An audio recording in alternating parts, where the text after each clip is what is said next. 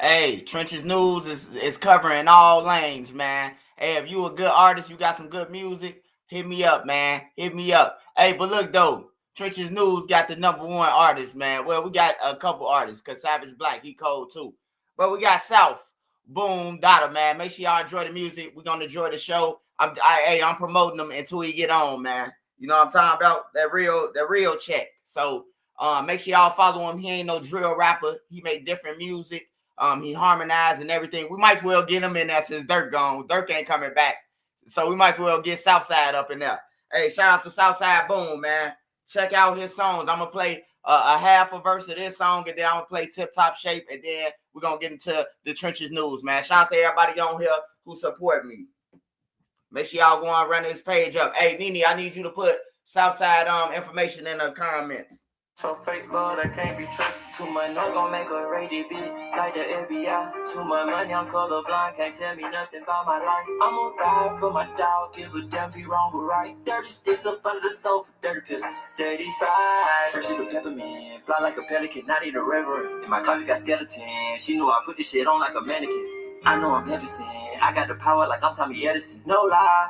One thing that I know is that letters, yeah. Never came up off a settlement. Told him I'm settled in pocket big president, yeah. Fuck all that way no measurements. Except for the middleman, she can get treacherous, yeah. Bang, stab too many times. I know pain for real. Used to sleep on the floor, look where we came for real. Niggas make up what you let them. I'm not trying to hear it. That shit be so fake to me. Shit so make believe. Vivian's Maybelline. Shit so fake to me. All right, y'all. Hey, make sure y'all go and run up Southside Boom, man. Lil Durk ain't coming home, man, so we pushing Southside now. Fuck it. We can't let the Bloodhounds get in. We can't let the Bloodhounds run the industry, man.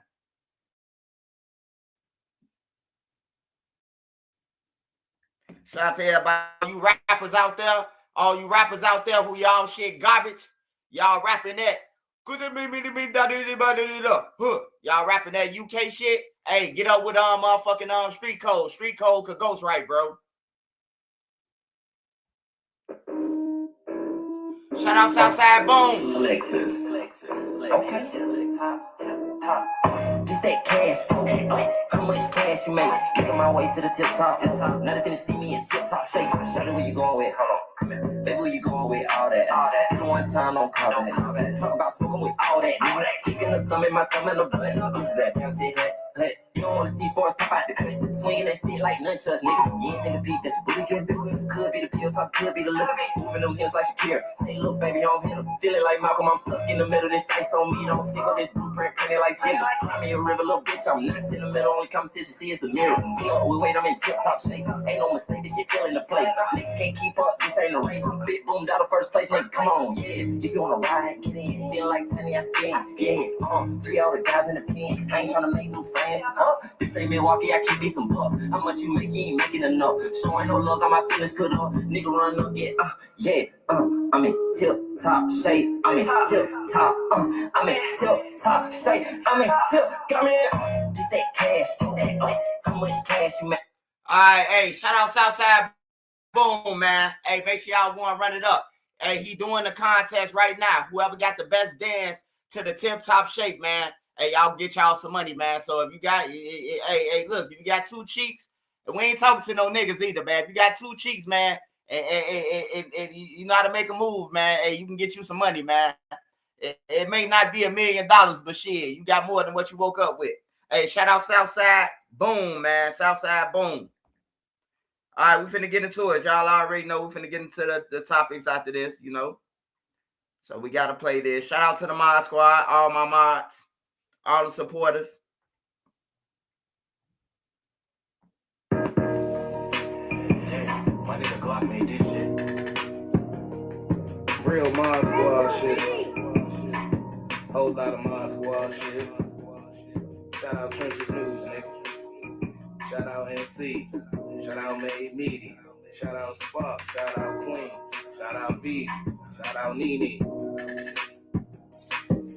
and see, hit my phone like Black, make us a song. I hit YouTube, found the beat, now it's on. And see, you can go to her for the latest news, like who told on who and who gave who the blues. Can't forget Queen Lotus, that's 126. Shorty smart as hell, gon' have you thinking about shit. Now let's get on the easy, on the down south shit.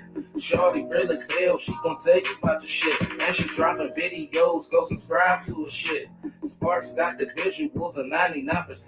Made media out west, he in film mode, nigga. Get that nigga, bring your chick, I bet she feeling on that nigga. And shout out Savage Black, we gon' party on them niggas. Can't forget Nene, she catch bodies in the chat. It's that page fake of real shit, shorty gon' check. She gon' come back to the chat, wipe his nosy out the chat. Can't forget Uncle Swipe, Mr. Miyagi to you niggas. You can call him Swipe or Jordan or whatever, say you nigga. And to the ones that left, we ain't worried about shit. But make sure you like the video before you dip. Real My Squad shit. Trap God, E-Baby, go, Real go. My Squad shit, yeah. Real My Squad shit, yeah. Make sure you like the video before you dip. Real My Squad shit, yeah. Real My Squad shit, yeah. Real My Squad shit, yeah. Make sure you like the video before you dip.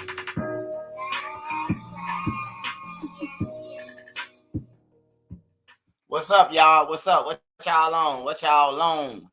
What is y'all on? Happy Monday to everybody. What y'all on? What y'all smoking on, man? Get in the comments. Let me know. Let me know something. Hey, somebody had put up here a girl missing, man. I gotta go back to that comment, man. I never overlook shit like this, man. Hey everyone, can you put up this story, please? I've been falling apart. Search continue for missing 13-year-old missing in Toledo, Ohio. Last seen March 18, 2025. Hey, Hassan. Hey, do y'all got is it any news report or anything? You know, I'll put it up on my channel, man. I don't know about nobody else, but I know what I could do on my channel. My channel go a long way too, man. You'll be surprised, man. Nigga hit me in my Africa, say, you African booty scratcher? Say, no, you African booty scratcher. No, you African booty scratcher. That was cool, though. Motherfucker from South Africa.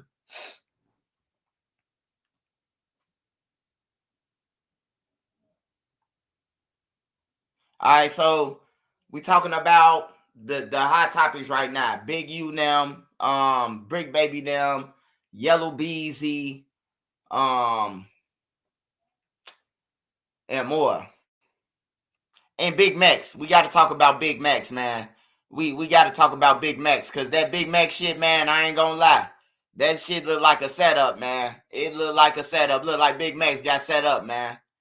I ain't gonna need to lie to you. It look like he got straight set up. Now, I ain't expecting nobody to sit there and take no bullets with him, but it just looked like somebody called him outside, bro, and they knew some niggas was right there already, man.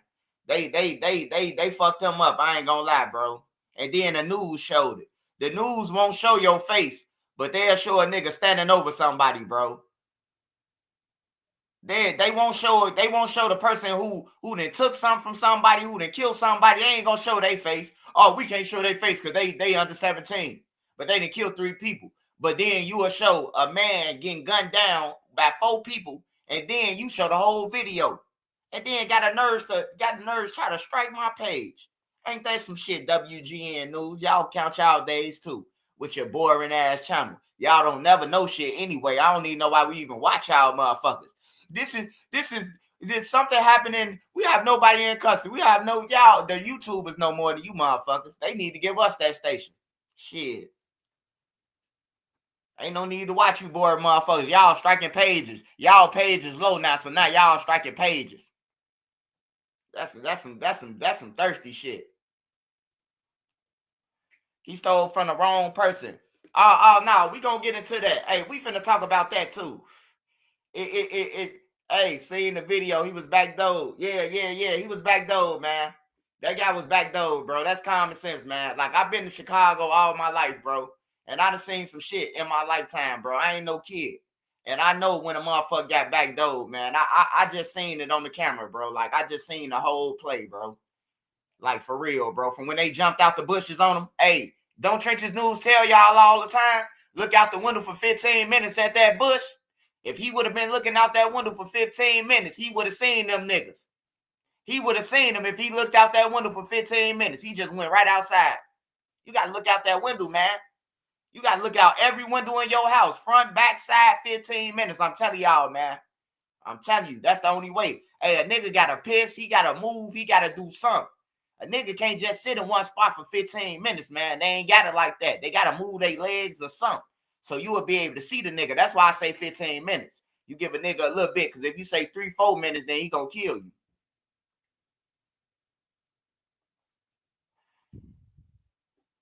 Sauce Walker moving wrong.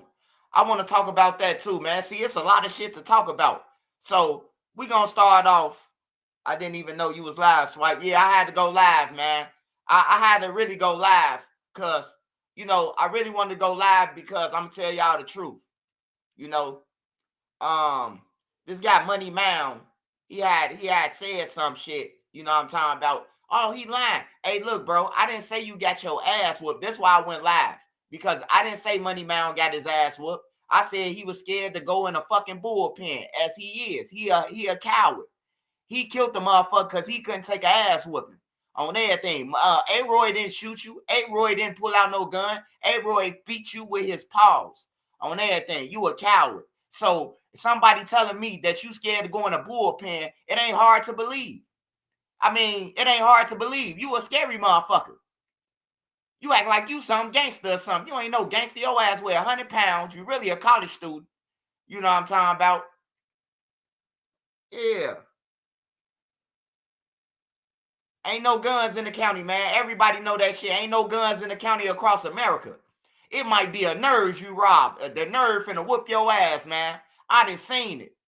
I done seen people who were civilians who got locked up. And they seen a motherfucker who broke in their crib and they whooped them. They went to the guys like, hey, I'm a neutron.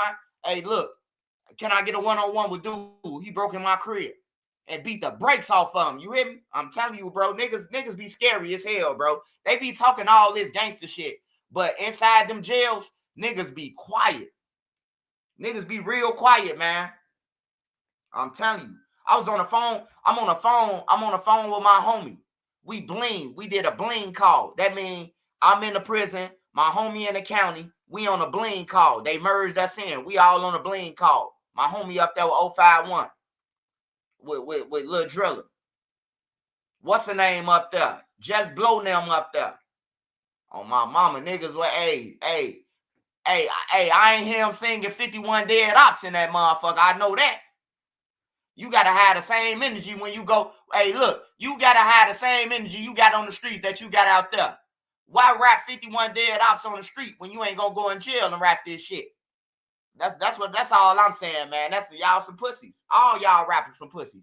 You know what I'm talking about? The ones who ain't living. Only one I respect that's rapping is Tay Savage, bro.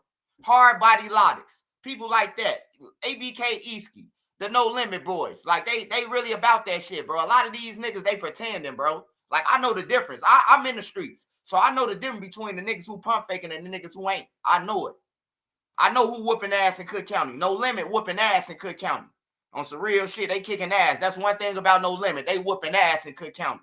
When I was up in there 14, 15, they was up in there whooping ass. I'm talking about popping people doors. You waking up to an ass whooping with No Limit. I'm telling you. Anybody will tell you in Cook County Jail, No Limit whooping ass. They deep as hell. It'd be about 30, 40 of them motherfuckers up in there at one time. They got so many courtways over there that just imagine one person from each courtway going to jail. That's how it is. So they be deep as hell in No Limit up in there. I just seen a lot of motherfuckers get their ass whooped. They get on these cameras and be lying. I seen a nigga get 2 black eyes. I went to the hole and the nigga had 2 black eyes and he get on here like he a gangster. Oh, ain't nothing ever happened to me in jail. I'm like, damn, bro. I seen you with 2 bags up under your ass. Nigga, you had ice packs on your ass for 2 weeks. Now he on the internet, goddamn it, he Al Capone. Like, get that shit out of here, man. Get that shit out of here. I ain't trying to hear that shit. Hey, but we finna get to Sauce Walker, man. Enough of Money Mound, because Money Mound, he got a lot of problems just by being in jail. You know what I'm talking about? We'll hear about him getting his ass attacked one day, you know? Then you say the whole No Limit on legal aid? Yeah. Yeah, but if they catch you, if No Limit catch you in jail, they gonna beat you. anybody could get on legal aid. Anybody could get on legal aid and all that shit. You hear me? For real.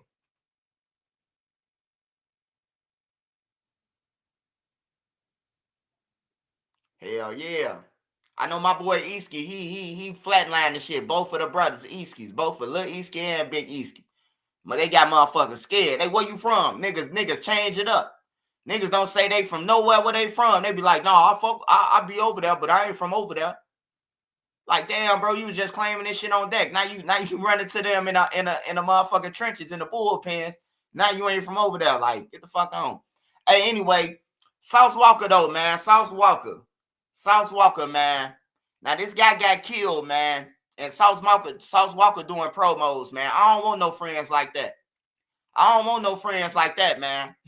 Hey, Maz, if something was ever to happen to me, ain't nothing gonna happen to me because God with me. If y'all don't see that, God with me. God running up my channel. He keeping me ahead of these fools and everything. It's all God, man. So I ain't worried about nothing happening to me.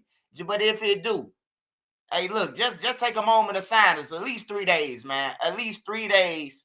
You know what I'm talking about? And then, you know, troll everybody. You know. But don't start promoting this shit. Don't start talking about some goddamn it,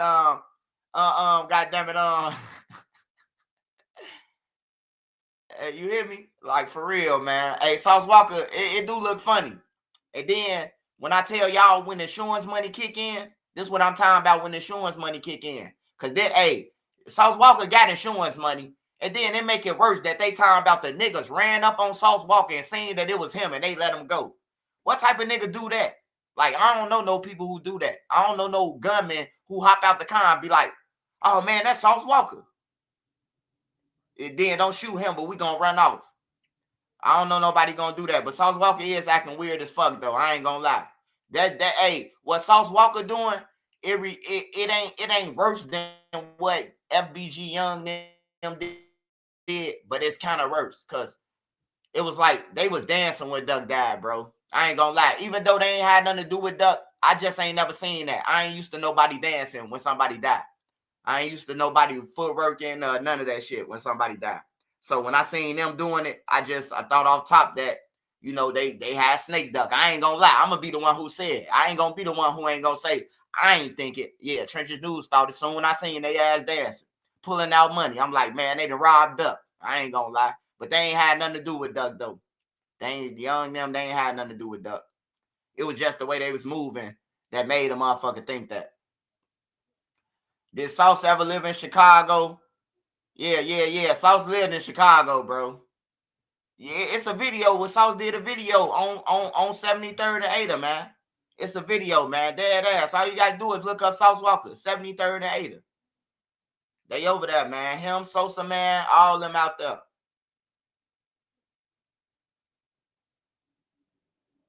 We don't just be making this shit up, man. I mean, Sauce Walka, he from Texas. You might as well say he from Texas, but yeah, he lived in Chicago. Just like Dolph them. Dolph was young in Chicago. Then he went to Memphis or however it went. You know, Kanye West, he went from Chicago to Atlanta, back to Chicago. You know, L.A. Capone. L.A. was staying in Atlanta for a minute. When he was younger, he was staying in Atlanta. On some real shit. L.A. used to be with the Jerk Boys. You a jerk. No, is that them boys? The Jerk Boys? Yeah. L.A. used to be with the Jerk Boys, man. On some real shit. L.A. Capone used to be with the Jerk Boys, man. I didn't heard him talking to his uncle on the phone. He with the Jerk Boys, bro. On some real shit. That's where we from. Them niggas seen them together before shooting. So that was definitely a back door. Yeah, it was just weird though, man. It was just weird, you know, but they always say like, oh man, you don't know how people take death, you know. You don't know how people grieve and shit. Like, so I don't know, man. You know, I don't be knowing. That's probably how they grieve. You know, some shit that may be weird to us. You know, some people gonna be like, man, he ain't set him up. That's how he grieve. So I guess so. You know, but it's weird to me though that he talking about chicken and we gonna live out your dreams. You told me to go to this chicken spot, so I'm gonna go to this chicken spot. Like, bro, like I ain't know if he was trolling or not. You know, I ain't know if he was trolling or not, man, by saying, you know, I wouldn't even stay in Memphis if I got shot, bro. That's what looked weird, bro. I ain't gonna lie to y'all.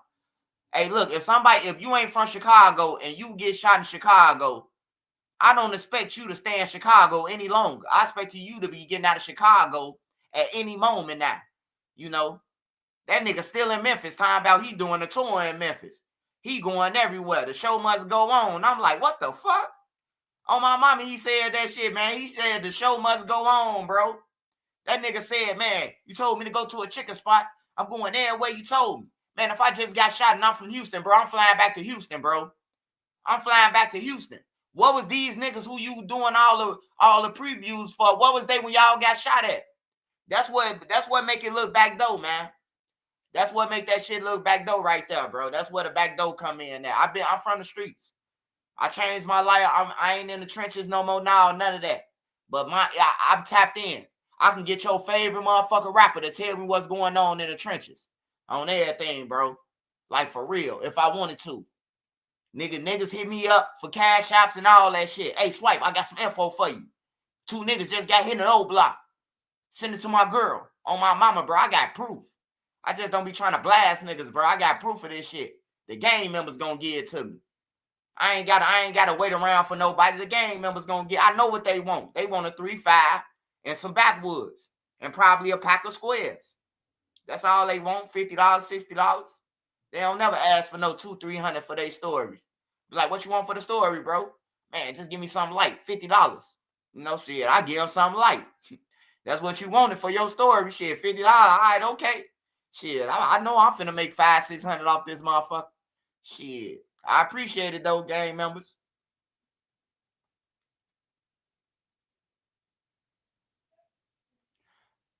Remember what goes in the dark comes light. Karma is real. That was a back door. I'm leaving or staying in the house. Motherfuckers act like they got shit to prove. Hey, yeah. Hey, look, I just told y'all, bro. Me and my wife went to Beale Street, bro. We stayed at the La Quinta and we stayed at the Hilton, the hotel right there. And was it the Hilton? I forgot what hotel we stayed at. We stayed at 2 hotels though. And the La Quinta was behind a baseball stadium. We could see out our window. We was at the top floor. We could see the baseball stadium. And like I told y'all, it's dangerous as fuck, bro. I was walking around that bitch, bro, with my pockets out, bro. Like for real, like bunny ears, bro. Like for real, I don't play. I ain't got nothing to prove to nobody that I got no money, nigga. Hell nah, I ain't got shit. Nigga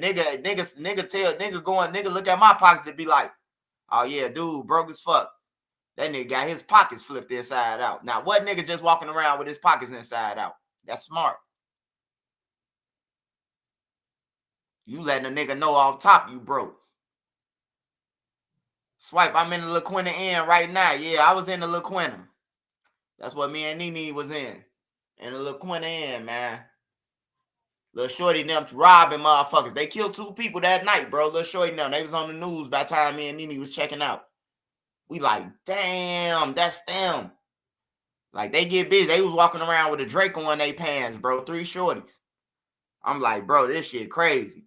You can't go to Memphis and enjoy barbecue without worrying about YNs. Yeah, I ain't gonna lie, bro. Like, I ain't feel weird because I got family there. I got family there in West Memphis and in Arkansas. So I be good, but, you know, I just like, I don't want to die nowhere else, bro. If I die somewhere, I'd rather die where I'm at. You know, I don't want to die at all. But if I did, I don't want to die in no fucking Memphis or nobody else state. You know what I'm saying? Like, nah, I don't want to do that. So I just stay in my lane, bro. Put my pockets inside out. You know, don't wear no clothes that's going to draw attention. No Nike Techs or none of that shit. I don't do none of that. I got on the good old Levi's. Levi's, that is. Swiper, they found a 13-year-old girl today. Dad charged with murder. Damn. Hold on. Let me go to the news real quick.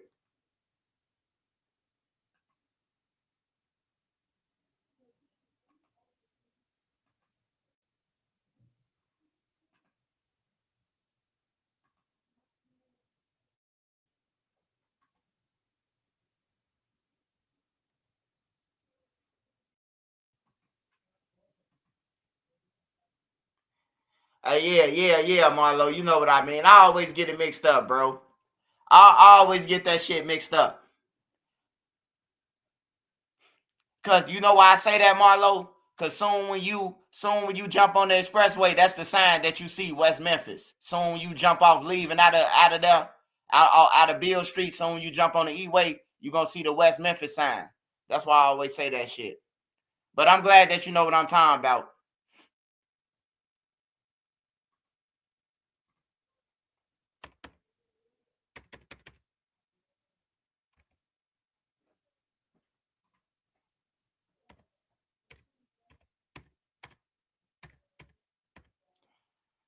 Hold on, y'all. I gotta switch computers. This motherfucker, this is dragging too.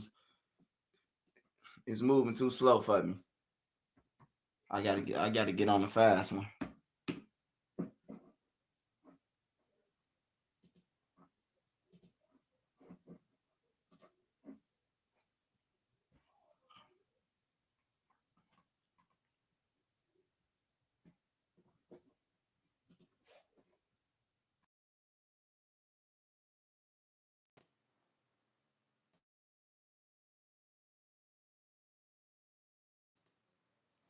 All right, I'm back, y'all.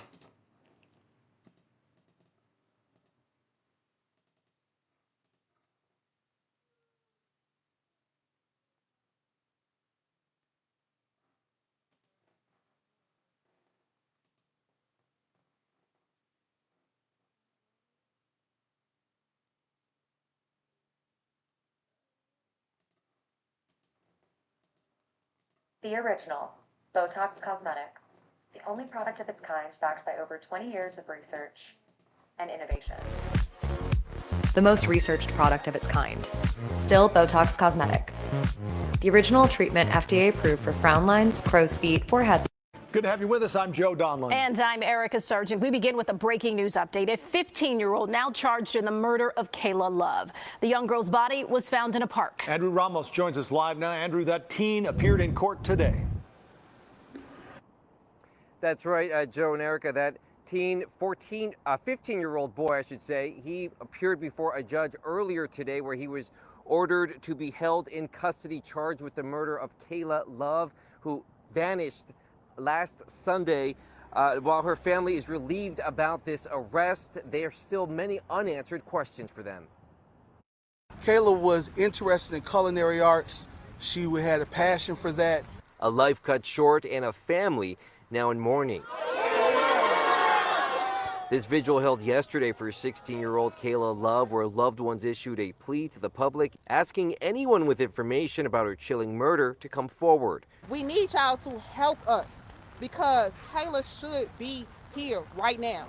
News today that a 15-year-old boy has been arrested and charged in the case. He was taken into custody yesterday in Avondale. It was last Sunday when Love was last heard from. She was making her way to McDonald's. This was in the Lawndale neighborhood. The following day, her body was found at a playground not too far away in East Garfield Park. Relatives say she had been beaten and stabbed multiple times. While the recent arrest puts the family at ease, there are still many unanswered questions, including what was, if any, the relationship between the victim and the 15-year-old now charged in the case. At yesterday's vigil, relatives were also puzzled by a report that officers who responded to the scene at the park Sunday night after someone called about a fight allegedly did not get out of their patrol car to investigate. Police would later return to the park a day later when Love's body was discovered. She could have been dead or Hey, see, that's why I always tell y'all, man. CPD ain't shit, man. I don't know why we steady giving them our tax dollars, man. They went to the park, but just rolled past. Like, that's crazy. They could have found the girl, man. What a story at in Ohio? Yeah, that shit sad, man.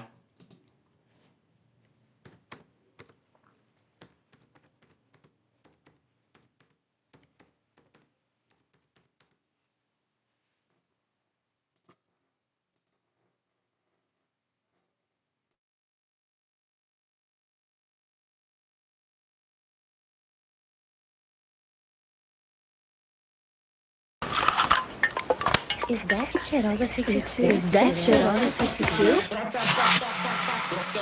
Salted We are starting right away this afternoon with breaking news. We now know, according to a girl's grandmother, the body of a missing Toledo 13-year-old has been found. Silver Barker is following this breaking news story for us and joins us now live. Silver, what's the latest?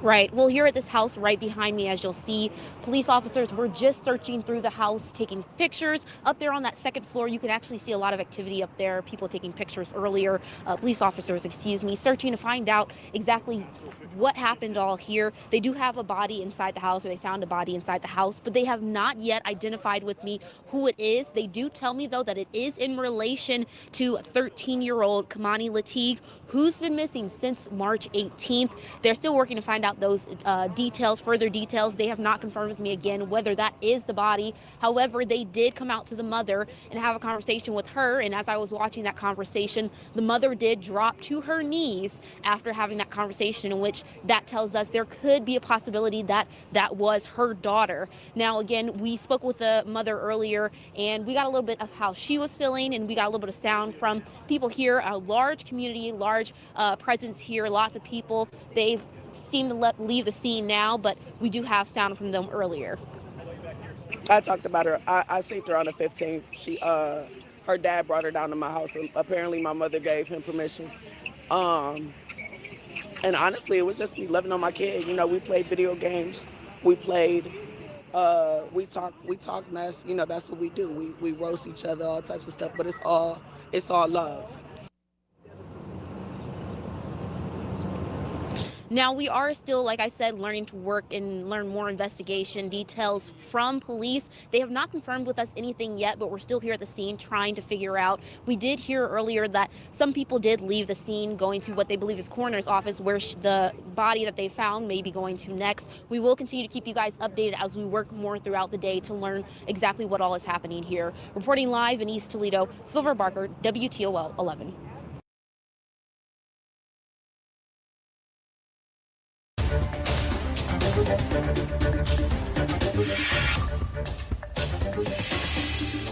My daughter, there's no reason my daughter would ever be over here. Today make a week she's been gone, and this is not right. We just want to get her home. Praying for the best, but of course always prepare for the worst. That was the family of 13-year-old Kimani Lateague. She's been missing for several days now. Earlier today, Toledo police discovered a body inside of a home on Miami Street in East Toledo. Police have yet to confirm it was her body, but according to the girl's grandmother, Kimani Lateague's body was found. Jeff? As we continue to track this story throughout the day, WTOL 11 has also learned that the father of Kimani has been charged. His name is Darnell Jones. An arrest warrant has been issued for his arrest. Tonight, we have got live team coverage on this breaking news story. Silver Barker and Michael Sandlin have been looking into this story all day long. Silver joins us live from the home on Miami Street where that body was found. And Michael is looking into the case surrounding Kimani's dad. But we'll get to Silver first. Silver? Yeah, well, Jeff, right here on Miami Street, there were a lot of people here earlier today trying to figure out what is happening as they were hearing the news that we were hearing of a body being found in this home. By the way, we know it's burned, but however, police tell us that it was burned before the body was found there, or was before this incident. We were here as well, of course, here on the scene earlier today, waiting for information. We're still waiting for some information now.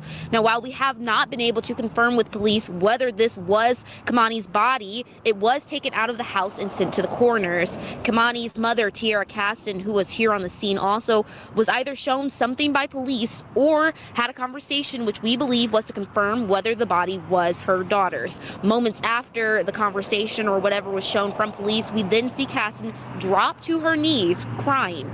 But as mentioned earlier, we have not been able to confirm whether this was Kimani they found. We spoke to a cousin of Kimani's prior to police finding the body, and she tells us this. I don't want to go to assumptions, but at this point, I feel like we're looking for a body and not a teenage little girl anymore. Now, we do know that this is still an ongoing investigation, so there are more parts we're waiting to figure out and find out, which of course we will keep you guys updated as we learn more. Reporting live in East Toledo, Silver Barker, WTOL 11.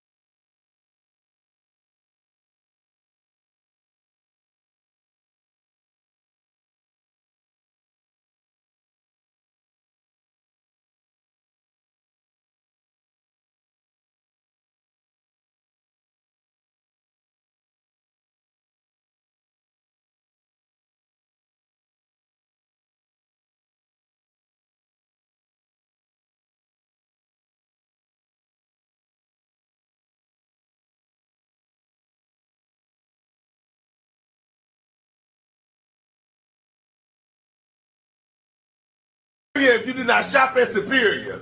Habibi. Who is Habibi? Wallah, y'all Habibi. Hey. I'm glad you're okay. R.I.P. Say so P, man. R.I.P. Say so P, man. Salsa alaikum, salsa salam. Thank you so much, brother. It means so much to me. Habibi. I wish you would have stopped by, but I really want you to. I'm coming. I ain't scared. I'm coming to that bitch. All right, we're gonna set it up. I'm gonna shoot a jumper. Come on. I'm gonna hop in that. I'm gonna rap a song in that bitch. I'm gonna do a mic drop. All right, I ain't come on, let's do it. Habibi. In the name of my brother, Inshallah. I love Memphis. I love y'all. I have no hard feelings. Love her, man. Alhamdulillah, you okay? Thank you. I appreciate you, King. All right, always. No, I got you, bro. Alhamdulillah. I said, be careful. I'll take a picture with you. Yeah, come on. Take a picture with Come on, I want to take a Come on, picture man. with you. It's Come a on. Scarface on. Come on, let's do We this. gotta go up. Get a got some folks. I ain't gonna lie. I'm gonna stand up. I ain't no bitch. I'm gonna stand up. You gonna stand? Can you stand up? Hey man, my daddy on the phone. Ain't raised no hope. Hey daddy, how many times your house got shot up? Tell him. Bro, this. Huh? Say it again. Say it loud. 45 shots. Out. 15 years old. This shit ain't nothing new. Oh, I'm sorry. My bad. Maybe you need to sit I'm down. just saying. I finally got a little ass tapping. Habibi.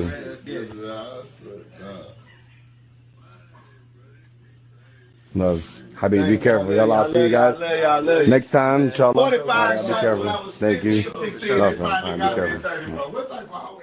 So come out to 305, ski mask, Calabasas, my bad, and then V tilted t-shirt, right? You make 1 out of 5, I'll charge you $250. Well, I got a hoop it right here. From anywhere from behind the red line. Anywhere behind the red line, you get 1 out of 5 is yours. $250. They've been making them in, I swear to God. Damn. Ooh, 2. Come on, man. 3. You got 2 more. Lock in. 4. It's the last one. Oh! Man, 250. That was good. I ain't gonna lie.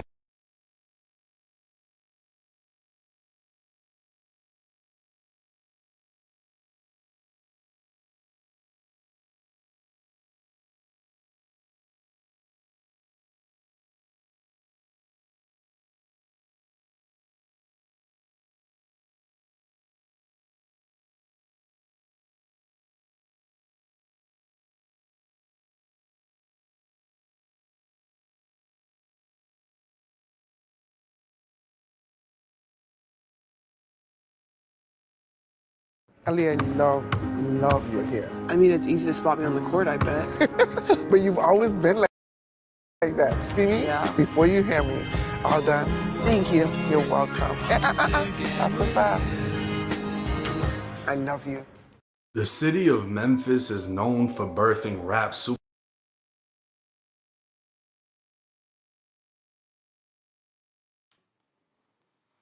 YB got out earlier today. Yeah, YB out. I mean, he ain't gonna get on the internet, none of that shit. You know, he's secretive, man. Yeah, YB like a rock star, bro. Like, he pop out, he get on camera when he feel like it. He do shit when he feel like it, man. Yeah, he out, though. Hopefully he stay out. Philly is literally the children killing. Oh, yeah, that's how Chicago, that's how everywhere is. The kids killing. Ain't no older motherfucker out here. They woofing on the internet. Ain't no old motherfuckers out here sliding. Them kids sliding. You might used to slide, but them kids slide now. Superstars, but on the dark side, the city of Memphis is also known for taking them. Nobody from pastors to kids to legends would be spared from the murder rate that leads the nation per capita. And we have been reporting on a shooting death at a downtown restaurant and bar, and we have a heartbreaking update. We can confirm now that prominent Memphis pastor Ricky Floyd has been shot and killed. Marion and a man she had met that night. Man, hold on, man. Sauce Walker shot at and Say So Pete. Why the fuck is he got the pastor up in here, bro? Like, come on, 1090 Jake, man. Come on, man. Don't be stretching out the content, man. Hey, you should have just put something else in there. The fuck? We don't care. We don't give a fuck about that pastor. He was stealing anyway.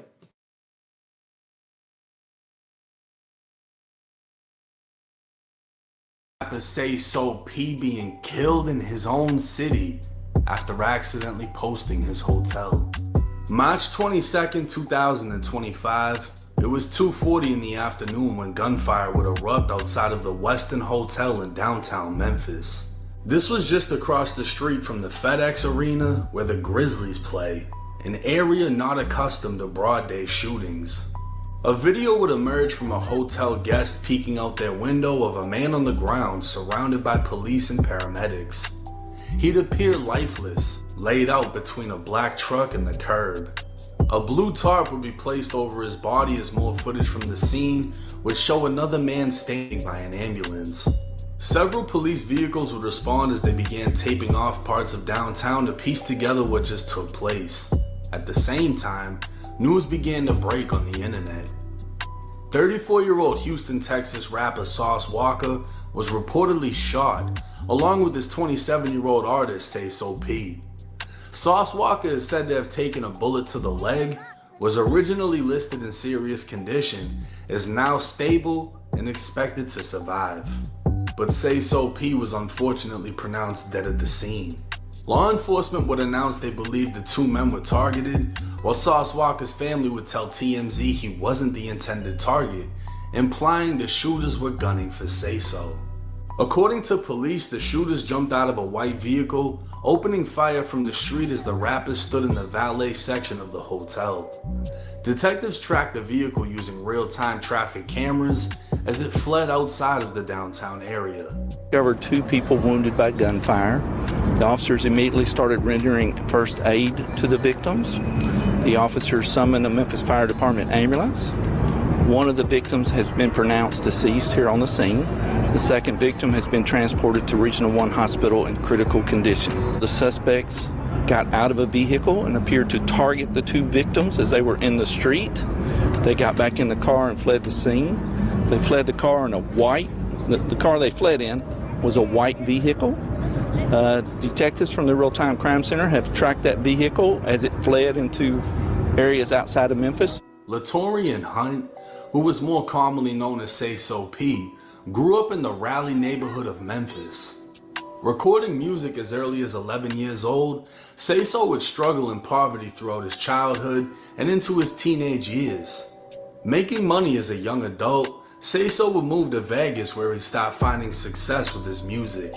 In late 2022, he'd signed to Sauce Walka's TSF label. Now a signed artist, Say So would move again, this time to Miami where he'd have a few run-ins with the law. The following year, Say So would drop a song titled Back in Memphis. I'm back in Memphis, black truck switching lanes. I remember being broken, fucked up, but things changed. I'm back in Memphis, where niggas kill you for some pennies. I got niggas I grew up with said I can't come to my city. I'm back in Memphis. Although the song came out prior to his death, the lyrics Hold on, man. So somebody told him that they can't come back to his city, and he came back. Hey, sometimes hey, look, y'all gotta take y'all gotta take their advice. Hey, nigga, you ballin', don't come back, we gonna kill you. Especially if some broke niggas telling you that shit. You gonna need some military security with you, man. On some real shit. If a nigga tell you, if his rap's real, and they told him that you can't come back to the city or we gonna kill you. Man, hey, look, shout out to Memphis. Shout out to everybody who live in Memphis. But everybody I know from Memphis say ain't shit in Memphis. On everything, ain't shit in Memphis. That's why they go everywhere else. Ain't shit where you live at, bro. Unless you in a big city. Like, it's damn near all country, road. Well, it's like shit to do, but like, I doubt if it's like that, bro. Like down south, like they still like far as like the big cities, they still behind, man, a couple of years, man. They behind a little bit, man. Not far as slow and none of that education. It's just like they movement is like slower. Like the pace of the city is slower. Way slower. But it get active, bro. really resemble his demise. Say So would die next to a black truck in his own city, where his own friends he grew up with told him he couldn't come back. Although the police investigation is far from finished, early reports describe an ambush-style shooting, while many would have assumed it was a robbery. Looking at Say So and Sauce Walka's Instagram stories, it would appear Say So brought Walka to Memphis. Poppin', man, you know what's going on, man. TSL Memphis shit. Where we at, though? And we in Memphis with this shit right now, in the M right now. You know where these rap niggas don't come to.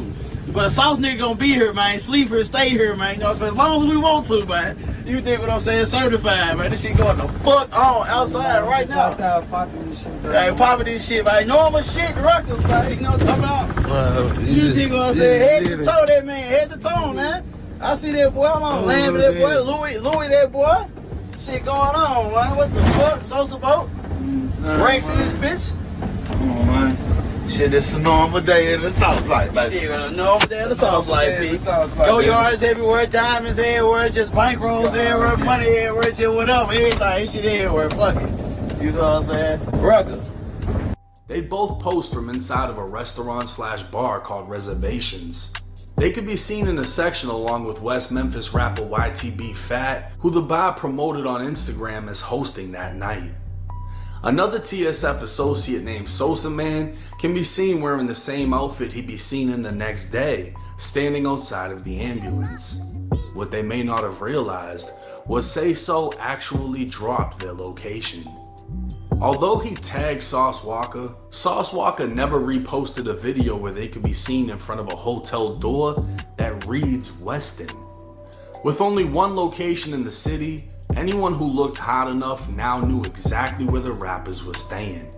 So why didn't they get touched at the bar or on the way to and from? Come to find out, they hired private security, a smart move many rappers avoid. And while their security wore badges, these motherfuckers were outside posting like the rappers.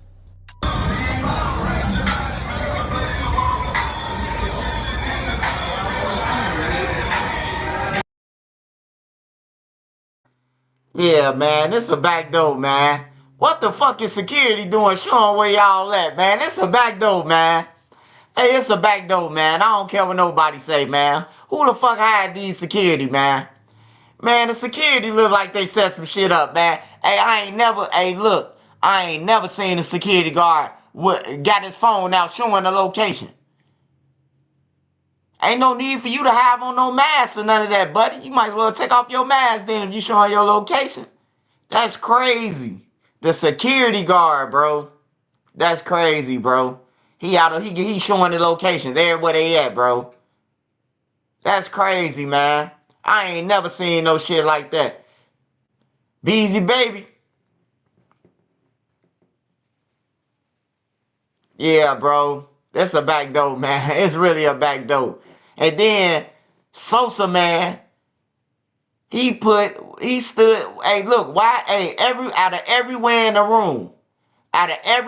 room, why would you take a picture with the sign on the door, bro? Like, that's a back door, man. His mama ain't lying, bro. They backdoored him, bro, in his own city, bro. That's crazy, man. I believe his mama now. I don't believe shit about no 200K. Dude look like he got money, man. He too fat to run off with something. He too damn big to run off with some money. Nigga might have owed him and was saying he owed him. Shit going on, man. Get with this shit, man. Get with this shit, man. Get with this shit and get rolled over, man. No way out. No way out. No way out. Of course, the security would catch blame following the news, but one of them would take to Instagram not only showing appreciation for the opportunity, but letting everyone know he was only hired to escort them to reservations and stand guard. After that, they went their separate ways, meaning Sauce, Say So, and Sosa transported themselves back to the hotel and had no security the following day. With no actual reports of this being a robbery, it's more than likely Say So was targeted because he was back in his hometown. And as everyone knows, Your hometown can be your downfall if you don't escape. But for some reason, rappers with a point to prove keep going back and losing it all. Rest in peace to Say So P. Now this was unexpected, and obviously with Sauce Walka being the bigger rapper, the focus was more so on him. People are seeing his face in the tabloids because everyone isn't as familiar with Say So. But once it was known that Sauce Walka was good, then the focus was, damn, they killed him. Sauce Walka almost got killed, could have got killed. And he's been in situations before. I mean, there was even an LA situation where apparently somebody pulled a gun, and I heard from somebody who was actually there that Sauce Walka was with the shit, wasn't scared for nothing. You know what I mean? But that doesn't mean he's dumb either though. They were smart enough to have security. They just didn't feel that they needed it the next day, and it could have been they were just leaving the hotel. Whatever the situation was, they didn't think that in that area somebody would pull up and just start firing. And the fact that Say So left Memphis early on, moved to Vegas, then moved to Miami, it's like, who is he still currently into it with? I mean, we won't know because we're on the outside looking in. He could have had real beef, and the second he touched down in the city, they're looking at everywhere he's at. And all it was is they saw the Western logo in the background, similar to the Pop Smoke situation where they were trying to say the address was on a bag, whatever. I think they debunked that though. It's just the smallest mistake can get you killed. The smallest bit of pride can get you killed. Going back to a city where people said you can't go can get you killed. And once it happens, there's no going back. And imagine if it was reversed. Imagine if Say So brought Sauce Walka there, and Sauce Walka ended up being the one that passed away. Say So would have to live on with that pain, knowing that he's the one that brought him to the city and didn't have everything situated. It's an unfortunate situation. Nobody can predict these things at the end of the day. My condolences to Say So's family. My condolences to TSF. And I hope that Sauce Walka heals up soon. Memphis can be an unforgiving place. And I mean, we all learned that just off the Dolph situation and everything that followed. And I don't know what advice I can give other than to just avoid the lifestyle entirely. Because even once you find success, having one foot in and one foot out could put you in the ground. But hey, it's 1090 Jake. I'm rocking with y'all, and y'all rocking with me. Till next time.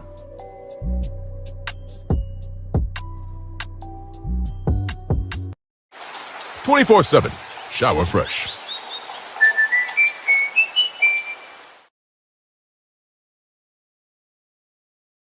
Say So P being killed.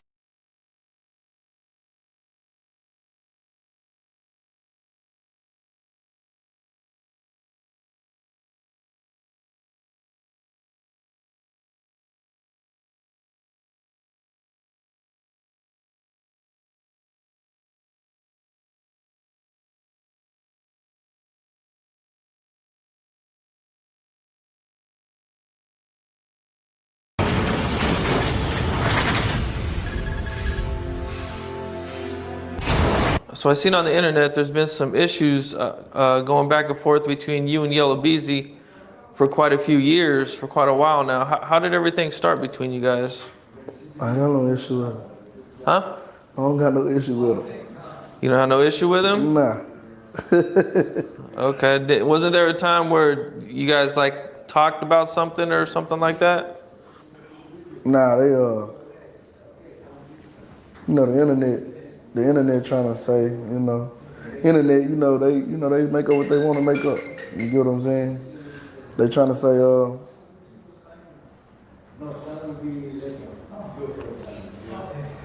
Okay. He a great rapper. The internet's trying. So you think Yella Beezy is a great rapper. So you think the internet's trying to instigate it? Yeah, they trying to instigate. Okay. So Roy Lee wanted to fight Yella Beezy, and that's your homeboy, right? Yeah, that's my dad. And he passed away recently? Yeah. I mean, you don't know where it happened or? He got shot trying to get a deposit for a show. He was with his son. He had his son with him. Somebody walked up and shot him through the car. Oh, he was sitting in the car when it happened? With his son. With his son? Yeah. Wow.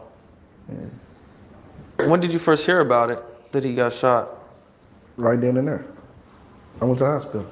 Oh, okay, so as soon as it happened, I went to the hospital. you went to the hospital and seen him? Yeah. Was he, was he in bad condition, or was it looking like he was gonna make it? Yeah, he was good. He was good? He was straight. He was good. And so then things just went bad and he didn't make it? Yeah. Damn. How long was he in the hospital before he passed away? Couple days. Couple days? Yeah. Oh. He didn't die in the hospital. He got out the hospital. He got back on he started moving around. He was back doing his shows and shit. He was taking his medicine, got a blood clot. Died from a blood clot. Oh. Yeah. Oh, wow. Wow, that's rough, man. So he was actually recovering and everything. Yeah, he was moving around. Yeah, my dad was moving around. Man. Oh, man. So how did that affect you when he passed away? Fucked me up. Still can't believe my nigga dead. You know, he a comedian. Right. Shooting no comedian. Yeah. That's definitely not something. You don't hear about that, you man. know? You don't hear about comedians getting shot, man. Yeah, you hear about them, talking about each other for fun, but you never expect like a comedian to get shot, man. That's some crazy stuff, man. In your song that you just released, it says you heard somebody put money on your head. Is that Yeah, man, I hear crazy stuff all the time, man. People got money on my head and stuff, man. For what? those are the type of rumors you're hearing? Yeah, I just hear this type of stuff every day, man. I hear I got money on my head. I hear I'm gonna get killed. I hear all type of shit, man. You know, I just hear, it's normal to me though. Like I'm numb to it. I hear it so much. It's just like, I had to rap about it. I had to say something about it. I hear it so much. Like it's crazy, What made you write that or say that line? Is death something that you think about a lot? I don't think about death, but I think about death. You think about a lot of stuff in life. You get what I'm saying? I think about stuff that I don't even need to be thinking about. Like, you get what I'm saying? So it's like, it passed my mind a lot of times, When you got people trying to target you, and when you a target, and when you got so many people that hate you and hate your success and hate where you done came from, and yeah, man, like death gonna pop up in your head because that's it's basically how it always ends. You got people who be up here and it's like they ready to bring them down in any form or fashion they can, and death be one of them. So like, yeah, I think about it a lot. Yeah. I'm not saying I'm ready to die. I'm on my Tupac shit. Come kill me. I'm ready to die. Like, nah, hell no, I got shit to do. I got kids. I got family. So we got careers. We got the gang. We trying to turn up and shit. So like, nah, I ain't saying I'm ready to die and shit, I'm just saying, I think about death. Cause that's what people wish up on me. You know what I'm saying? But shout out to all the good rappers in my city. They some real good rappers. Okay. They some real good rappers. Have you personally had any near-death experiences yourself? A lot of times. Anything you can talk about? Shoot ass. You've been in, how many shootouts have you been in? Too many. Too many? Like the last one was it. That Fort Worth club shooting, that was it. Have you ever been hit by a bullet? No. You said knock on some wood. Yeah, we ain't bragging, shit, we blessed. Yeah, no, I ain't never been hit up, man. I always made it out. What was the closest you've been hit? Or the closest to your body that the bullet came? It's crazy, cause like, bullets come close all the time. Like, it's like I done been standing somewhere and sitting somewhere where I done been sitting on stairs where niggas do drive-bys in apartments. I'm in the breezeway, and them bullets just turn up the stairwells and turn up the concrete, but I'm sitting right there. You get what I'm saying? I done been standing up in front of cars and shit, and bullets turn up the cars and whoop whoop, but I'm still standing there. You know what I'm saying? I ain't never been hit. But the crazy thing is, the closest time I ever got shot, my own cousin playing with a gun, shot the goddamn gun and went through the hole through my shirt and grazed my other cousin. So I feel like that's the closest, because that bitch went, the bullet went through my shirt and hit my cousin in the ankle, like it grazed his ass. So I was like, The closest time you actually ever been shot was actually I'm a from- goddamn kinfolk. Yeah, so like, yeah, though, but like, yeah, though.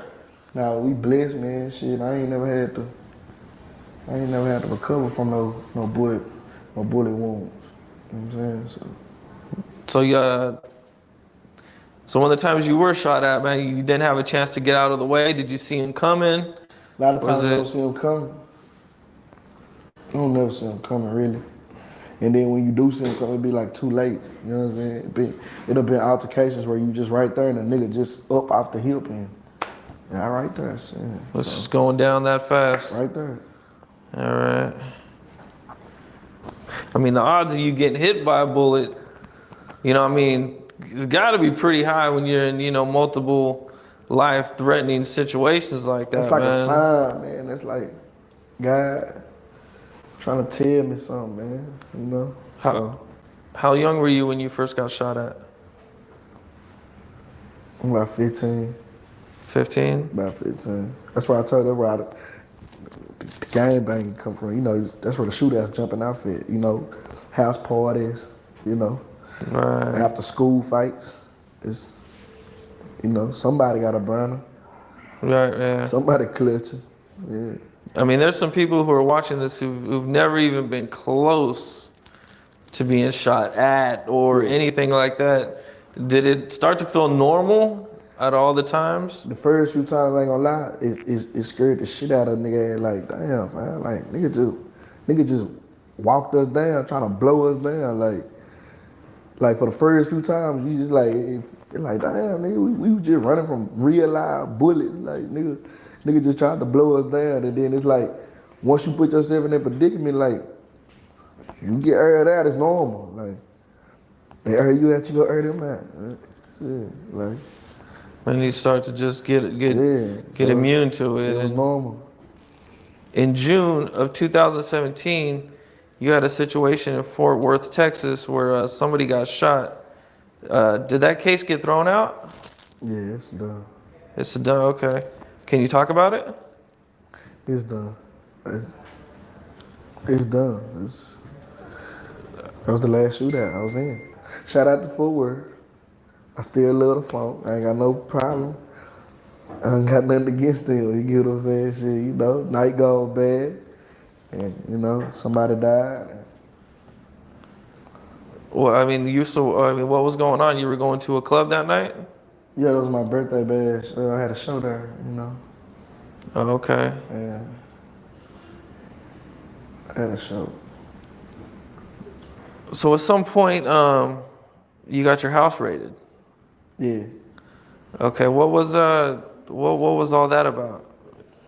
U.S. Marshals came in my house early in the morning for aggravated assault with a deadly weapon. They in there looking for guns and shit. What's up? This is Cam Capone.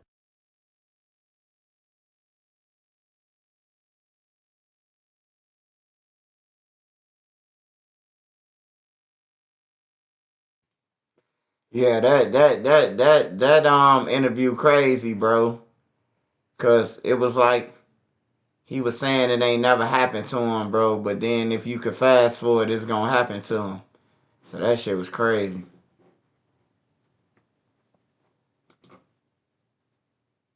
Yeah, she started everything. Yeah, We already seen that shit.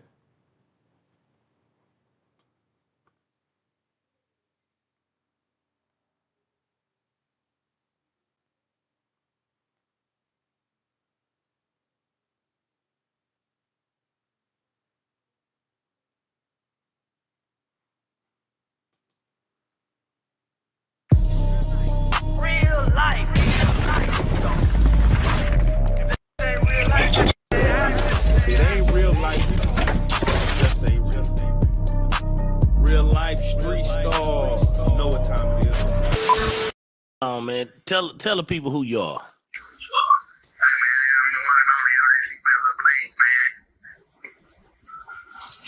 Benzo Bling. Yeah, man, we've been hearing a lot about you, sir. Whole lot. So how's life been treating you? Hey, can y'all hear? Y'all can hear what he's saying? That's the one. That's the one who set up Mo 3, I think. Is that the one who set up Mo 3?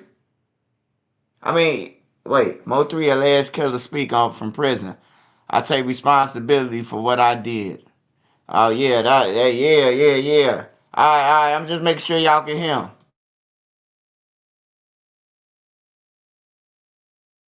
Ism around here, man. Pow wow. This crew fine. It ain't gonna come through here. It's gonna be out the phone. Oh, okay. Well, barely, but we can hear you a little bit. We got a mic by the camera. It's gonna pick you up. We can hear you good enough. What's going on, man? What's going on, man? Game 1-on-1, man. We live here, man. Hey, hold on, man. Tell the people who you are.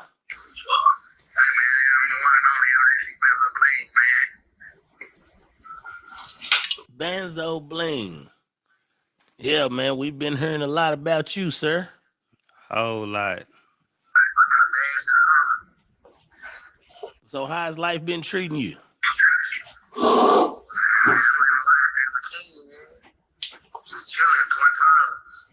Yeah, I was just gonna ask you that you still in jail, huh? Looks like you in jail smoking, sir. What is that?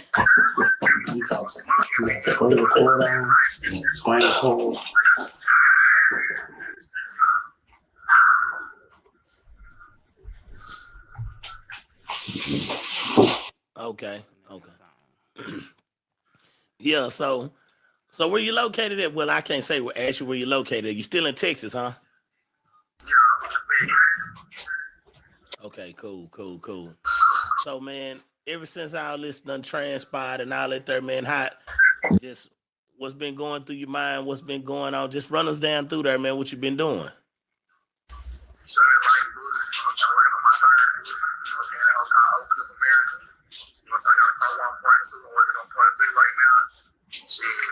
I'm writing music every day, constantly. You know what I'm saying? Coming up with different plans, getting my jewelry drawn up, all type of shit. Like I'm still moving and working.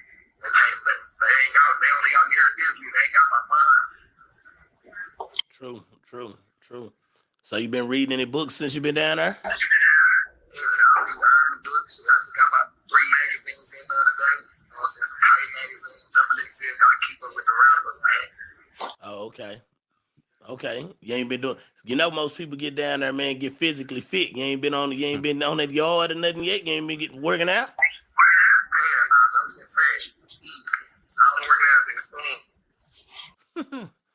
Working out the spoon. Yeah. You'll come home fat, not swole.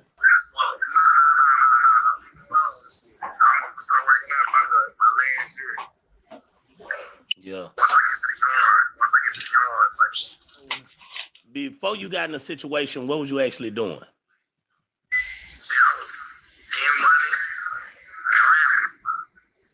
Getting money and rapping. So with you rapping, who was some of the people that you rap with? Or you was affiliated with?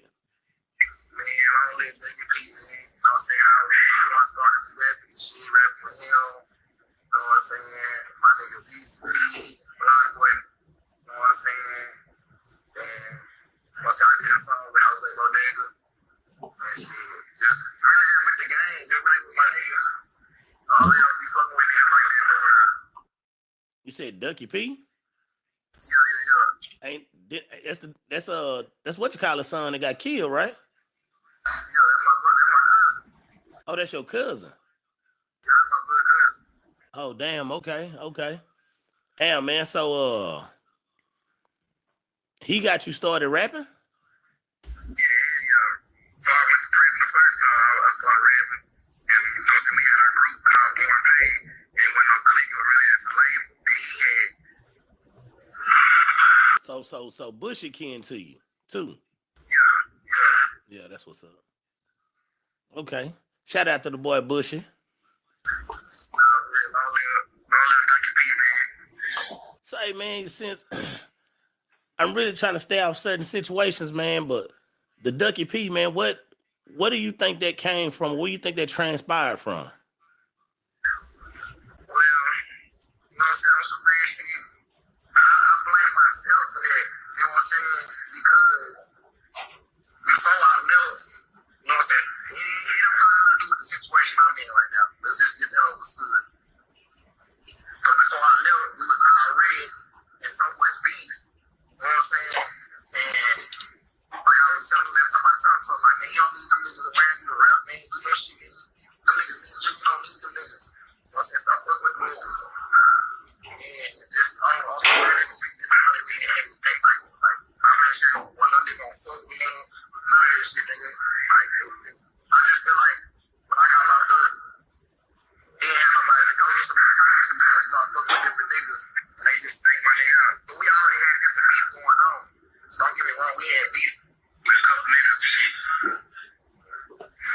So you just really feel like they slid up on him since you wasn't there? So, also you feel like if you was there, you would have been helping him make better decisions?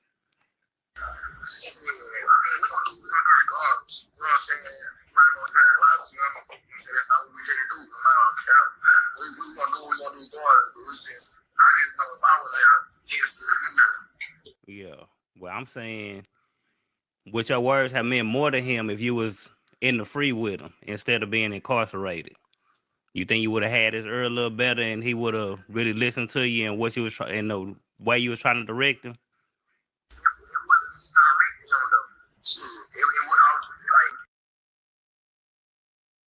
Yeah, I can't even understand what he's saying, but I'm just trying to see what the fuck he talking about. He forgive. I mean, he take responsibility. Dude, and them some goofies who interviewing him. First of all, they act like they scared. What the fuck is you talking to him for? If you talking about you want to talk, nigga, we already know he killed somebody.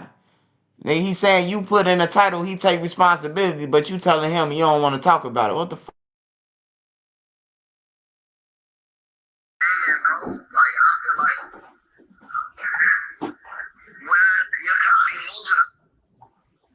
You gotta call him back. So before that, you say you feel like you were gonna take off?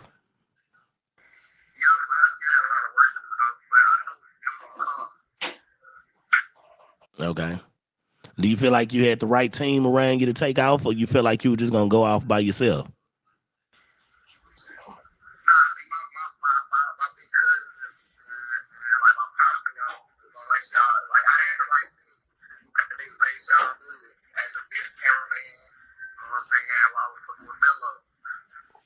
Okay, so what? Okay, man, let's get this out the way. I want to ask this: Was you a part of PMG, or was you something separate?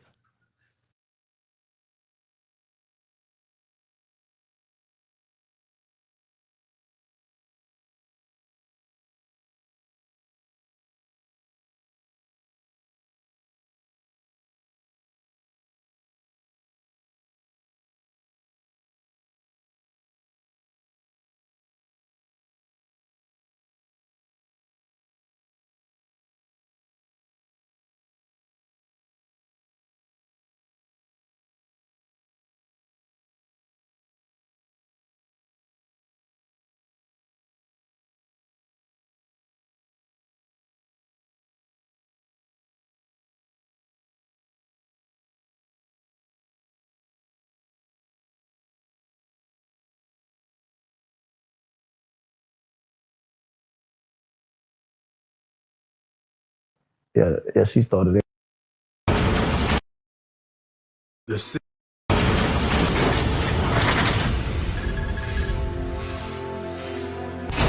So I seen on the internet there's been. The city of Memphis is known for birthing rap superstars, but on the dark side, the city of Memphis is also known for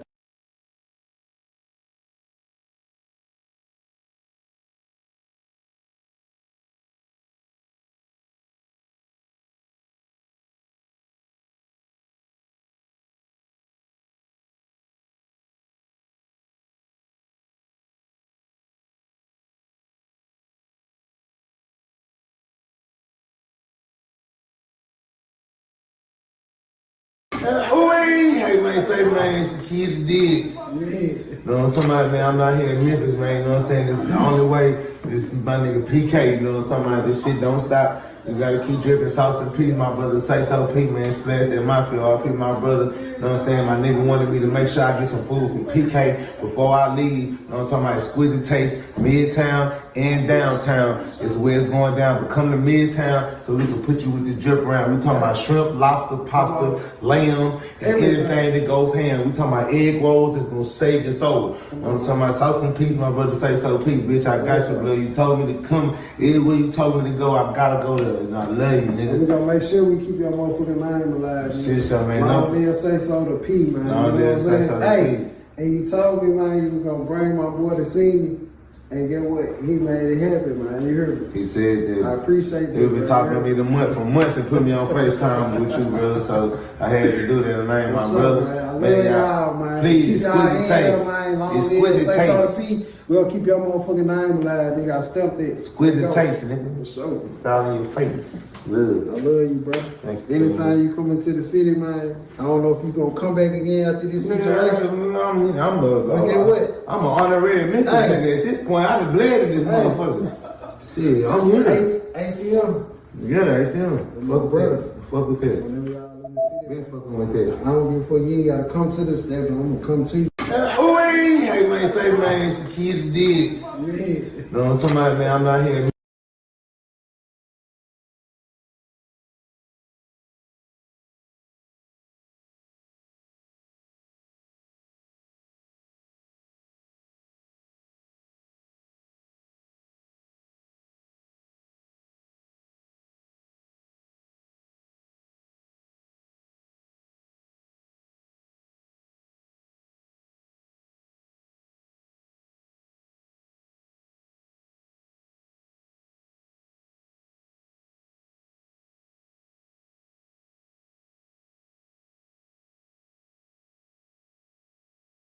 First at 5 on your news leader. 2 days after gunfire erupts, killing one man and wounding another in the heart of downtown Memphis, police continue to search for those responsible. Good evening and thank you for joining us. I'm Greg Hurst. Hi, I'm Stephanie Skurlock. Tonight we're learning both victims were rappers, as police are adamant this was a targeted incident. WREG's Shay Arthur is live tonight in front of FedEx Forum with what she's learning about the case. And Shay, would you fill us in? Now, Stephanie, Greg, such a busy area. So many people wanting answers tonight just here on a Monday afternoon. There's plenty of people around, so you can only imagine what it's like on the weekend. But in downtown Memphis, here where that shooting happened, there are cameras everywhere. Officers now studying the footage from here outside the stadium and Westin Hotel. A violent weekend in downtown Memphis. So unfortunately, another senseless, tragic shooting has occurred in Memphis. Memphis police say 2 men were injured in the incident. 27-year-old Latorian Hunt was killed and 34-year-old Albert Mondane was injured. Mondane has been identified by TMZ as well-known Houston rapper Sauce Walka. A police report says officers found a small amount of a green leafy substance on him while he was at the hospital. We know the suspects got out of a vehicle and appeared to target the 2 victims as they were in the street. They got back in the car and fled the scene. The shooting happening around 2:45 Saturday afternoon off George W. Lee Avenue, steps away from FedEx Forum and a block from busy Beale Street. Investigators only revealing multiple suspects were part of the shooting and took off in a white car. The boldness of the crime happening in broad daylight in a busy part of town might leave some shocked. But MPD says this was a targeted shooting. This appears to be that our suspects waited on the victims, waited till they could get them in sight, immediately fired upon them without any kind of verbal engagement, and then fled the scene. So it does not seem random at all. It seems. Tonight, thousands of people are expected to pack into downtown Memphis as the Redbirds take on the St. Louis Cardinals. NPD North Main Station Commander Alvin Clark told us the department is ready for the increased crowds, telling us in part, "We will have an increased presence of officers both in and around the downtown district to proactively address any issues that may arise." Also handling traffic congestion, saying officers will be stationed at key intersections to manage traffic and assist with pedestrian safety as crowds gather before, during, and after the game. MPD encouraging everyone to remain vigilant. And Stephanie Gregg, the make and model of that white getaway car has not been publicly released. Of course, if you know anything, call Crime Stoppers 901-528-CASH. For your news leader, we're live downtown tonight. Shay Arthur, WREG News Channel 3. All right.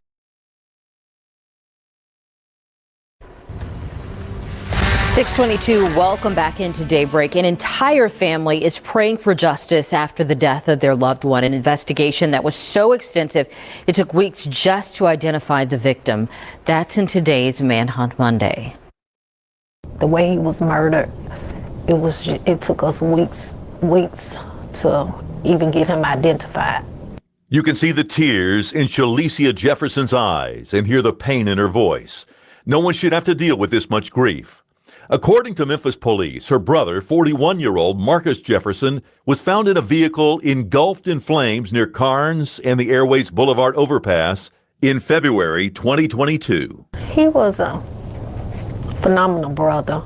He was the only brother I had. Investigators say when they arrived on the scene, they found Jefferson in the driver's seat of his vehicle, slumped over into the passenger side.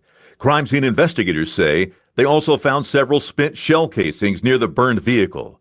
Shalicia says Jefferson's injuries were so severe that medical examiners had a hard time identifying him. They finally got him identified because it was so extensive to where they couldn't even identify him by his teeth. Shalicia says her family has spent 3 years of sleepless nights waiting for answers and justice that is slow to come. My parents are older. My mom, she walks around with bags under her eyes every day. He was a mama's boy. So it's a lot to carry. I pray daily that justice will be served before they leave this earth. Homicide investigators haven't shared much about the investigation, but Shalicia says the killer has left her family heartbroken. Whoever, had the harshest feelings to do something like this would just come forth. And that would give me and my family so much peace. Shalicia has this heartfelt message for her brother. I love him. Ooh.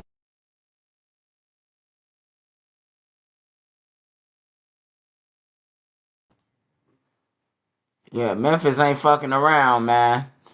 They leaving people burned in cars and shit and all that, man. They is not fucking around.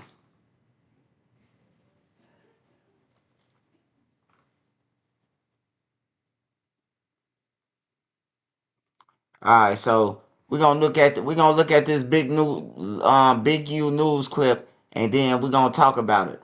So we just look at it and listen to it. And remember how many people it was.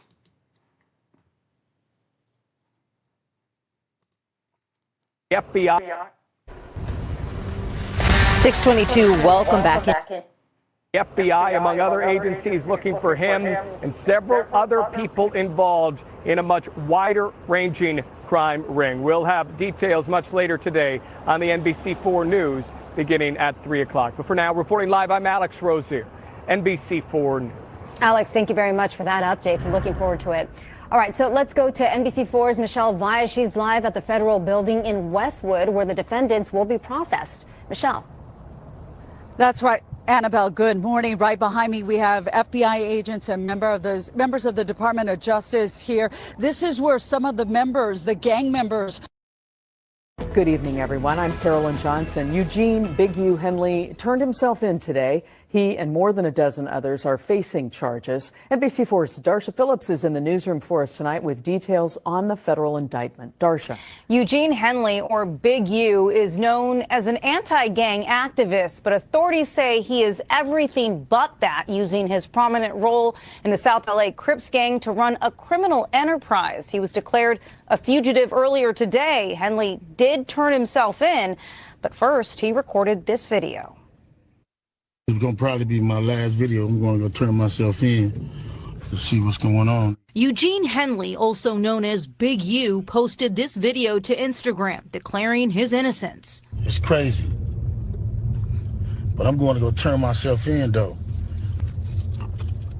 because I ain't did nothing. Federal authorities say the music executive used his connections to the South Los Angeles Rolling 60s Crips gang to run a mafia-like organization, all while pretending to be a successful and charitable entrepreneur. He has maintained the image of an entertainment industry entrepreneur running a music label and of somebody who gives back to the community here in Los Angeles, funding a South LA-based charity, developing options. But the complaint unsealed today paints a very different picture, alleging Henley's Big U enterprise engaged in illegal activities, including extortion, robbery, murder, human trafficking, wire fraud, bank fraud, and other financial crimes. It is one of a murderer, a thief, a liar, and a cheat. Federal authorities say Henley murdered an aspiring musician in January of 2021 in Las Vegas and disposed of his body off of Interstate 15. Authorities also allege Henley used his charity for at-risk youth, developing options, as a front to hide his criminal activity. Transporting prostitutes across state lines, extorting strip clubs, marijuana dispensaries, and other businesses, and fraudulently applying for COVID loans in the form of a business relief loan. Henley is also accused of embezzling donations made to his charity by celebrities, professional athletes, and businesses. In total, 19 people were arrested in connection to these crimes. Henley was charged with conspiracy to violate the Racketeer Influenced and Corrupt Organization Act and faces a number of other charges. If convicted, he could face life in prison. Live in the newsroom tonight, I'm Darsha Phillips, NBC4 News. Good evening, everyone. I'm Carolyn Johnson. Eugene Big U. All right, y'all. So it was 20 people in the indictment. 20 people. 4 people was already arrested. So 16 people they took off the street, including Big U. They let go 12 of them. They let go 12 people, man. 12 people is gone. They free. 12 people out of that whole thing. Now, my whole thing is, why would the feds waste their time rounding everybody up, searching for motherfuckers, kicking down doors? Because, you know, they ain't just knocking on your door. They ain't just knocking on your door talking about some, come out. They smashing through your shit when they come. They kick old Block Los and them shit off the hinges. They said they kicked like 14 doors in Lowe's house off the hinges. Knocked they shit off the hinges, right? So it's 12 of them that's gone off the RICO. So Big U, most likely, they finna turn on Big U ass. I think all of them should turn on Big U too. I think all of them should come together and turn on Big U. You know why? Because Big U been robbing people, setting people up, and then he taking all the profit. Loose Cannon said that he robbed Meek Mills and they got $50,000. He told Big U to let him get $25,000. He the one who gave Big U the money. Big U told him the money gone. They say Big U said, what you mean I don't know what? I don't know what? What I don't know? They ain't in a RICO. They was in a RICO at first. They ain't in that no more. 12 people going out the RICO, man. It's only 7 people on that piece of paper, bro. So what I don't know, Tito? What I don't know, Tito?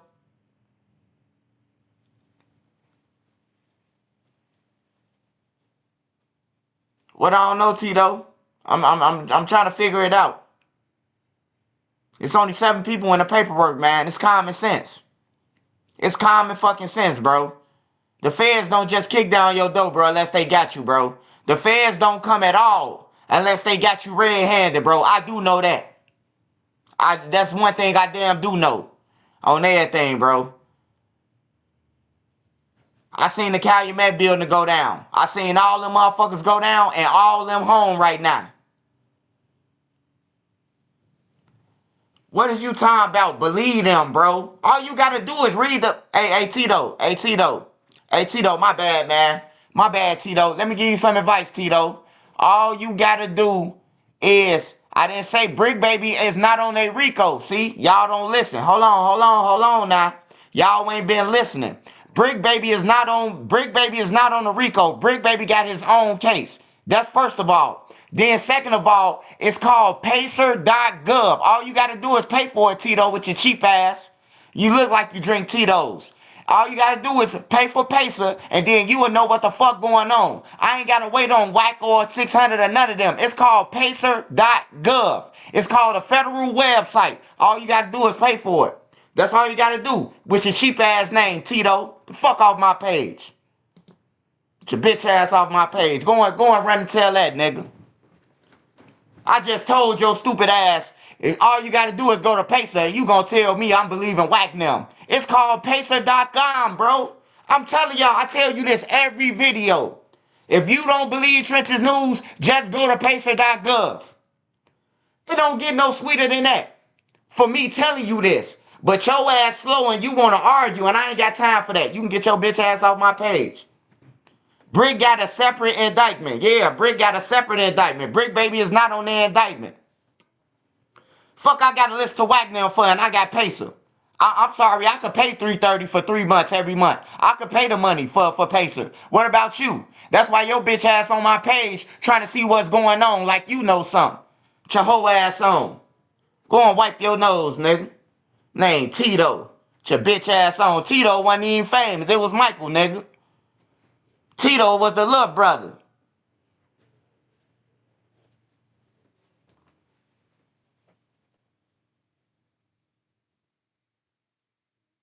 Yeah, hey, y'all. If y'all want to see anybody federal paperwork, Kairos, Big U's, Lil Durk them, all you got to do is go to Pacer.gov, Pacer.gov, or you can type in Department of Justice, and they shit gonna pop up. The basic. But if you want to see all the paperwork, Pacer.gov, you gonna see everybody's shit. I ain't gotta wait on 600. I ain't gotta wait on loose cannon or whack, nigga. I get paid enough to pay for Pacer. With your cheap ass, Tito. Don't nobody even drink that shit no more, Tito. This the third day Tito trying to stir up some riffraff, bro. Get your bomb ass off my page, bro. You a bomb. That's why you over here on my page every day, Tito. Cause you a fucking bomb. Get your bitch ass on.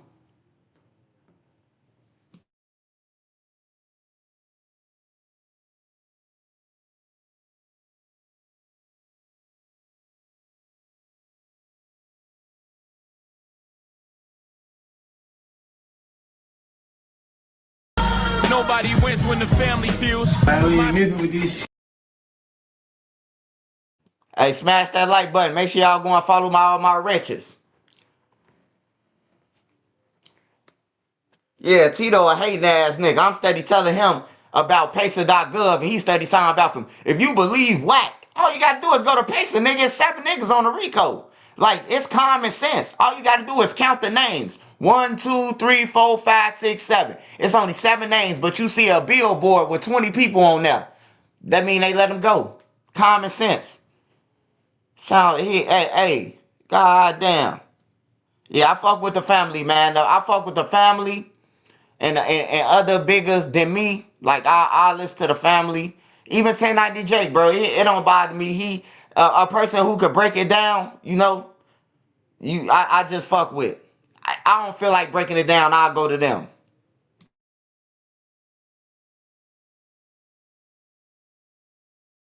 Shit, man. What are you talking about? Here's the totem people, man. Got this shit on Bankroll, Go Yard, Diamonds, all this shit, man. We have this shit, man. See what the fuck going on. Holding this shit. The sauce away, man. Still holding those. Forever holding. Putting it, gravity unit, G unit. Sauce shit, man. Here's the so rugged, man. Got all the.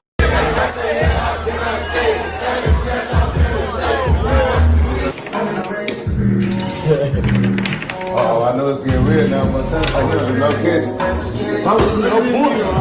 Yeah, so we're talking about a shooting in downtown Memphis. Police are on the scene right now, so there is very limited information. This is downtown, right outside the Hyatt Centric Hotel.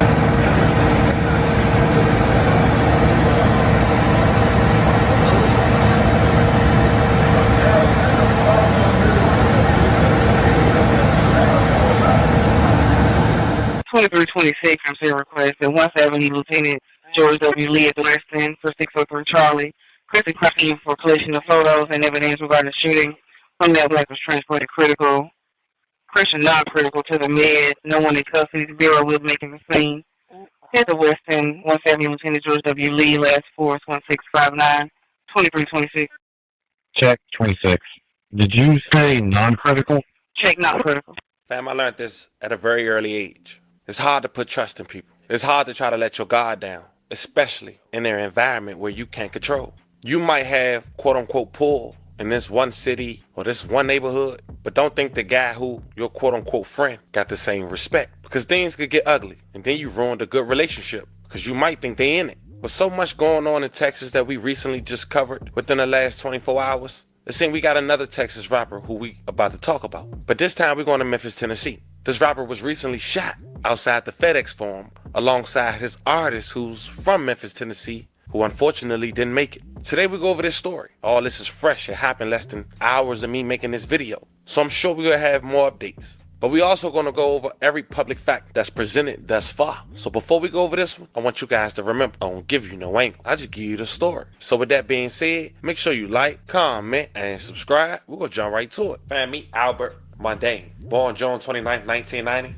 Also known professionally as Sauce Walka. He's an American rapper and songwriter from Houston, Texas. Now for those who don't know, Sauce Walka started his rapping career in 2007 under the name A-Walk as part of a Houston rap group called Most Heard. He began releasing mixtapes as Sauce Walka in 2014. In the same year, forming the duo Sauce Twins with another rapper, Sancho Saucy. Sauce Walka credited himself with popularizing the modern uses of hip-hop slang. Hey, y'all, if I'm wrong, I apologize. But look, I'm going to say this. I'm going to try to call it. One of them niggas who dancing, one of them niggas who in the club or was close, man, made that call. Or security. Security was running around with their phones, walking around with their phones, showing the sights. I never seen a security agent, a security guard, bro, show your location, bro. I never seen that. Now I'm finna watch security for now, since I just seen that security guard doing it. Motherfucker, get on the phone, you can get the fuck on, bro. That's a breach of contract, bro. You supposed to be security, protecting me, bro, not on your phone, showing where the fuck I'm at. Like, that's crazy, bro. He welcoming niggas down there. Pull up. What the fuck is the security telling people to pull up for? That's crazy, bro. Term drip, a word he uses extensively throughout his lyrics. In 2015, he gained attention for releasing a diss song titled Whack the Whack, targeted at musician Drake, accusing him of stealing Houston hip-hop culture. Bad Girls Club and Supernatural. Casting call ass nigga, your whole life is fake. Your name Aubrey in the... Now, Sauce Walka has collaborated with various artists like A$AP Rocky, Bun B, Chief Keef, and many more. But in 2014, the Sauce Factory was created, an independent record label, often abbreviated as TSF. TSF has signed many people like Peso, Rizzo, and many more. Now, one of those new artists he recently signed is from Memphis, Tennessee, a guy named Say So P. Now, he was connected with them through Bread Game. He was affiliated with Moneybagg Yo, YTB Fat, and he allegedly moved Bose. And fam, you know what come with that lifestyle.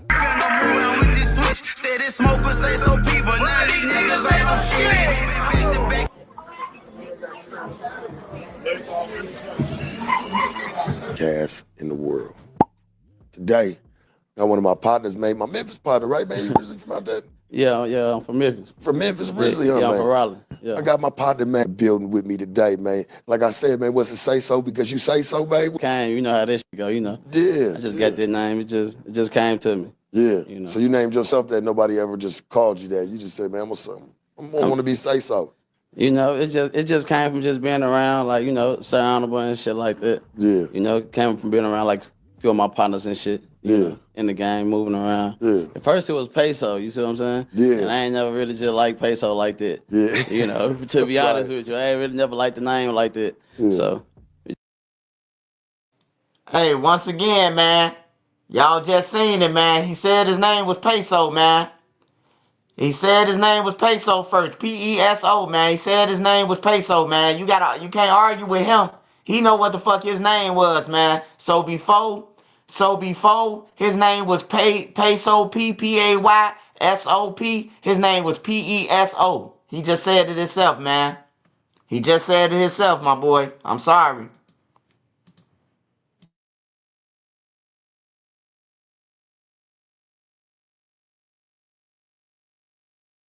Yeah. You know. So you named yourself that. Nobody ever just called you that. You just said, man, I want to be say so.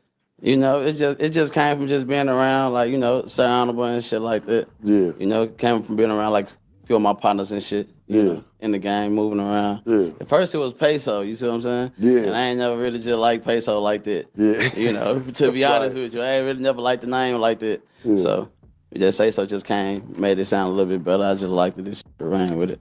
Now, you do rap, you do music. Yeah. You what was your upbringing like, man? Coming out to Memphis, like what was it like young for you? It's kind of hard, but like being from Memphis, it's kind of hard to avoid, you know, certain shit. You see what I'm saying? Right. Like we don't really get like a suburban area. Like it's hard for anybody to keep their child out of bullshit in Memphis. In So any you say part of ain't Memphis. really no Rich Hills, man. You Nah, can move to. yeah, we ain't got none of that shit in the city. No, we ain't got nothing like that, man. We ain't seeing no Rolls Royces, no Bentleys, none of that shit, you know, growing up. So it's hard to keep your child out of the mix, regardless, anywhere in the city. So Right. How was it, man, for you? You ain't never getting no drugs or nothing young, did you? nah, you know, I was fucking this shit. Yeah. Fucking, you know, Yeah. Well, growing up with none of that other shit. Well, I just know because, like you said, man, it's low poverty areas. You know what I'm saying? Yeah. Bubble on a lot of shit, you know? Motherfuckers, a lot of shit. You know? Yeah, for sure. And but where I'm from, like my hood, like, you know what I mean, Raleigh, Northwood Hills, and you know, around that way, like my hood, like most of the people where I'm from, like we ain't had that problem in our circle. You see what I'm saying? And I talk about that all the time.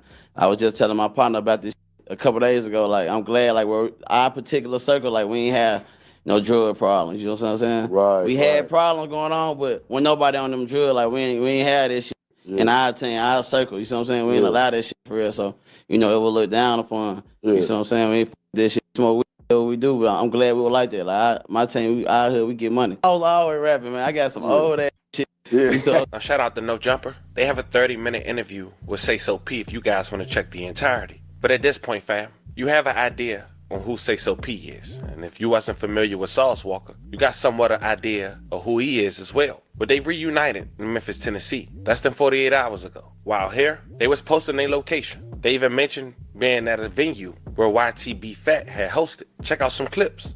Yeah, man, we in Memphis with this shit, man. What you talking about? Head to toe them people, man. Got this shit on Bankroll, Go Yard, Diamonds, all this shit, man. We having this shit, man. See what the fuck going on. Holding this shit. It's also what it is, man. Still holding those.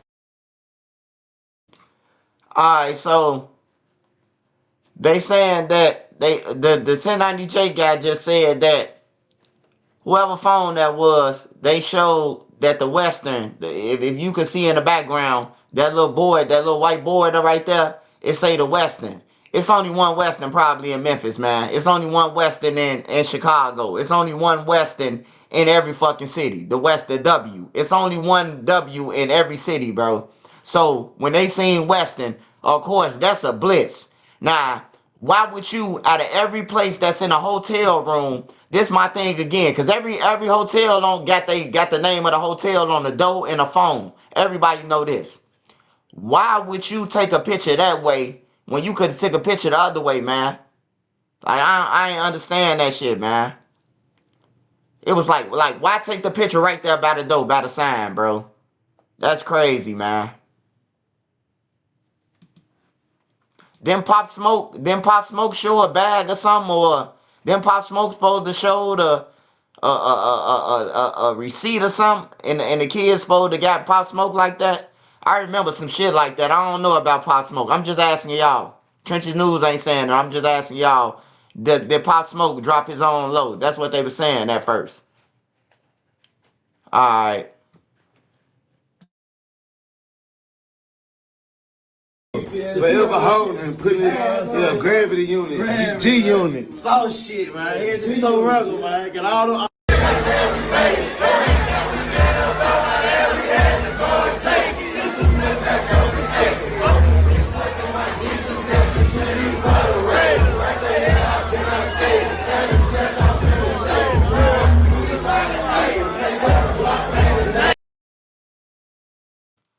Hey, I don't know if it's just me, but that guy look out of place, man. It look like everybody, like, just look at everybody body language rocking to the music, man. They ain't like you know when a nigga happy that your homie came to Memphis, man, and you know when everybody know that this nigga about to get killed, man. Everybody know except you, man. That's what it look like. Like everybody know he was about to get gone except him. I don't know, man. Hey, just watch it. Just watch who you go out with. Just watch who you call your friends when you out in the world and all that shit when you out in public, man. Because all the people who we see that be like, we locked in. That's blood. Motherfucker backdooring people. Q50. Him and the guy riding around. The guy riding around driving Q50 them around whole time. They looking at him like a goofy the whole time. They take his chain. I'm talking about Big Champ. Now Big Champ got to go on live and show all the money he got now. He got to show them that he got more money than the chain and all that shit. Because he trusted them. You don't even know these niggas and you trusting them, bro. Like, for real, man. He lucky they ain't kill him, though. At least they just took his chain and it's that. We could have made a report about Big Champ getting killed. But yeah, it ain't looking too good, man, for that friend shit, man.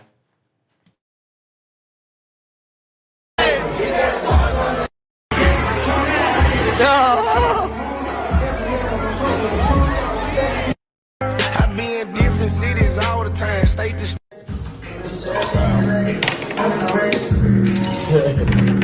Oh, I know it's getting real now. One time, no kidding. Hey, Mojo, what they doing? Yeah! Yeah, B! The real CP! Happy birthday, Joe Motion, man! Yeah, man, I brought sauce to the city for this shit, man. You did! Yeah, you did, B! CP! Hey, no, that Big Champ shit real. They ain't trolling no more. At first it was a troll. At first they was trolling. Nah, they ain't trolling, man. Q50 got this shit for real. Q50 got this shit. When Q50 put it on his grandma, he dead serious, man, because that's Bloodhound, Lil Jeff and them and Boogie and them grandma. So he ain't gonna lie on her. When they say on grandma, they dead serious. Hey, look, a motherfucker allow on their mama before grandma in Chicago. You say on mama, motherfucker might be like, man, put it on your grandma. You hear me? Like, for real. It's certain people that people put it on in our city that a motherfucker be like, put it on him. Because we know you ain't gonna lie on him. But you allow on him. You hear me? Like, for real, bro. Like, Q50 took his shit, bro. Q50 snaked him for his shit. Ain't no nigga gonna play when a nigga calling you a bitch, tell you a hoe the whole time. That ain't playing no more. That's out the window playing.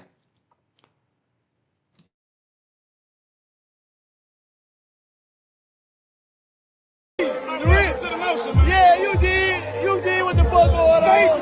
Stay what you did. Sosa Boat. Yeah, okay, P. Look her, got it on him right now. We got here like Memphis, say so. Hey, man. H-Town, man.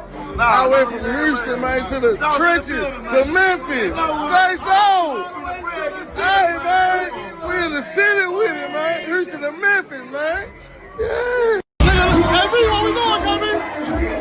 How we poppin'?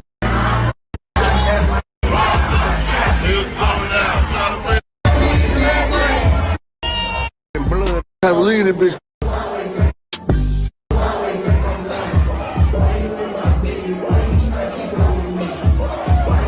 As you can see, they was having a good time, and they was putting their location on demand. So finding out where they was at wasn't hard. Now, we don't know if they switched locations or switched hotels, because the night they left, it was a shooting at another downtown hotel. It was at the Hyatt Center Hotel. And thankfully, no one was hurt, but it did leave a bad scene. Yeah, so we're talking about a shooting in downtown Memphis. Police are on the scene right now, so there is very limited information. This is downtown, right outside the Hyatt Centric Hotel, which is at the corner of Beale and Front Streets, a very busy area of downtown Memphis. This video just coming in from our sister station there. Police could be seen collecting evidence and tagging dozens of shell casings on the ground as workers swept up a lot of broken glass.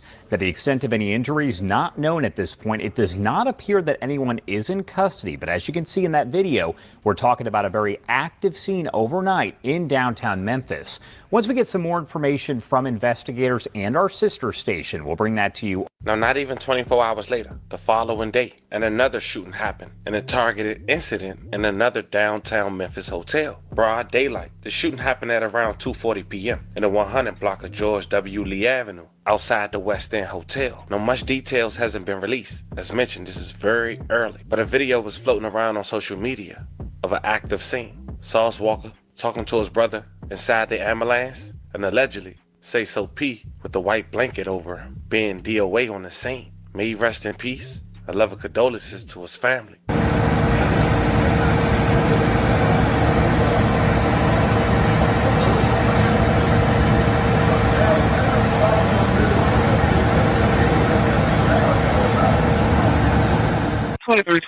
I'm seeing request at 1st Avenue Lieutenant George W. Lee at the West End for 603 Charlie.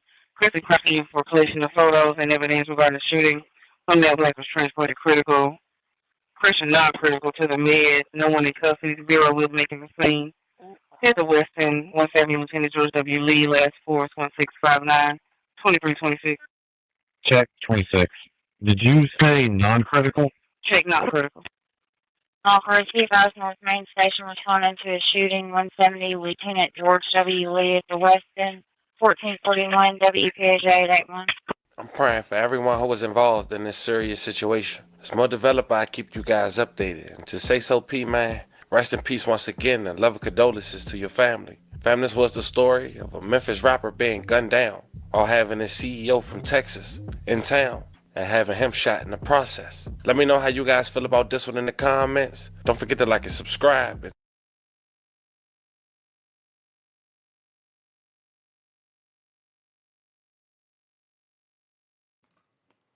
Sauce looked a little off.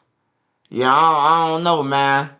I know Sauce off some drugs right now because he shot, so he off some drugs, man. But that security guard though, like what Sauce doing, I don't know. But I know don't no security guards, bro, supposed to be showing no locations, let alone be on your phone. Why is you on your phone and you supposed to be on guard? You supposed to be on duty like a guard, bro. You ain't supposed to be eating no snacks, talking on no phone or none of that. If you hire security, bro, you hiring them to watch, to protect around. You ain't hiring them to be on no motherfucking phone on their lives and shit. Like, how you know that the ops ain't their family? Like, that's crazy, bro. Yeah, Vlad got real police with him. Vlad got the real deal with him as security guards. Like, all Vlad security is off-duty polices, Marines, shit like that. And they his friends. Like, Vlad ain't going nowhere without them. They gonna whoop your ass and then Vlad gonna, you know what I'm talking about, buying them out or whatever. They gonna shoot you, whatever they gotta do. Hey, I advise anybody who got some money, man, like, protect yourself, bro. Like, if you gotta go somewhere dangerous and you gotta go there, shit, pay for a bulletproof car. Like, I'm gonna make it hard for a nigga to get Trenches News. You ain't just gonna get me in no regular shit. You gonna have to get me. You gonna have to motherfucker pop the doors with crowbars and get up inside the bulletproof car. Like, you ain't just getting me like that. No free shit, no freebie coming out no hotel. Like, nah. He signed to TSF life insurance. Yeah, it is life insurance. Shit, all the labels do it. Everybody who died from Chicago who got a little money. You got to think about it, bro. They parents ain't get that money. Shit, King Von cousin saying that King Von mama don't make no money off King Von music. That's crazy. That's crazy as hell, bro.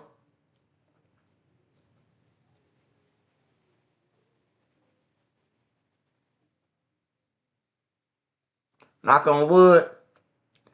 Man, let me, oh, my desk.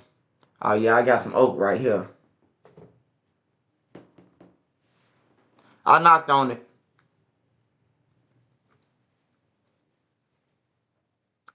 Do I think I got PTSD? Hell yeah. I swear to God, man. Ask my wife. Man, hey, look, I could wake my wife up and say, let's go shopping. We'll get in the mall, 15 minutes on my mama. People start walking around looking and shit like that. I guess, man, I be ready to go. Like, for real. My wife will tell you, bro, I be ready to go. 15, 20 minutes, we up out that motherfucker. Anything longer, I'm gonna start, like, come on. You know, motherfuckers get to looking and weird and shit. Y'all know all that money going to dirt. Yeah. Or it's going to OTF Vonnie. Shit, one of them. But yeah, they say King Von Mama don't make no money off of them. We thought that King Von Mama was straight. Well, she always gonna be straight because she been a nurse forever, bro. She been working at the hospital or whatever she do. She in the medical field. I do know that. She in the medical field, so. Ricky, hey, I need you to hit me on Instagram. I need you to hit me on Instagram, tonight. I need you to hit me on Instagram. I need you to hit me on Instagram right now. Hey, tell Rick that I need him to call my number. I need you to give him my number so he can call me and talk to me.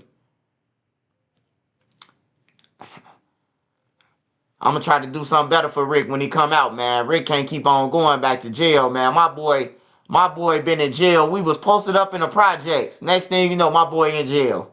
Then he in jail for 5 more years. Then he in jail for 5. Like, he always go back for a stint.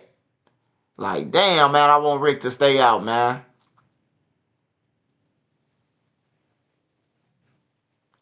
Alright.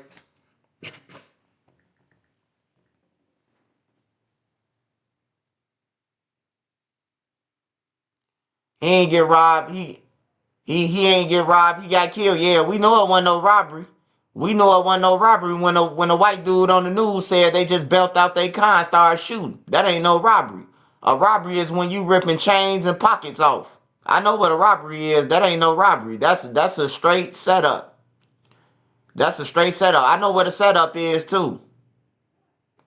I know what a setup. That security, them securities, bro. They gotta be some suspects, bro. Like, for real, I ain't never seen no security standing outside showing the building where we at. Like, is you serious? So the guys could have been watching the security shit, and now they got up on them. It's fucked up, man. Your own city will kill you, man. You ain't gotta worry about nowhere else killing you, man. Your own city will do it for them. You can make it anywhere else survive. Nobody won't hate on you or shit. Come back to your own place.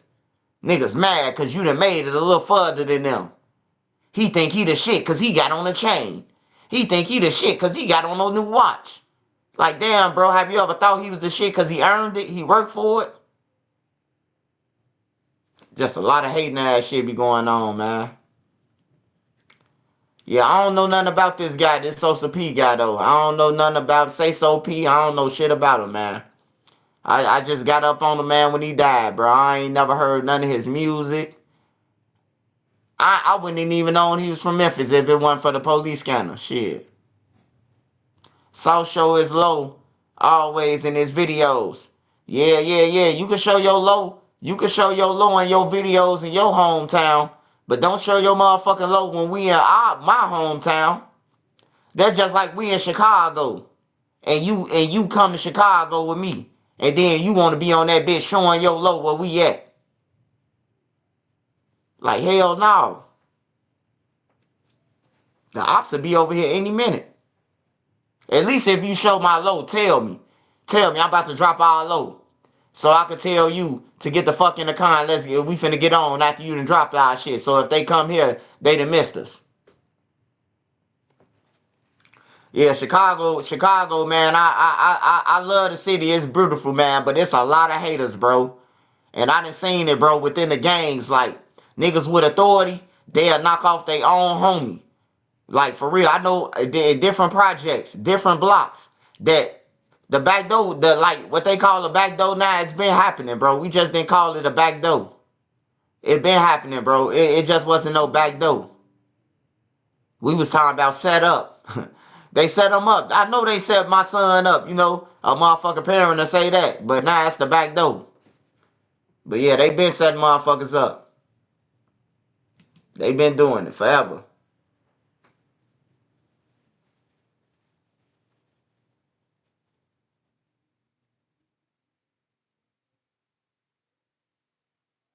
Yeah, that's what No Jumper. Soon when No Jumper got to record me and shit, I'm like, hey, I tell Remo straight up, like, hey, look, don't try to send nothing out to the Bloods and Crips, cause we gonna die in this motherfucker. I swear to God, bro. Like, for real, if I'm out of town, my antenna's up 50 times. Like, you gonna die with me. We ain't just gonna die. It ain't gonna just be no Chicago nigga come to California and it's one dead, and nah, it's gonna be all of us gone. On some real shit, cause once I know I can't make it, I'm just gonna off you anyway. For real. That's what No Jumper do though. No Jumper, they telling us to park where to park at and all that shit. Nah, nigga, we parking right here by this door. Ask anybody who went with us where we parked at. We park right by the door. Right by the door. When you come in at, we park right there. Security gonna tell us we can't bring the gun in or nothing. Nah, we bringing everything in, bro. Hey, look, if we can't bring our shit in, we gone then. Cause y'all need our content. We don't need you. On some real shit, the security at No Jumper tough as hell. Like, he tough as hell. He tell us we can't park by the door. Nigga, we the celebrities. I came all the way here because they wanted to see Trenches News. And they paid me. Like, for real, bro. Like, they be setting people up. FYBJ Maine. Look how they did him. He came in there, sat down. They watched the cameras, called they little homeboys. And they robbed J Maine. They probably told J Maine, you can't bring your cameras and shit in the building. On everything. Then robbed the man. Backdoored him. And then you can see it on camera that they backdoored him because they waited till J Maine got up in the motherfucking got up in the building, bro. Like, that's common sense that No Jumper they robbing people, bro. Them niggas backdooring, they setting up people at No Jumper, bro. Like, I'ma say it. They setting up people. J Maine got set up, bro. Hey, look, the same niggas who robbed J Maine shit, the same people who be around Brick Baby now. The same little dudes who be around Brick Baby now, the same people who robbed J Maine on everything, bro. They went in that motherfucking car and took their cameras and everything. Robbed the cameraman, all that shit, bro. Took all that shit. Like some straight fucking thieves.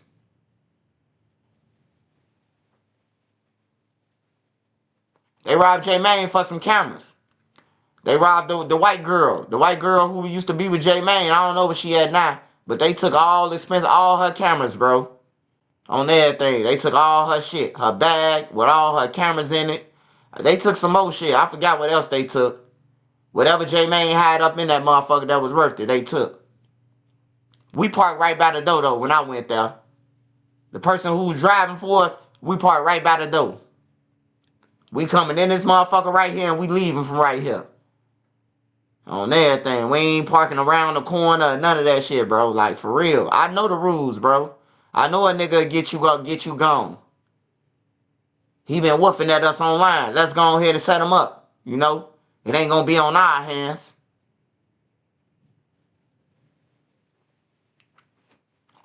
But yeah, man, that's fucked up, man. Just watch who you call your friends and shit, man. Y'all outside and about. Everybody don't want to see you with a shiny chain. Everybody don't want to see you happy. Everybody don't want to see that shit, man. As good as you might want them to, the good that you might see in a motherfucker, that everybody don't want you to ball out, man. I know some niggas who saying, why he got a YouTube channel with 200,000 subscribers? It's supposed to be me, sounding like the bitch off the Brady Bunch. Me, Marsha. I see it every day. Trenches News don't supposed to hide too. Yeah, I do supposed to hide too, nigga. You ain't got the content I got, motherfucker. On there, all you gotta do is work your ass off and study worry about Trenches News. That's why a lot of channels don't get off. That's why they don't get off. Because they always making videos every day. Trenches News. And my shit going up and they shit stuck. And they still don't understand it. Why is my shit stuck? Because you talking about Trenches News every day. Yo, people don't really want to hear that shit. They don't. Don't nobody want to hear about no bitch every day. Don't nobody want to hear about the same shit every day. It's like you nagging. Don't nobody want to hear it. They don't want to hear it. I be trying to give them game. Like, bro, if you want your page to go up, stop talking about me because your shit gonna be stuck. But they keep on talking about me. My subscribers going up and they shit still the same. I know one blogger, his shit still stuck from when I first got on YouTube. I ain't gonna lie, he probably went up about 10 more thousand. He had like 15,000. I had 0 subscribers. I burnt his ass. He only got 20 something. I burnt his ass. I got 200. Thanks to God, nigga. On everything. Thanks to God, ninja. That man still in his 20s. He's still in his mid 20s, y'all. From 3 years ago, he's still in his mid 20s. That's crazy.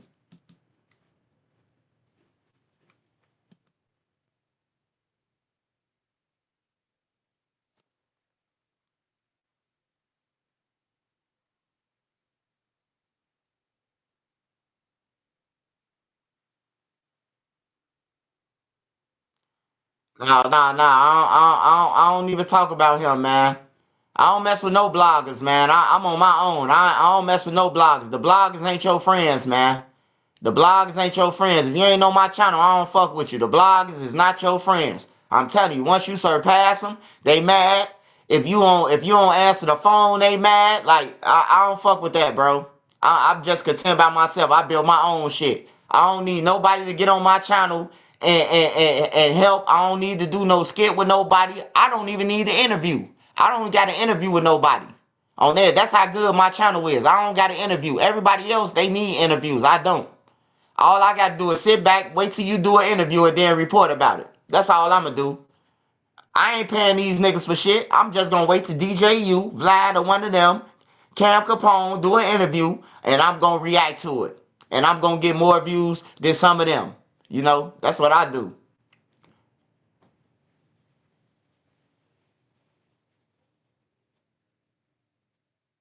Yeah, I don't pay attention to that shit, man. I don't pay attention to that shit, bro. I be trying to let people get their little money, bro. Like, I be trying to let people get their money. I don't be worried about what people. I can strike everybody page. I can strike a lot of people pages, bro. It's like 1,000, 2,000 videos, bro, that's in my ready to strike thing, bro. I could just click on all of them, bro, and then YouTube gonna handle the rest. I ain't got to put in no paperwork. YouTube say they stole my shit. But I don't be on that, bro. I be trying to let motherfuckers eat, bro, because I know how it feels to not hide shit.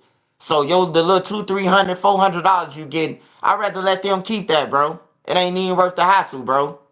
Like, I can strike a lot of pages. I just don't, bro. I don't be on that shit. But people will try to strike my page, though. But I don't be on striking pages, bro. I don't be on that shit. I can strike a lot of pages down right now. It's 3 pages that I could destroy right now. 3 people on YouTube, I could destroy their whole page. They got multiple shit of my shit in there. Years of shit. But I just don't even pay them no attention. I'm winning. Why hate on a motherfucker who making little 2s and 3s when I'm winning? You know what I'm saying? Hell yeah, God bless me. That's why I just stay on it, bro. I don't worry about what they doing. They little channel. They ain't getting nowhere. Them look, they can hide them crumbs, bro. Everybody deserve to take care of their family one way or another.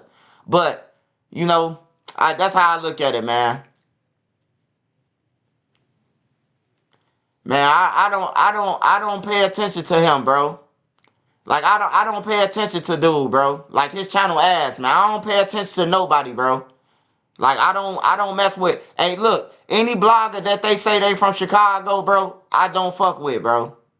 I don't fuck with. Only DJU, I go on his channel. You know what I'm saying? And who else? Yeah, I don't fuck with the bloggers, bro. I don't need them. I don't need them, bro. Like, I'm just one of the ones that can say, I don't need your platform. I got my own shit. So everybody else, they can say what they want. I done surpassed their ass. Niggas been on YouTube for 20 years, bro, and I done lapped their ass. So all you gotta do is go and see how long they been on YouTube, and you will be like, damn, Swipe is fucking all them up. That's why they be hating on me. Because they came on YouTube. They've been on YouTube for 17 years. And I came on YouTube in 3 years. And I got way more shit accomplished. More shit in business than them. You know what I'm talking about? So, yeah, that's all they try to do. Use my name. Use my name. That's all they do. They ain't got no content. They videos ain't doing shit. 5,000, 10,000. And so they just gonna use my name, bro. I don't mind, bro. Especially if a crackhead do it. You know, you can't even blame him. That's just crackhead activity. Crackhead willing to sell his ass, goddamn, for a rock. So I understand it, man. Shout out Kai. Huh? Oh yeah. Nobody wins when the family feels. I don't even live with this shit, man. What you talking?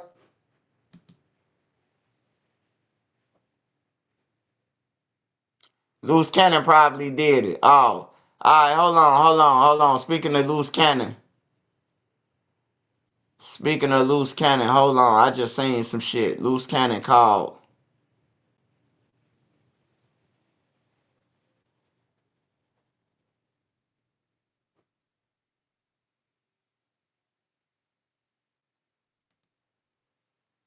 I think on when I get out in person. You get what I'm saying? Nah, I feel that. Yep. Shout out Flacco too, Creep, everybody that's been. So when it comes down to the whole situation is who got caught up. Where in the paperwork it says Loose Cannon gets caught up by this and this and this and this, right? They have to use a complaint or whatever like that to pull me in. See, and everybody that used sex trafficking, right? When it came down to the girl Monty, Trap Kitchen right? Money.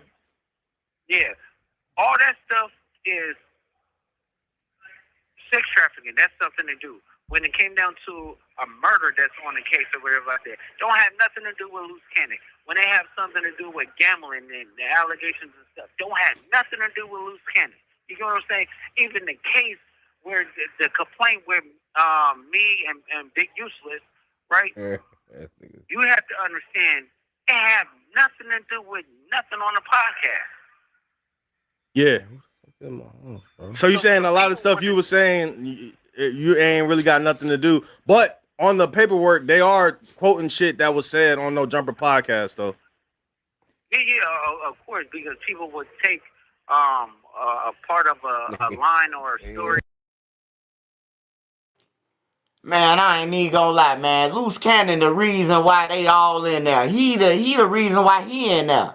Like, I don't even know why he playing crazy, bro. He the reason why he in there. Man, that man that told, I could go to every video. He done told every robbery, every murder, everything that he done did with Big U. The man that fucking told, bro. He done told us everything except who robbed J Mane. Yeah, like why the fuck is you calling home still talking on the platform that they said got y'all RICO?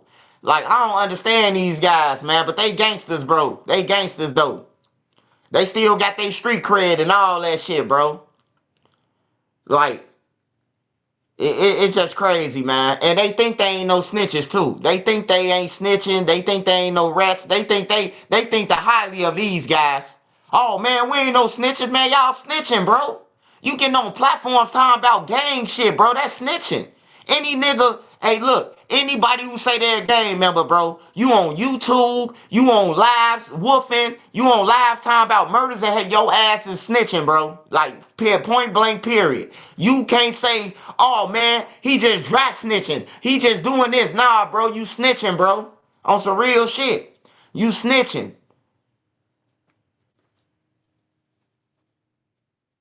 Yeah, he said Meek Mill. It fucked me up with Gilly, though. It fucked me up with Gilly, though, man. Because they said they robbed Gilly, bro. He said he stripped him and Gilly and his son, bro. Like, that's crazy, man. That's crazy, bro.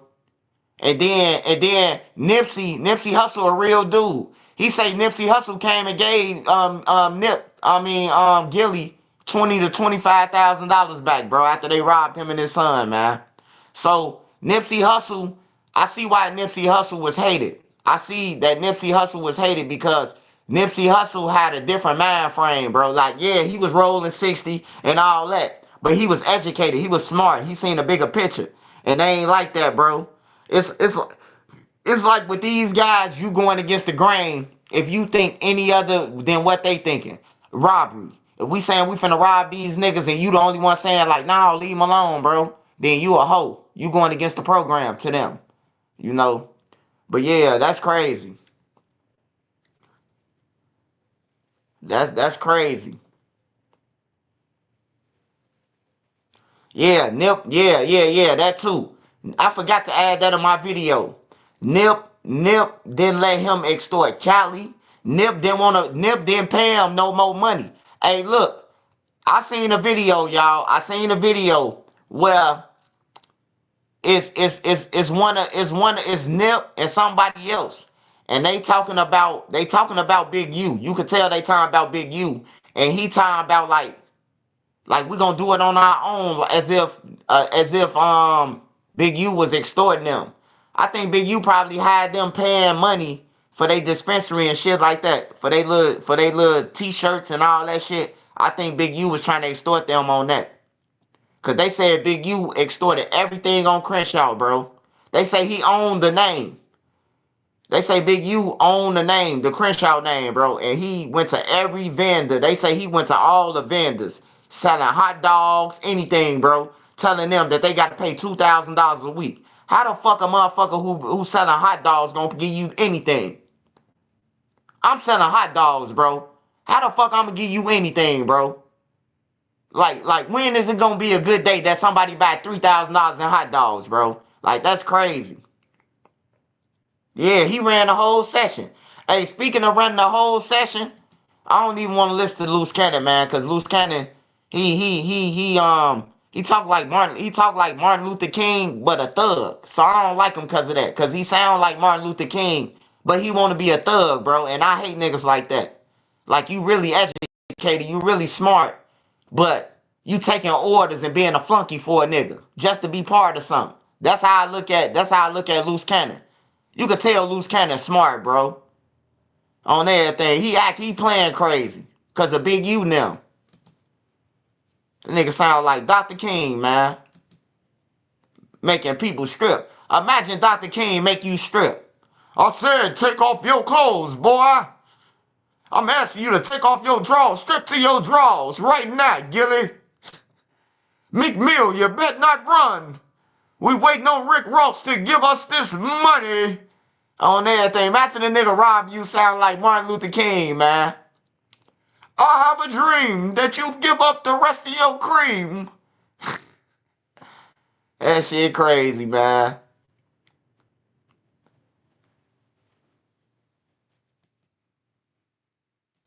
Hey, we gonna go to Vlad real quick, man, because it fucked me up. It messed me up, man, to learn that the character Debo, hold on. All right, here we go. I'm DJ Vlad, founder of Vlad TV. Back in 2000.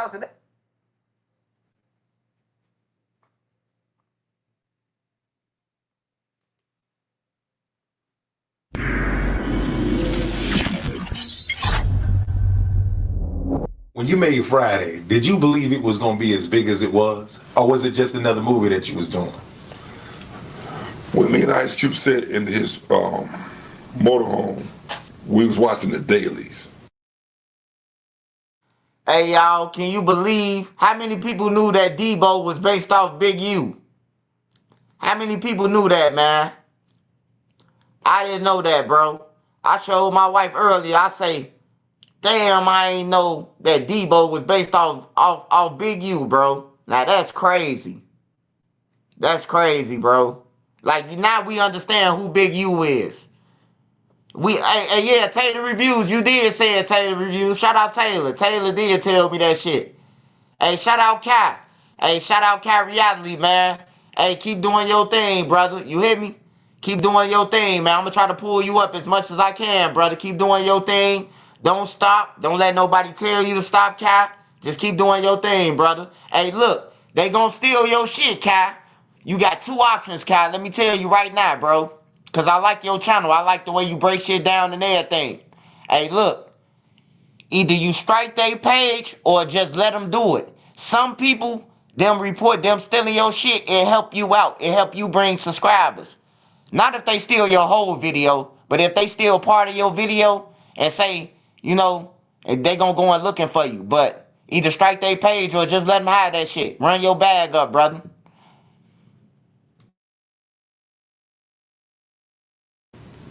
We knew Chris was about to become Chris Tucker, the movie star. We knew Friday was going to make a lot of noise. Now, does it bother you when people still call you Debo today? Hell no. Should I making so much damn money off of Debo? Make money off of Zeus. The whole thing about me being with Monster Energy Drink, they have a bicycle. They play that character. People want to see that character. He's, I told you, I pulled that from Big U. I used him as my background of how I wanted this character to be perceived. Because the whole thing about how bad this guy was is when Ice Cube pulled the gun on him. He said, "What you gonna do with that?" Besides make me mad. That was cold-blooded. That was it for me. And when he knocked Nia Long ass out, gotta knock a bitch out. Gotta knock a bitch out. Put it over. Make you a real bad person. How close is Debo to your real personality? Like I said, it's Big U. Debo's Big U. Can't be stopped. My family had a lot of alcohol in it, so I didn't want to drink. So I used to always say I like milk and cookies, and I might drink a Corona every once in a while, maybe one or two a year, maybe. If it's super hot on a hot day, but I'm not a drinker. And I want to break the generation curse in my family, because we have a lot of alcoholic in my family, the generation before me. Have you ever hit anybody as hard as you hit Red and Friday? Hell motherfucking yeah. That's Hulk Hogan. Had them white people scared. That big white hero about to bow down to that big fool from Compton, Zeus, the human wrecking machine. What's the craziest experience you had making Friday? I don't like the dirty draw scene, man. Ice Cube slid that shit in after I signed my contract. Put that stuff in. I used to live in Atlanta. And had a gold digging girlfriend. Back was that Spellman, I ain't gonna say her name. And back then, she had some pretty eyes though. She had some pretty eyes. Had that long hair. All them light-skinned girls go to Spellman. And she said, "Oh, damn," because she washed all my clothes, right? She said, "Damn, they know your ass real well, though." Because she tried to say, that was my drawers for real when she washed them. I said, "I'm going to choke your ass out, you little yellow heifer." Shit. Let me talk to my business partners. You want to go to work? Or do you want to go to work? Yeah. You were in next Friday, but not Friday after next. And why not? You got to ask an Ice Cube question. You know, maybe he wasn't feeling me. I don't know. But Cube has always been good to me. He put me in a Coors Light commercial, got me about $70,000. And he told me and Terry's in the last one together. That's all I'm going to give y'all. I can't tell you the story, but me and Terry Crews joined forces. Debo and Damien. And I told Cube, I'm getting up there, and they said, "Well, you are OG. You OG Debo." And so I pray we do it. I'm really concerned if it's going to happen now, because we were supposed to shoot it this year.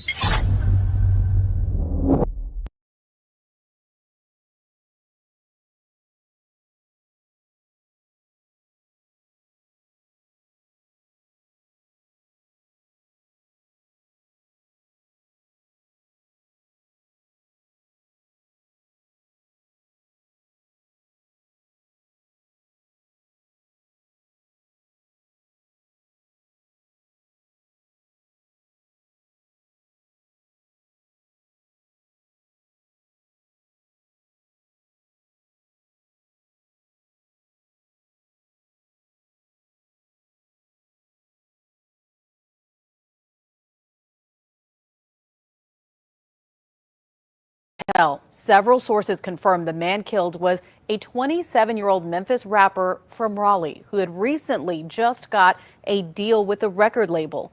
Friends say he went by the stage name Say So P. And Fox 13's Jeremy Pierre explains what else he has learned about the shooting investigation. The shooting death of a man in front of the Westin Hotel is still shooting shockwaves through the busy entertainment district. Fox 13 did some digging and learned who the man is that sadly lost his life in the middle of the afternoon Saturday is 27-year-old Latorian Hunt. According to sources, Hunt is originally from Raleigh and was known to be an up-and-coming rap artist who had recently signed to a record label with the man who survived the shooting. Well-known Houston rapper Hey.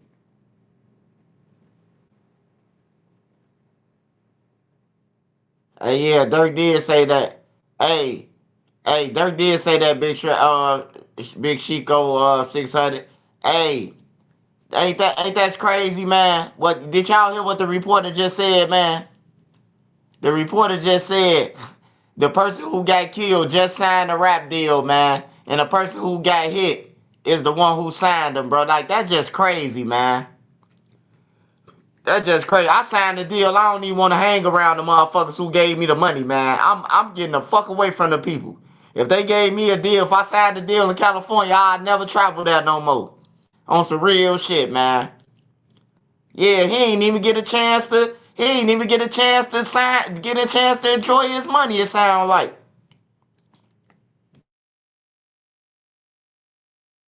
rapper Albert Walker Mondane, also known as Sauce Walker, is who survived. Memphis police released information on the shooting investigation. They called the shooting a targeted incident and not a random act of violence. To people who knew Hunt, he didn't live in Memphis and only came to visit his hometown and make quick appearances.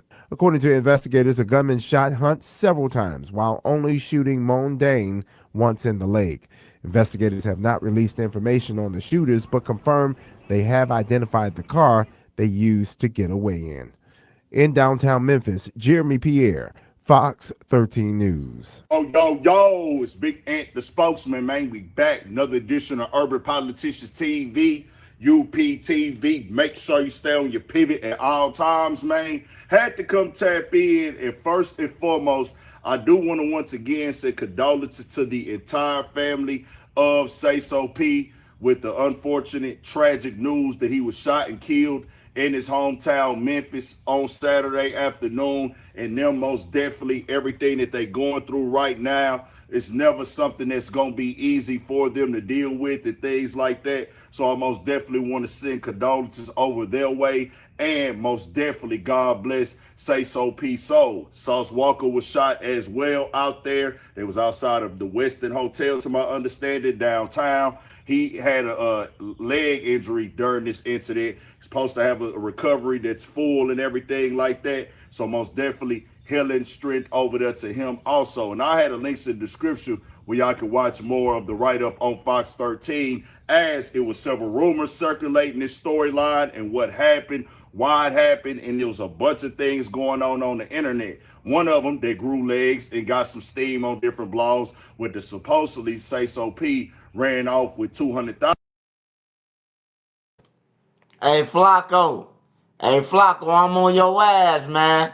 I inboxed and asked you, man, was it about 200,000? You told me your source in Memphis say he ran off with 200,000, man. Now this guy looks like he too big to be running from somebody, bro. He look like he ain't running at all, man. He look like he doing nothing but partying and eating with his money. He ain't doing no running, man. On some real shit. So that make me hard to believe, man. I think he was set up, just like his mama think. From somebody out there, and this was retaliation for it and things. And I don't really cover these rumors and things like that in the videos that I drop. I'll address them on live sometime, but I try to make sure I don't state, I don't, if it ain't factual, I don't want to speak on it. But I did want to get his mother's side out there, as it hit blogs when she went to Facebook and said, "This is the type of lies and ish that keep mothers losing our sons. My son never stole anything, never ran off with anything. Didn't have to. Haters set him up not because he stole a dime. He would give you his last before he would steal anything. Please stop spreading rumors. Let me repeat that. He didn't have to take ish from anyone. Money wasn't a factor for Exit 8 Tank the Bank. He was too loyal to the wrong people was his biggest downfall. Haters who were envious killed my baby, but I won't let y'all steal his legacy. People see him with the stack and say anything. That was his norm. And she put that out there on Facebook and things like that. And I saw the rumor grow legs on the timeline. Like I say, I don't like to really make those into the videos because it's not confirmed. We didn't see the proof of this. I don't know what's what. I don't know what happened and things like that. But his mother came out and addressed it. She don't want that on her son's name. I don't know. That's some street conversation to take it $200,000. Does those things happen? Yes. But she said, nah, this ain't that. So I just wanted to come out and speak her side because I seen that it was growing and growing and growing on the blogs. And, you know, when it sit out there for so long, it starts to get truth. And I'm the type of person I like to have a confirmation in the facts. But since she came through and addressed it and said, hey, that ain't what happened with it, and I've been covering the storyline as well, I want to make sure that I let her have her side in this also with her grieving her lost son, and she don't want that on his name and things like that. Most definitely prayers up to her. More facts and details will come out, and I will keep y'all updated. And this is just one of them things, bro, that we going through right now where we have a lot of people trying to make it in rap. People is the more and more rappers that there are, the more and more of the possibility of these stories because of the culture that a percentage of rap comes from. You know what I'm saying? From the streets, from the lifestyle, and they get tied in now. So that's why you have these things where the rappers are polarizing. They have followings. He just got locked in with TSF all the way and everything like that. Me being from H-Town, I know how impactful and important Sauce Walka and TSF have been to our culture and stuff like that. Going out there to Memphis, doing shows, appearances, as they said, it's a part of the game. But the other part of the game is the risk that you take in at times. Certain wet times, you can move a certain way, but sometimes you can be prepared, be moving right and everything, and it can still go wrong. That's just how it happens. But it's easier to say than do. Yes, this does not happen to every rapper. Every rapper's not living like that, but it's levels to this rap game. Certain people, this is how they make their living. They got to pop out to the club. Bullets don't got a name on them at time, even though this one right here was targeted. F the culture, yeah. Hey, people study time about this culture. Then we got to do it for the culture, man. The culture done killed everybody. Do it for yourself, your family, or somebody, bro. Like, you doing it for some culture shit. Like, I ain't doing shit for no culture. Let's do it for the culture. I hate when the niggas say that, bro. Let's do it for the culture. We got to do it. We got to come together for the... Nah, ain't no come together for no motherfucking culture. On everything. We come together for these motherfucking kids can see that all this shit is fake. All this shit is a straight myth. You going down a rabbit hole. Niggas in the street, all they doing is chasing a rabbit hole, man. They chasing the rabbit, bro. Until they get knelt or go to jail. Switch from him.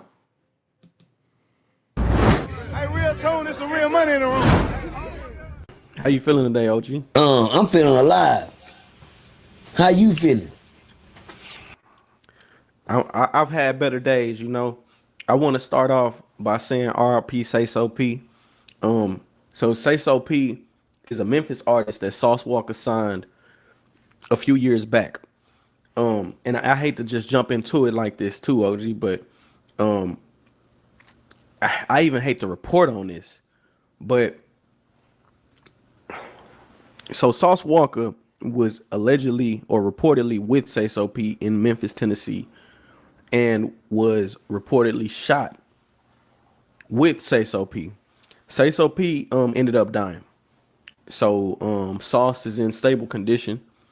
And I just want to say this, you know, Sauce Walka is a generational Texas talent. We just lost Ronnie. And that hurt. You know, I ain't gonna lie, I shed a tear with Ronnie. But Hey, I want to ask y'all some questions. Whoever from Texas, you can answer this. Now this guy, I heard like when G Ronnie died, when G Ronnie died, like he was mad that G Ronnie died, and he was talking about CJ Casino and them. So it's like is his kids, or like is he involved some type of way? That's the hood he from, where CJ Casino and them from. I'm just asking the question, man. I'm always a person gonna ask, bro. I ain't gonna assume or guess shit. So just bear with me. I'm learning about Texas. I don't know nothing. I ain't from Texas, but I'm just learning slow by slow. Does he got any conflict of interest with these rappers? This guy right here, this old guy. DTE Money.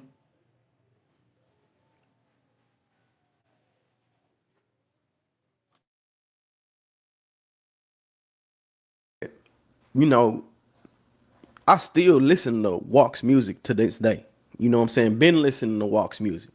You know what I mean? Like influenced by Walk, you know, in several factions, to where Walk is even on my intro. You know what I mean?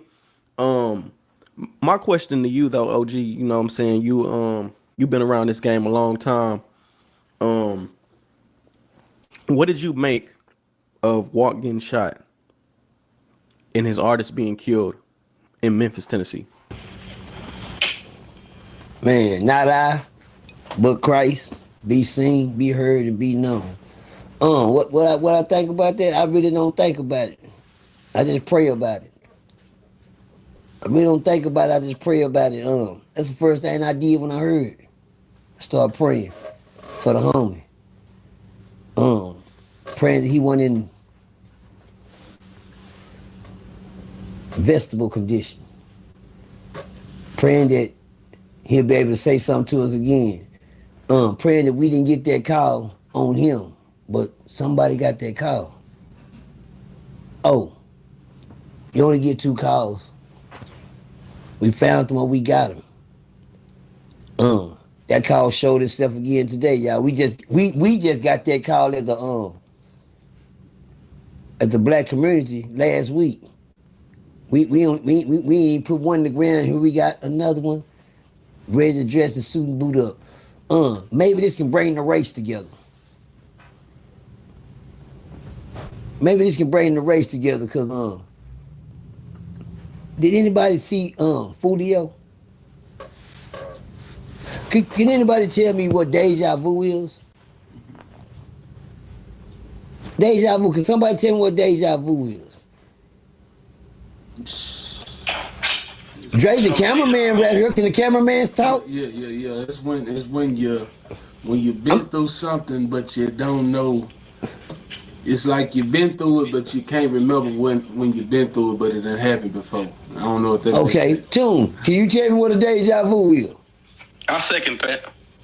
Okay, I'm glad both of y'all know what a deja vu. I think deja vu is just some shit you seen before and it just happening again. You know, Dre with all these big old. I see you got a college boy right here. This boy been to college. Man, I had some college in me. Okay, then you sound like some college. Yeah. I can smell some college on you. Yeah. College come with knowledge. But anyway, I say your college boy, y'all got long words to just say, man, it's just something you seen before. Yeah. But anyway, on that note, you're right. But we just seen this before. Has anybody seen Fulio? Okay, we don't. Okay, don't be no fool. Not since he died. Appreciate you. You know how he died? I don't understand that. That ain't making sense. Why would I bring up Fulio? Yeah, when why you talking about South? Fulio in this situation? Because it's a deja vu. Then we just see Fulio out of town somewhere say, hey, it's my birthday. We down here kicking it. It's our birthday. Yeah, I'm down here. Y'all put up the we seen him somewhere out of state, out of town, letting people know this what we in, this how we doing it. That's something that you don't do. Well, as artists, that's over with. All they talking about we in town and you goddamn me, we here, we doing this, and, you know, shout out to Sauce Walk. He said nothing out of line during, I watched it. The one that was doing all the talking is the one lost his life. They always say the loudest man is the room. Don't worry about it. I'm gonna let him soak in that, not me. That's a lot of blood. What I got to say on that, that's a deja vu. We seen Fulio do the same thing. You cats get out of town, you announce I'm out of town, and out of town come get you. You people need to start knowing that y'all keep seeing Percy always and you show right. I know how to stay alive.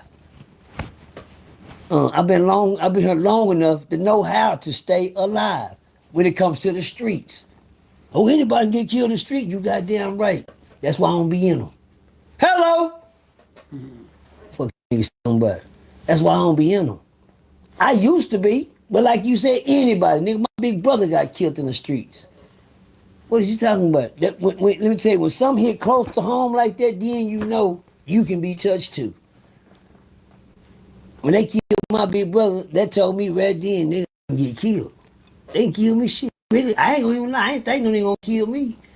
Nigga, you act like you gonna do something to me, I'm gonna blow your shit up. But I ain't gonna even lie to you and go home and eat a sandwich. You ask my mama. Mom said, Percy, why all these police around the house? Y'all know who that is? God damn, man. I was rooting for him too, man. No limit, no limit, what's the name? Hey, remember he say he told on me. No limit PP told on me. No limit Drench Gang Rap told on me. Man, he named like 50 people from No Limit, man, who he say told on him, man. This guy is funny as hell, bro. Like this dude right here, he funny as fuck. But 40 Cal, he in jail with Butter, man. Him and Butter in the same county. He did the same shit Butter did. Well, he went a little faster than Butter. He went 113 miles. Butter only went like 20 miles per hour and crashed into a wall. They saying that 40 Cal, they saying that Chicago man drove 113 miles per hour, jumped down 20-foot wall to elude police. This nigga Spider-Man. Spider-Man! Hey, ain't no nigga jumping down no 20-foot wall just off the bat. Man, I would have got caught, man. I ain't jumping down no 20-foot wall, man. I ain't jumping down no 20-foot wall. I would have gave up. So when I looked over that motherfucker, I would have seen that drop. I would have been like, nah, I give up. I give up, Law. I ain't gonna lie. So when I looked over the wall and seen there wasn't shit down there, it's over with. He done broke a leg or something. Hell yeah. Hold on, y'all.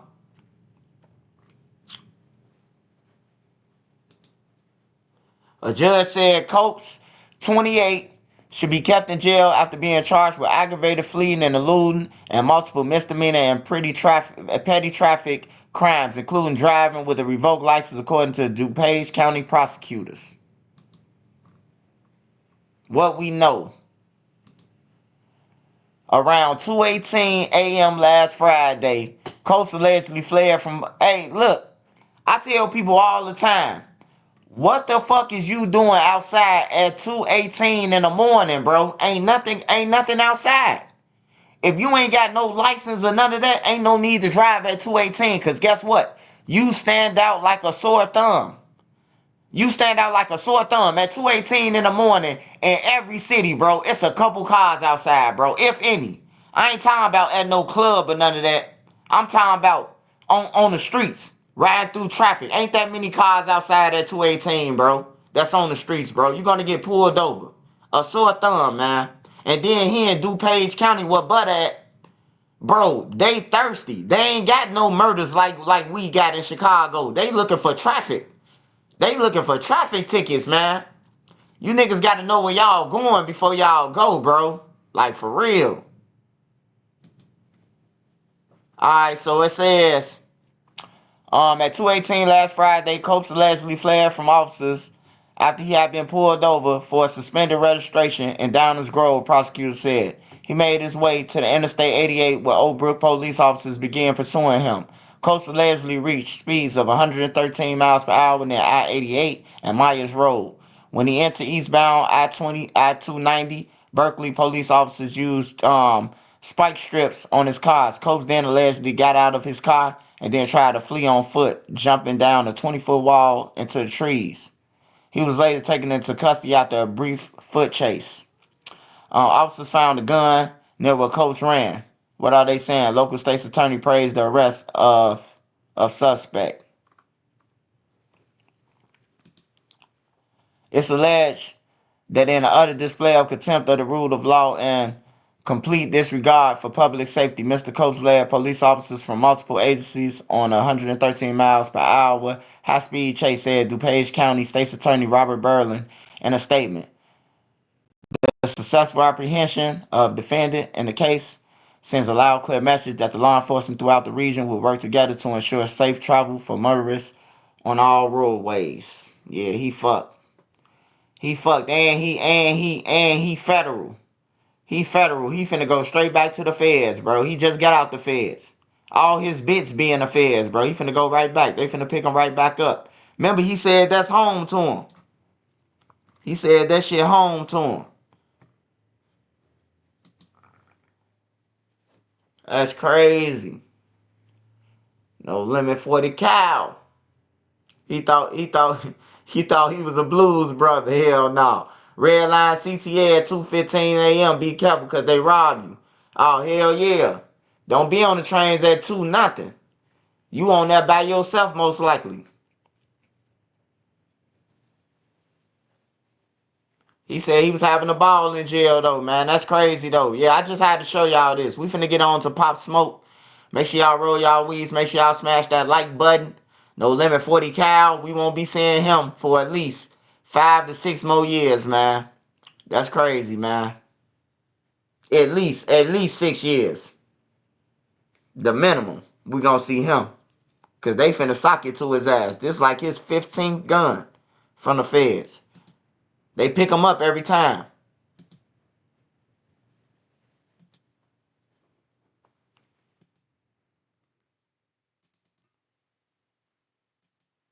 He said, I don't mind if he use me. Just don't misuse me. Justice for D Rose? What D Rose? D Rose in jail. What you mean justice for D Rose? What? He dead or something? Somebody killed him? Or you saying that he and that from the gang members lying on him?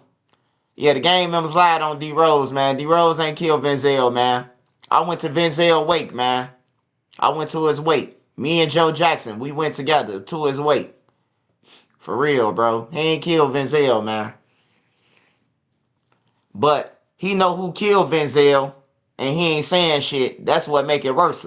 Like, everybody be like, oh, man, you want D Rose to snitch. He better say something or sit in that motherfucker for 40 years. Why is niggas living their life and all that shit, bro? Like, for real, other people got the chance to live their life. The man went to jail when he was 16 years old. He been in jail since 16 years old, bro. Transferred from juvenile to Cook County. And now he in there for a crime he didn't commit. Shit. And everybody know he ain't do it. Even his ops say, man, D Rose ain't killed him. But he don't want to say nothing. He want to be a gangster shit. He gonna do 40. Alright, let me see this.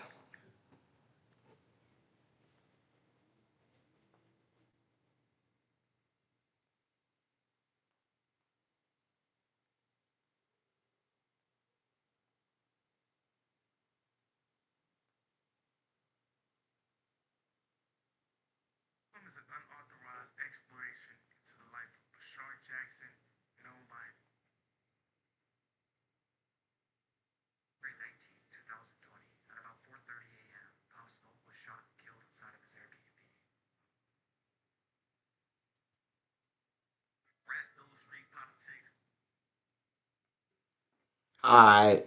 Shout out to Beezy Baby. Shout out to Beezy Baby.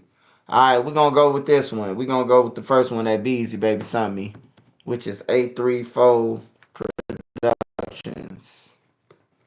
Shout out to 834 Productions. I'm just reacting to your shit. You know. You got the one that we need.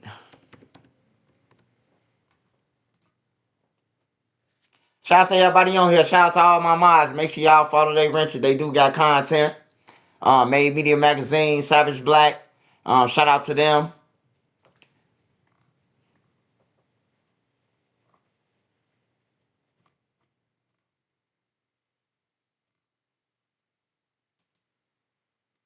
Other and do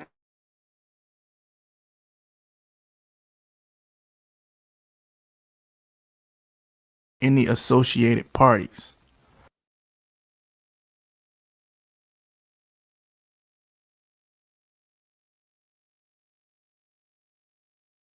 But my name on the street when I was a kid was Smoke Ogua. Homeboys didn't want to call me Papa, so they called me Pop, and they just mixed the pop with the smoke. You fucking, you just pulled out your crazy fucking you.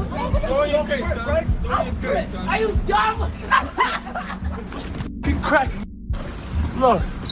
Oh, no. Talking about who this, who that. Yeah, this is now who, nigga. Straight like that, nigga. Check in. After that, Pop Smoke was on his way to Paris. Pop Smoke's trip to Paris was marked as a pivotal moment for his career and his personal journey. Despite never having traveled internationally before, he found himself sitting front row at the prestigious fashion events, rubbing shoulders with icons like Quavo and Virgil. So when they came, I'm like, come on, man, let's go. That's what y'all here for. Is the person who did... I can't talk to you anymore. I can't talk to you anymore. Just Okay. come here. Do you know what to do? No. Okay, then listen to me. I'm going to tell you how to help this person. The internet felt disgusted after the news of the 20-year-old now only getting 4 years for the Pop Smoke. Not only that, while serving his time, the now 20-year-old was seen on Instagram Live and also went viral on the internet for posting pictures of him eating Pizza Hut. I mean, now that we know where it came from, I'm mad they got. Hey, yeah, man. Yeah, them Crips taking care of that nigga, man. Yeah, it ain't that. I see why Roddy Rebel be he be on that. He be disrespecting Big U and them. I seen Roddy Rebel disrespect Big U. He disrespect a lot of them.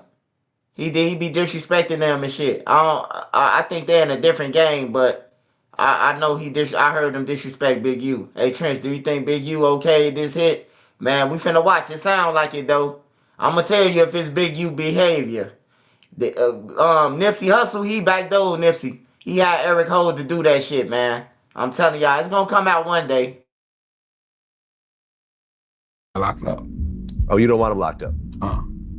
You want him on the street? They crashed my life in just 4 years. I was so in shock. This is impossible. You see Pop Smoke, that was one of my favorites, man. I like that, man. I swear to God, I really like it. I love this shit, man. I fell in love with the at that point. I fell in love with that nigga. I was like, yo, what's the matter? Yo, I like this, man. Bashar Jackson was born July 20th of 1999 in Brooklyn, New York, to a Panamanian mother, Audrey Jackson, and Jamaican father, Greg Jackson. He did attend 9 different high schools while growing up in the Canarsie neighborhood of Brooklyn. He played the African drums at his local church and sang in the choir. He was expelled in the 8th grade. Hey, I just want to say this now. I just want to say this now. Pop Smoke. I mean, Big U, man. Big U was extorting everybody, man. Big U was like Debo in LA, man. On my mama, bro. Big U was extorting everybody, bro. Bloods, Crips, everybody. On my mama, Big U extorting everybody, man. He say when you fly in, when your feet hit the ground, check in. He got a TV show called Check In, man. The song say when you fly to California, you better check in. When your feet hit the ground, you better check in. On everything, bro. And if you don't check in, you gonna wish you would've.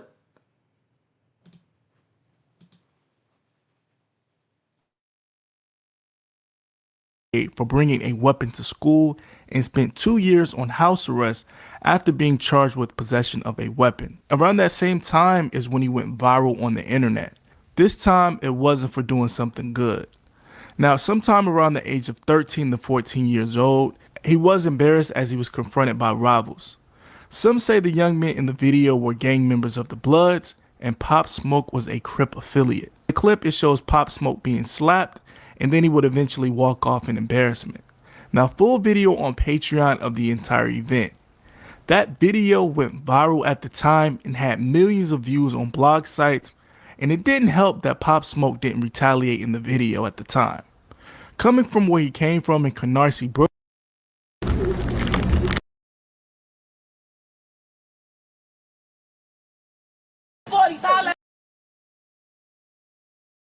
Yo, Chappelle!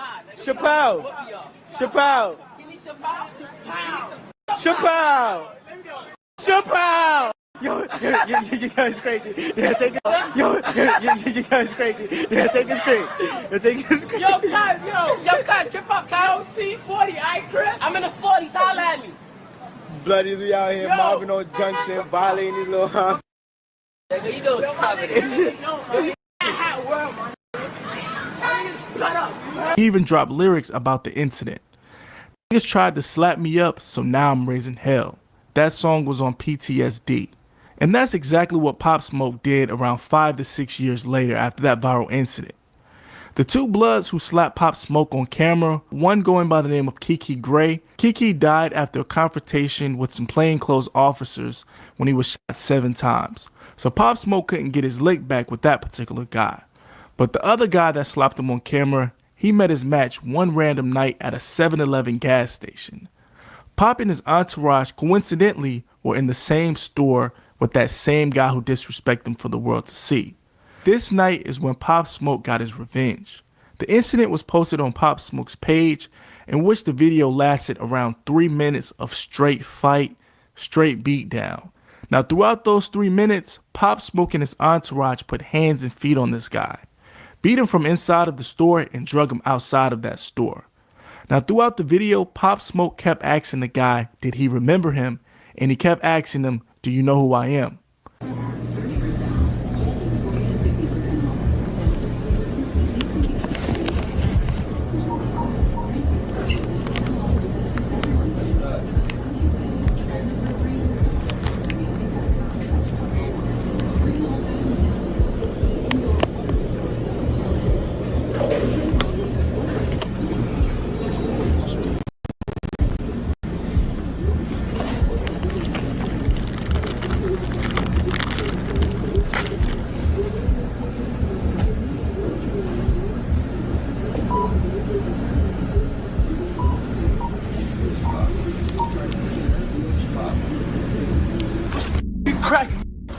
Look.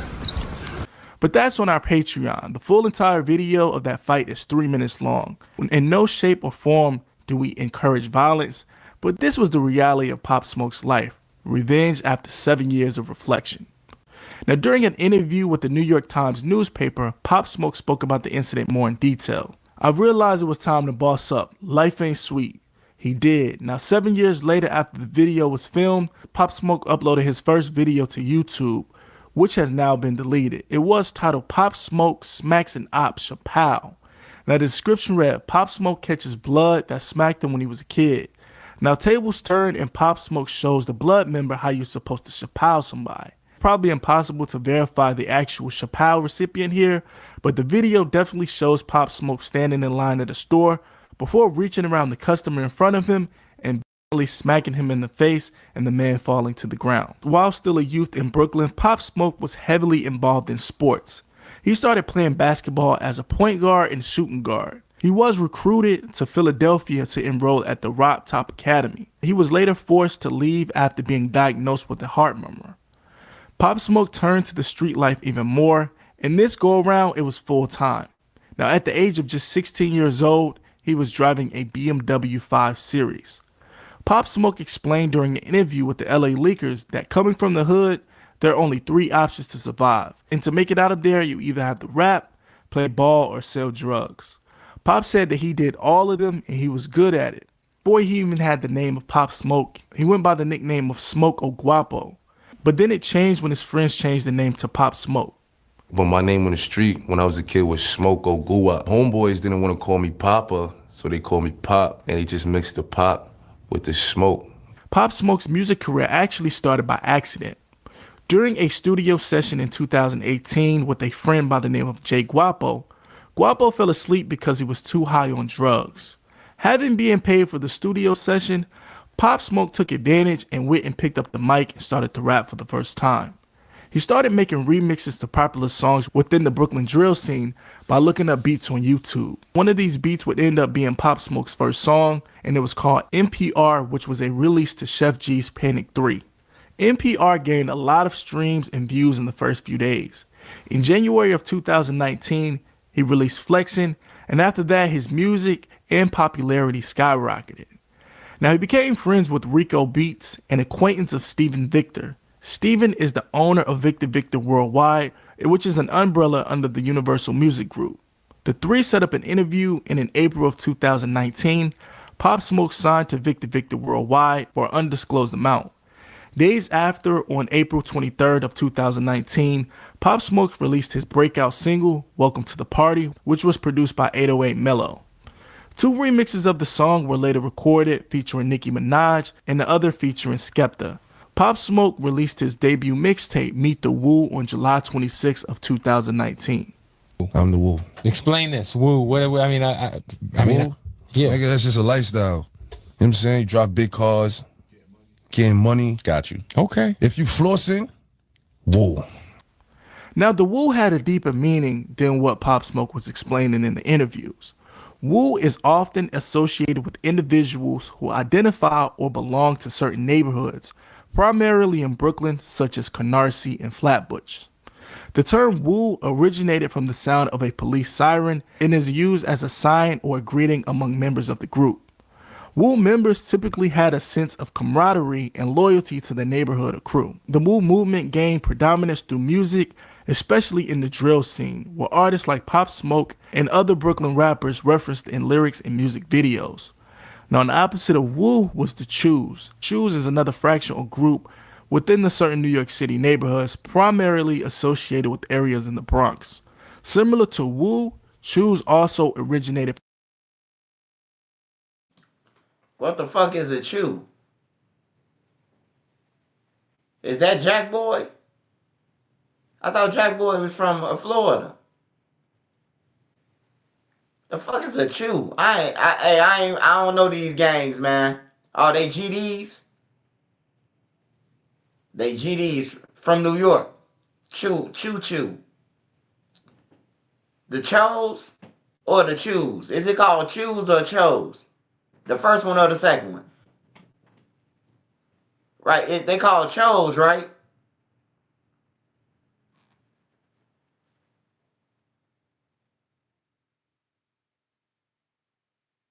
$22 G's.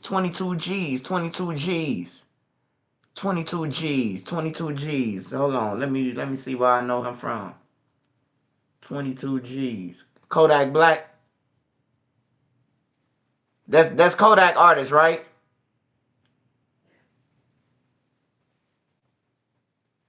Yeah, that is Kodak. I think he was Kodak, right?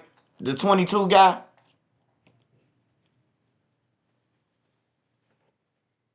All right. Man, it's a lot of names and shit, man. I thought Chicago had a lot of names, man. They got some shit.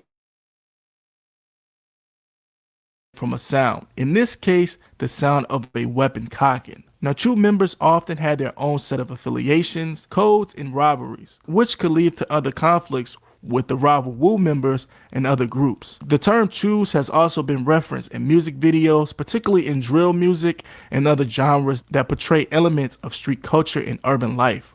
Man, it's a lot of riding going on. It's a lot of riding. Y'all niggas is not moving straight like that. Check in. Hey, you got me f***ed up. I'm going live. Oh no. Talking about woo this, woo that. It's on that. Apex, you good? Nah. I can do it, but not well. Time? I think you should tie him. Tie him, right? Tie one and lace the other one. Just so you know which one is what. But hey, you niggas talking about stupid punch. Talking about some who this, who that. So tell this dumb stop fucking talking about me. That ass. If you know, you don't know who is. If you know who is, you wouldn't be talking like talking about this created. Talking about he say who he. Yo, if you know who's that, you would know he ain't start whoop. He not even whoop. You understand? Bugged out. Keep my name out your fucking mouth. I keep telling you, keep your name out my. Yo, keep it out your mouth, bro. From October to December of 2019, Pop Smoke would release a plethora of singles, including War with Lil TJ, 100K on a Coupe with Cowboy, and on December 27th of 2019, Pop Smoke appeared on Travis Scott's collaboration album with the song Gotti, which featured a music video. Gotti debuted and peaked at number 69 on the US Billboard Hot 100, giving Pop Smoke his first Hot 100 appearance. With Pop Smoke's newfound success came a lot of undocumented street beefs, but one publicized beef was with fellow Brooklyn rapper Casanova out of Flatbush, Brooklyn. The beef between Pop Smoke and Casanova allegedly started after Pop Smoke claimed to be the king of New York and sent a diss directly towards the fellow Brooklyn rapper Casanova. Pop Smoke posted to his Instagram saying, "Y'all old niggas better pack it up. This ain't no trashing over, no scary L shit. Y'all know the woos run the city. Hashtag straight shit, hashtag woo shit, double OG shit, Clover G's, and a plethora of rest in peace to fallen homies." Now, before anything could happen in the streets between Casanova and Pop Smoke, they had a sit-down dinner like bosses. They sat down and they settled their differences. Being that Casanova was older than Pop Smoke by almost a decade, the two sat down and surprisingly seen eye to eye and did not feed into the negativity.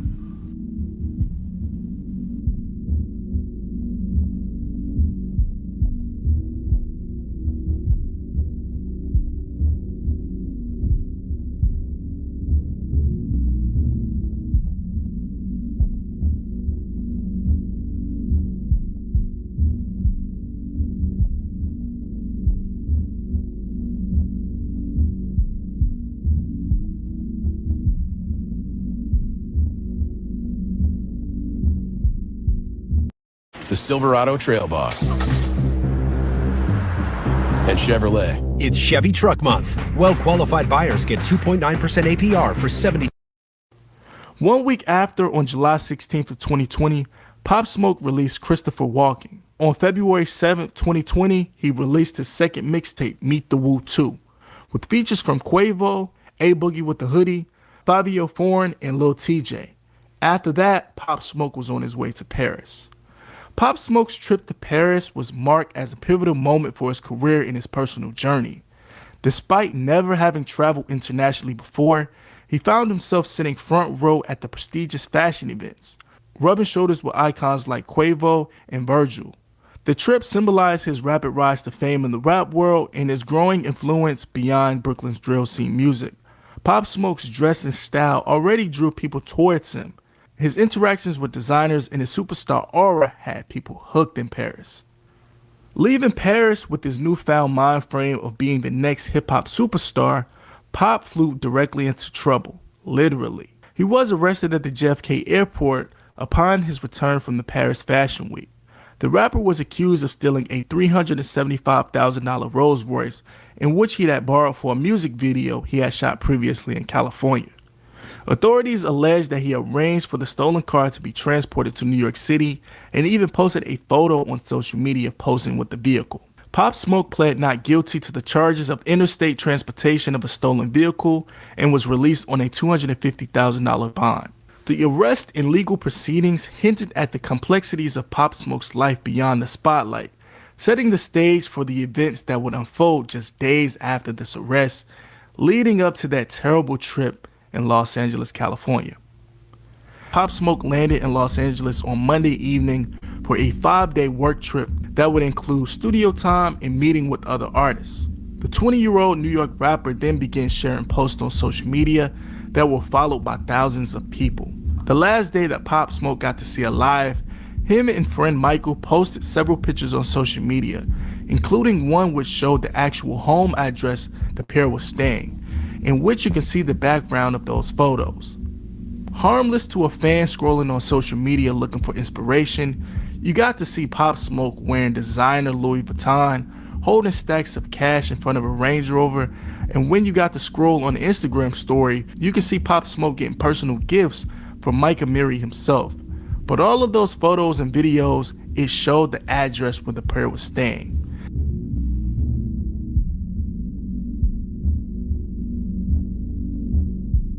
Cut.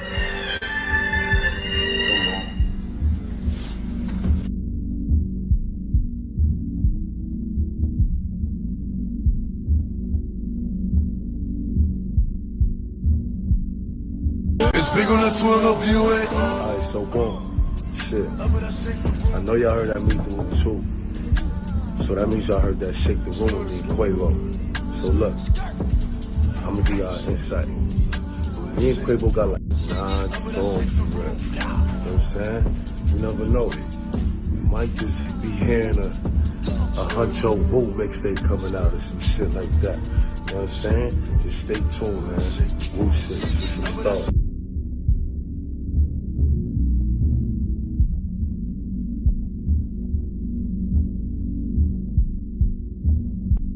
Now, celebrities are known to post locations or pictures usually after they left that location. It was a minor mistake that Pop Smoke did, but this minor mistake will cost his life. After a day of preparing for the week, Pop Smoke posted several other videos of himself in the kitchen getting a haircut.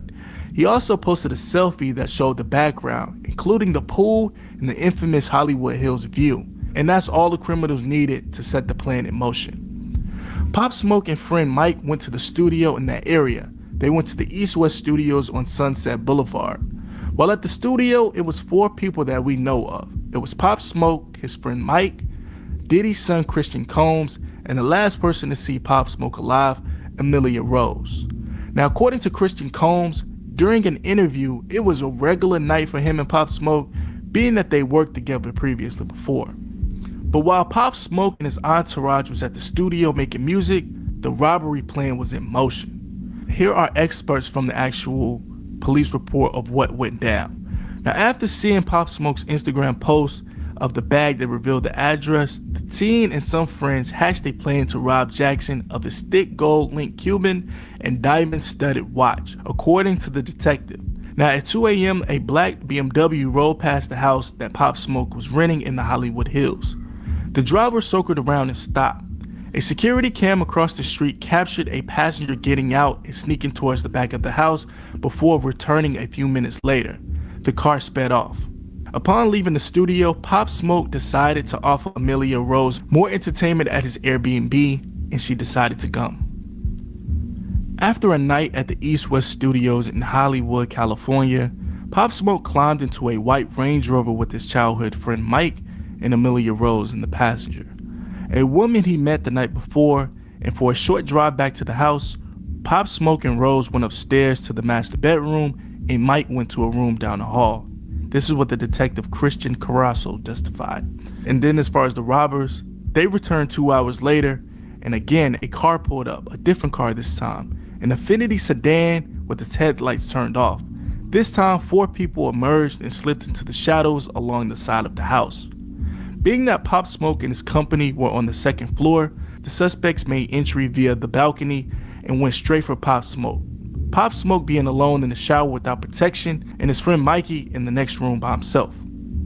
When Pop Smoke put up a fight, the boy said he whipped the rapper 3 times in the back with a knife. The teenager said that he made off with only the watch, which they sold for only $2,000. Pop Smoke's friend was awakened by the sound of the first shot. He went onto the wraparound balcony, peeled through a sliding glass into Pop Smoke's room. He ran downstairs and saw Rose next to Jackson's body screaming. He called 911 and started chest compressions on his friend. Do we have anything? Hello, this is the fire department. They're not talking. Hello? Hello? This is the fire department. The fire department's on the line, sir. What is? Yeah, give me your. Hello. Hello. PD, what are your numbers? I'm gonna tell them to wait for LAPD. All right. Okay, I'll send them. Yeah, me too. I'll get it going. Thanks.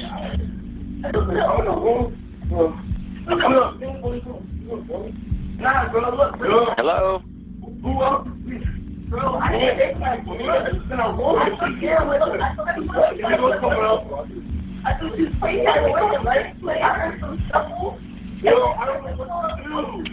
Hello. Hello, it's the fire department. I know, but you're not talking. We're already on the way. Give me your. Yes. Okay, units are already en route. Is the person who did. I can't talk to you anymore. I can't talk to you anymore. Just Okay. come here. Do you know what to do? No. Okay, then listen to me. I'm going to tell you how to help this person. I'm listening. Okay, now listen. The person. Just got here. Okay. No. All right.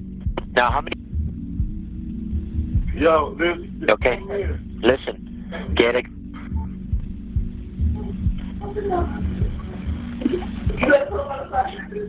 Are you in a safe place, sir?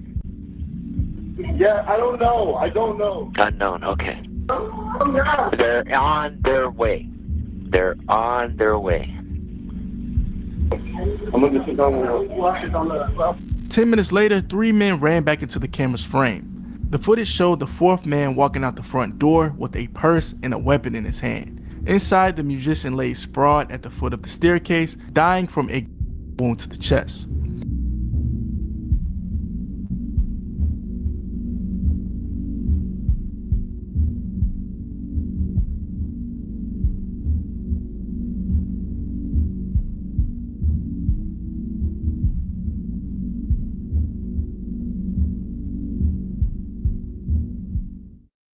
At 5:15, about an hour after the incident, an internet search of a Rolex Oyster Perpetual Datejust was made, and just before 8 a.m., the user searched Breaking News LA and checked KABC TV Channel 7's Breaking News page. TMZ first reported the rapper's passing earlier that morning. Now, rumors almost immediately at the time started to point fingers in many different directions. Some say Pop Smoke's friend set him up, while others say that female he was with set him up. Now, the female went to her Instagram and she tried to point the finger at the friend, Mike. She says, "Mike, you are so fake. I'm sure you were involved with what happened. Your reaction and everything you did that night was so weird. When we were on our way home, you were so nervous. You were texting someone the whole time. When we got home, you were talking to someone on the phone. Maybe you will ever tell the truth. Who is the black woman who did the setup? And who were the people involved in this? You know everything. I saw everything. When Pop was talking to someone on the phone, you went out to look out the window. I remember how you looked out the window and wrote to someone. It is from the window that you can see the stairs along they climbed to the 2nd floor. 2 rooms overlook the balcony, and I wondered how they knew which room to go to. I'm sure, Mike, that was you who would have gave them that information. How did they know we had no weapons or security? You saw them and did nothing. You had a chance to save us, but you did nothing. All of these 2 years, I wanted to tell you that I hate you. You ruined my life with all of these people. A few minutes before the incident, you went outside and turned the alarm on. Maybe that's how you gave them the signal. Prison is waiting for you and it's inevitable. Detectives are sure that someone from inside the house was in control of the situation. Tell everyone the truth. This was an inside job. Tell all of his friends who else was involved in his because they are now still free. Fake person, I hate you. You thought I'll be silent. I'm not going to be silent anymore. I'll still never forgive you for all the words you said to me that night." Hitmaker, who is also known as Young Bird, he insinuated that the girl that he was messing with was the same girl that Pop was with his last night. The autopsy report says that Pop Smoke at the time of his passing was 5:12 a.m. and they were still alive for around 45 minutes. Now, according to the report, they say he had a left incision performed on him, and this incision was between the ribs to get access to his lungs and other organs. Now, February 24th, the Los Angeles County Department of Medical Examiner Coroner revealed that the cause of Pop Smoke's death was a wound to the torso. Investigators believe that the house was a target for home invasions following a string of robberies that took place at homes rented by the musicians. The LAPD first considered that Pop Smoke's passing was gang-related being that he was tied to the Crips. It was also suspected that the suspects were gang affiliated. The LAPD later believed his passing just a coincidence of a home robbery gone wrong. His body was later transferred back east to New York for his burial. Pop Smoke was laid to rest March 5th of 2020. His funeral procession in Brooklyn was a bittersweet moment, drawing thousands of fans who gathered to pay their respects to the late rapper. The procession featured a solemn yet celebratory atmosphere as fans fled the streets of Brooklyn, particularly in the Canarsie neighborhood, to bid their final farewells. The carriage and hearse, pulled by 2 horses and adored by white curtains, carried Pop Smoke's casket visible through the glass. As it made its way through the streets, the presence of 50 Cent's Lamborghini in the procession added a notable touch, though 50 himself wasn't behind the wheel. Pop Smoke's mom, acknowledgement of the crowd, was met by loud cheers and fans chanting "Woo" in homage to the rapper's "Meet the Woo" catchphrase as the casket passed by.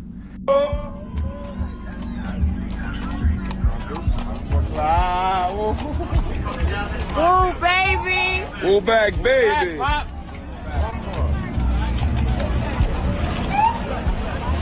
Mommy! Mommy!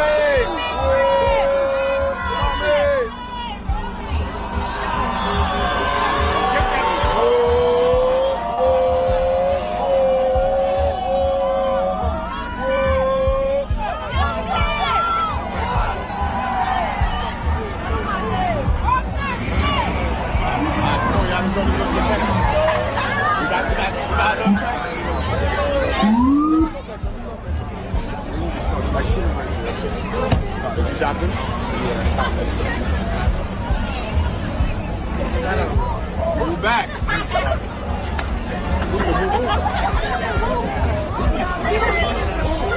The same month of March was supposed to be the start of Pop Smoke's world tour, with several dates already sold out before he died. 4 months after, on July of 2020, 4 suspects were arrested. Among them, Corey Walker and Keandre Rogers. Both adults faced charges with special circumstances alleging to the killing occurred during a robbery and burglary, potentially subjecting them to the penalty. The complaint suggested the gang ties were involved. Additionally, 2 other teenagers, both aged 17 and 15, were arrested and were charged in juvenile court.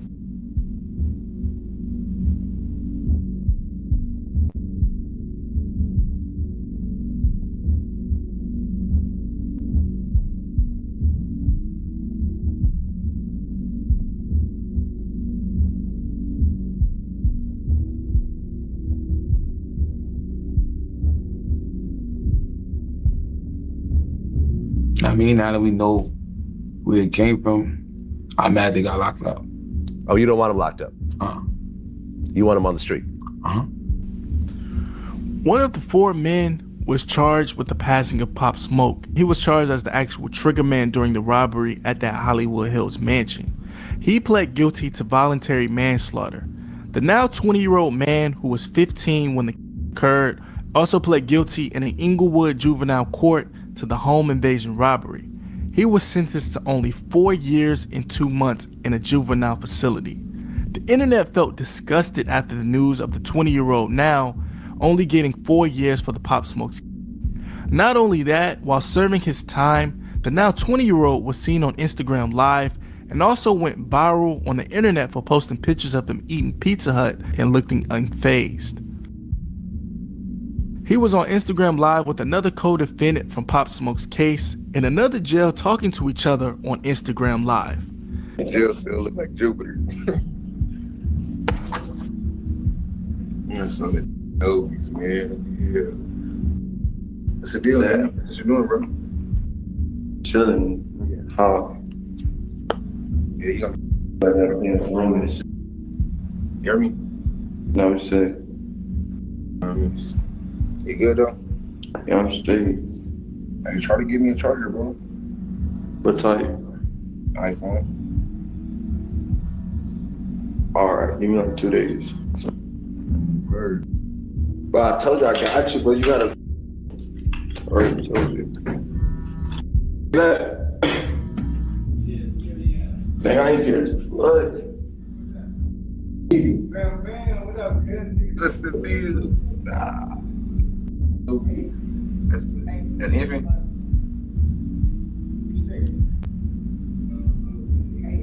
Nigga,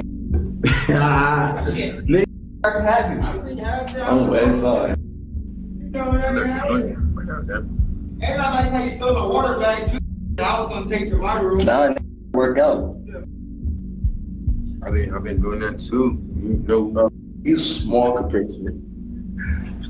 The man who pulled the trigger, his brother, speaks out a lot about his younger brother and how he feels like he's being blackballed after the news came out that his own brother was the one responsible for Pop Smoke's passing. During an interview with Say Cheese, he spoke about his brother faking, saying that he was okay, but knowing he really wasn't. A lot of people ask you about your brother and the Pop Smoke situation. I don't know, man. We just got the way he act like he thugging it out type shit. So I don't know. He try to act like he thugging it on the phone, but I know it's really hurting him type. God knows it's a lot going on for him. He just act like he thugging it out. So. Also, on a No Jumper interview, the brother says that his brother was 15 years old at the time, and he really didn't know what he was doing. So was that your little brother with that clip that went viral? I think he had a phone in the county. I hope not. He was 14 or 15 at this time. I mean, he wasn't fully aware of what he was doing type. The girl who was with Pop Smoke reacted to the shooter only getting 4 years in jail. I'm so mad, I swear. After all what I have, he just have 4 years. This was not robbery. They come kill us. Everything was so fast. They didn't ask about money, and he just have 4 years. How I can feel safe in LA after 4 years? This is so crazy. I feel so upset. This is so huge pain, and he will just have 4 years after all this shit. I'm trying to I can't believe. It's make me feel super sad. They take his life. They crash my life in just 4 years. I was so in shock. This is impossible. I have hysterical. What pain I have, and he have just 4 years. This is so crazy. I can't believe what I.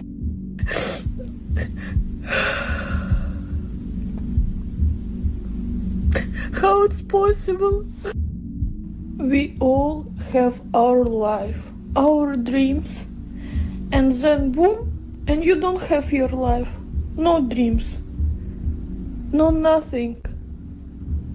And then this person will be in jail just 4 years. Your life, it's nothing. As of making this documentary, the suspect in Trigger Man is now free and is roaming the streets of LA. Now, the same month these people were caught, Pop Smoke released his debut album, commercially. The album was officially released July 3rd of 2020, as fellow rapper 50 Cent was the executive producer of the album, reaching #1 in several countries, including the Billboard 200. All 19 songs on the album were charted on the Billboard's Hot 100, with For the Night featuring Lil Baby and Da Baby debuting and peaking at #6, giving Pop Smoke his first top 10 hit in the United States. Where you going next? You see Pop Smoke. That was one of my favorites, man. I like that nigga. I swear to God, I really like that nigga, man. I met him, we was talking, and I was like, yo, I'm watching him, right? This nigga keep playing with his phone. Like, you just play with their phone all the time, bro. I'm like, yo, what the fuck is wrong with this nigga, right? I'm going, what the fuck he keep playing with his phone for, right? I'm in the meeting. I swear to God, it's really what happened, man.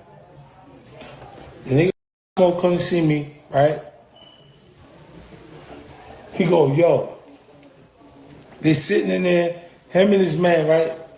He go, yo, look, he on the phone. He like, yo, what you say? He go, he looking at his phone. I'm like, what the fuck is wrong with this little nigga? I'm like, yo, hold up. I get up, cause I'm trying to see what the fuck is he doing, right, with his phone? Like, you keep looking at his phone. I swear to God, he was writing what I said down.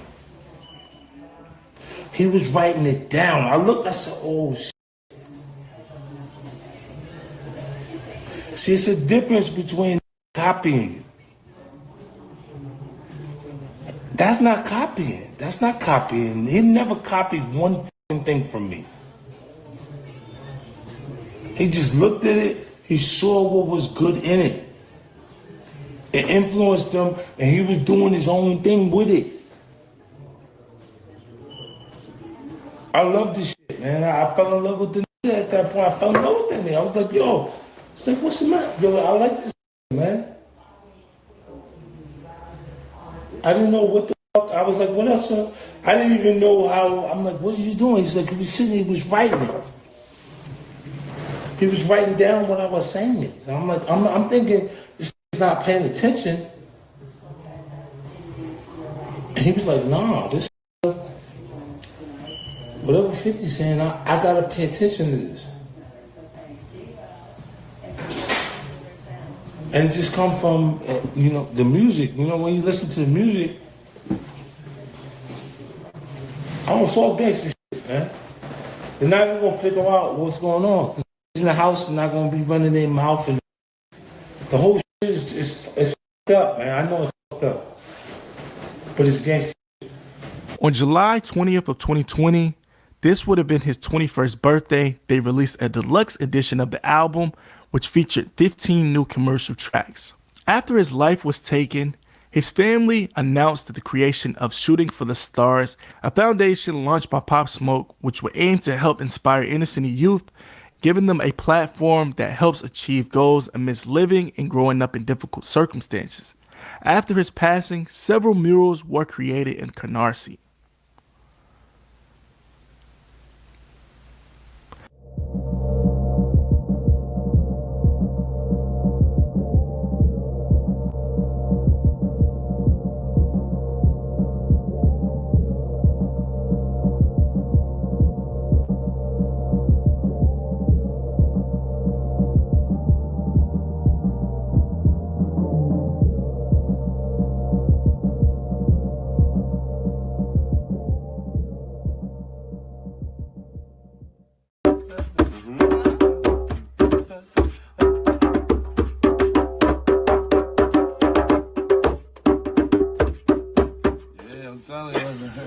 Now I gotta pop.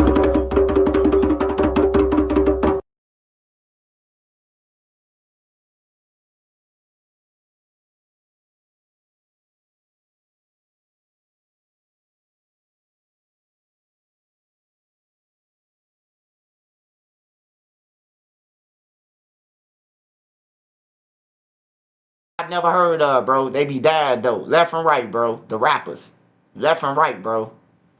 For real. Yeah, that's crazy though that he admit that he was 5 feet away. Now that got me thinking. That got me thinking that they got some. I want to see this interview. Hold on, y'all. Well, for starters, our premium federal tax returns are free for everyone, no matter what. With a free offer like this, people often ask, so how do you make money? While our federal return is always free, we make money from our optional paid services, like our state tax return, which is less than $20.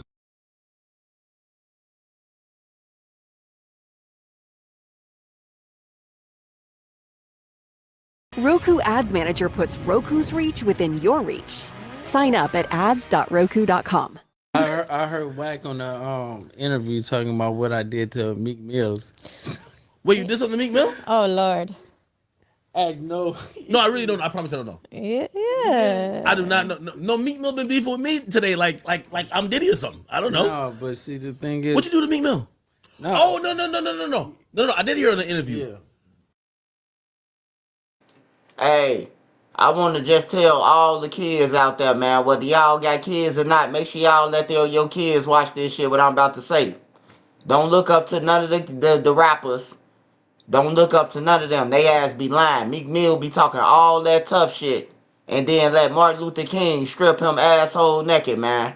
Like, that's what I'm saying, bro. They don't tell you that part. The rappers rap about all the good shit. We putting belt to ass and everything. They don't talk about the losses though.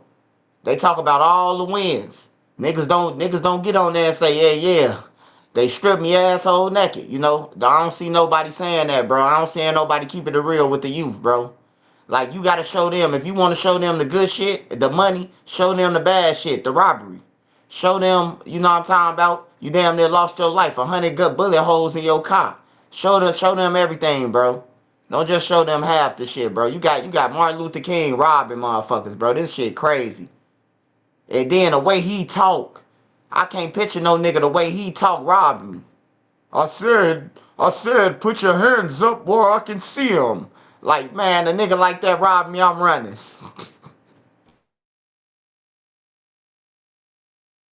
It said y'all was trying to kidnap him. No, that's cap though. Now I'm gonna be honest with you. This is why, Meek, if you here, you better squash your beef with me, man, because I really am sticking up for you. You did not have no. Meek is he from Philly? You would tell you Philly niggas get kidnapped.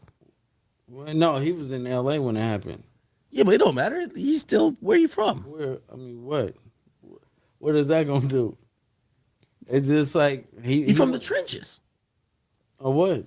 Not in Philadelphia. LA? Yeah, that shit don't work. So explain that story. Wait, so how did you even come in contact with it? And I think supposedly there was a big you portion of it. Yeah. So basically, Meek Mills was talking real reckless on Twitter and stuff like that. So talking reckless. Doing it now. Yeah. So we caught him at the club where he was performing at, and then we grabbed Cuz. We called. But he has security. Come on, you can't just grab. Like, he not dolo. You just grabbed him. Security is LA niggas. Yo, I noticed we that. from rolling 60s. So, nigga, if you gonna... Hey, y'all need to listen, y'all. The security is LA niggas. You hear me? So when he go up to Meek Mills, the security Crips.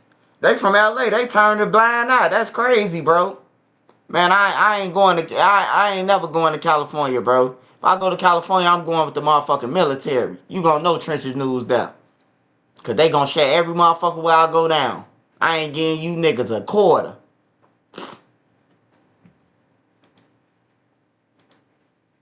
Protect somebody or whatever, you gonna pick that issue. You just getting paid $500 a day just to make sure he good, but nigga, you gonna lose your life. Is that $500 that important? It's not important. It's not that important. And you know when I realized about LA? It was like about 5 years now. But it was in Long Beach. I go to there in Long Beach, and like this is Complex Con, so they give me security there because I'm like, yo, this was after some Vic message. I'm like, man, I got beef with niggas out here. So they said, no, we got you with security this and third.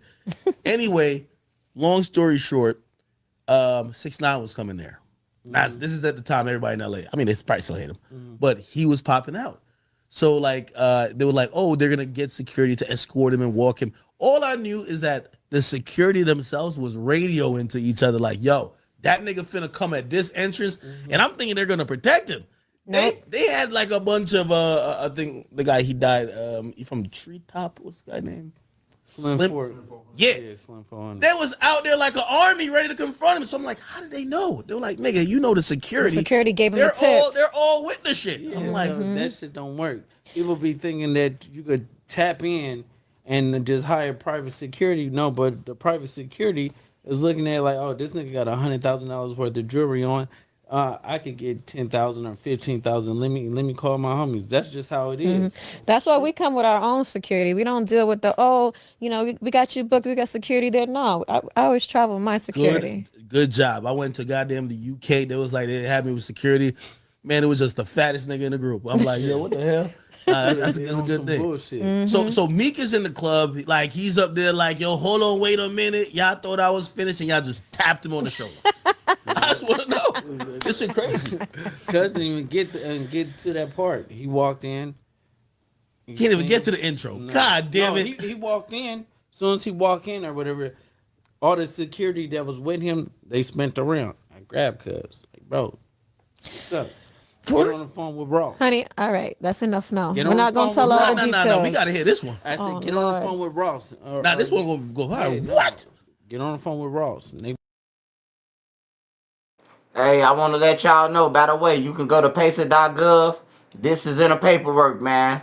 Everything he talking about is in the fucking paperwork, bro. How they robbed RR, Meek Mills, MM, and all that shit. All the stories he told about Adrian Bonner, all that shit in the federal paperwork, man. All of it. All these stories y'all listening to is on pacer.gov. Will Crip. So he got on the phone with Ross. I took on the phone with Ross. Wait. So he didn't start like squaring up, trying to swing or nothing like that? And what? You grabbed him by the shoulder, like you put your hands on a grown man. He from the trenches. Like this. He from the trenches. Yeah, I know. A nigga from the trenches, but no, it don't work like that. So he called Rick Ross. Yeah. And right there in the club. Yeah. And then Ross. Imagine if his cell reception was bad. Yeah. Fuck. You stupid. Listen, the crazy part about it is. So imagine Ross ain't pick up. Like, all right, so he called Ross. Why'd you have him call Ross? This is crazy. Because we needed that bag, or because he owed y'all money. No, he didn't owe no money. We took the money. Oh, this was extortion. Oh shit. It's not extortion. Ken, all right. See, yeah, we don't want. See, I'm gonna have to probably bail him out after this We interview. don't want to. No. We'll just say Meek Mill stench on him. It's fine. Meek ain't gonna tell. Look, we don't want to get the extortion part. If it's just a business transaction, How much y'all charge him? 50. That's it. 50,000? Yeah. Now we squabbling in there. What? Yeah. Wait, how many of y'all was there? It was just you? No, it was probably about like 50 of us. 50 of y'all? 1,000 per person, nigga. All right, cool. Yeah, I might get that 50. Then he was hot as hell, right? Wait. So who? I'm pretty sure like Ross hasn't answered to this. Meek neither. They're probably saying this nigga lying. We ain't send this nigga no money. How did y'all receive the cash? Cash. They gave you cash money. Yeah. Hey, the funny shit about this in the paperwork, in the paperwork, right? It's so funny, right? Cause Big U took all the money and told them they spent it at the end of this shit. This at the end of the Meek Mill story. On everything, man. Big U took all the money that they did and told them that he needed it for his houses. That's crazy, bro.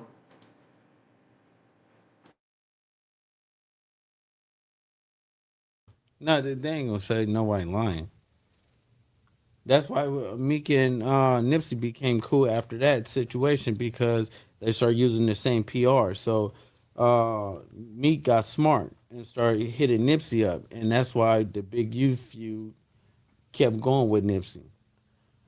Oh, so that's kind of like, yo, if I'm cool with Nipsey, now the homies from Roll 60s ain't gonna keep tapping me on the shoulder and asking for the bag, because now I'm kind of tapped in. Yeah, and so they kept beefing because it was like Big U looking at it like, nigga, BT coming up, the Oscars coming up. Wait, like, so Big U was with all it? Money. He not with it. What? He wouldn't be with y'all jacking up an artist. No, I mean, he be in a parking lot.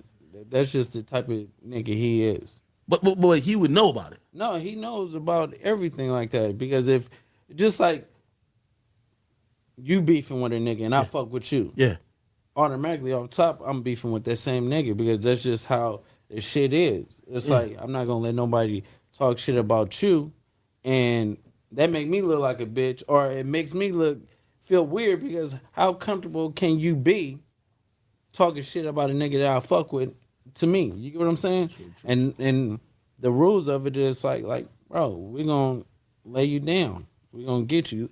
Why you think at All-Star Weekend everybody get robbed?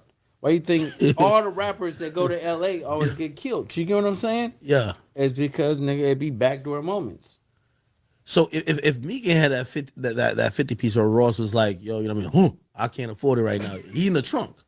Yeah, of course. Damn. Like, hey, Academics funny as hell. Hey, Academics say if Meek Mills would have called Ross and Ross said that he ain't have it, he said Meek Mill would have been in the back of the truck. Hey, what if Rick Ross would have called LAPD and LAPD would have showed up? That shit would have been funny as hell, man.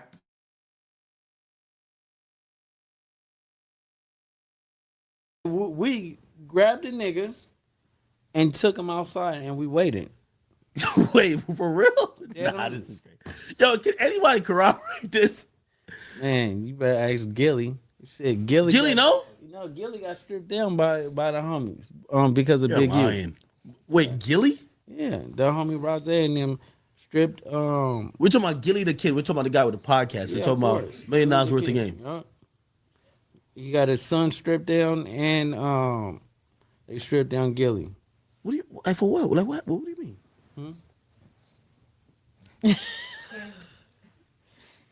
That's just how it goes. Like everybody tells me. That's some real shit? No, real shit. They stripped him down.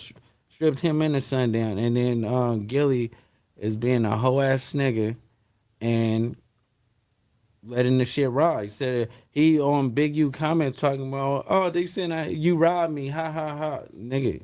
The homie that did it telling you he robbed you. And you didn't do nothing about it. Nigga took you and laid down your son, nigga, and you laughing with the nigga that set the play up. Damn, so basically you're saying that if I go to LA, do not check in with Big U. I'm gonna get robbed and stripped. That's Probably. Definitely. Jesus Christ. Hey, that's crazy, bro. Now that's crazy right there. That's crazy right there. Big U set up Gilly, and then he tried to play like the saver, like he ain't know nothing about it. And he say Gilly in the comments laughing at him like, Big U, they say you set him up. They laughing at Gilly, really. Like, that's crazy, man. That's crazy. You trusting the nigga paying him, and you still get backdoored. You still get killed. It don't matter if you get that shit up to them, man. Yeah.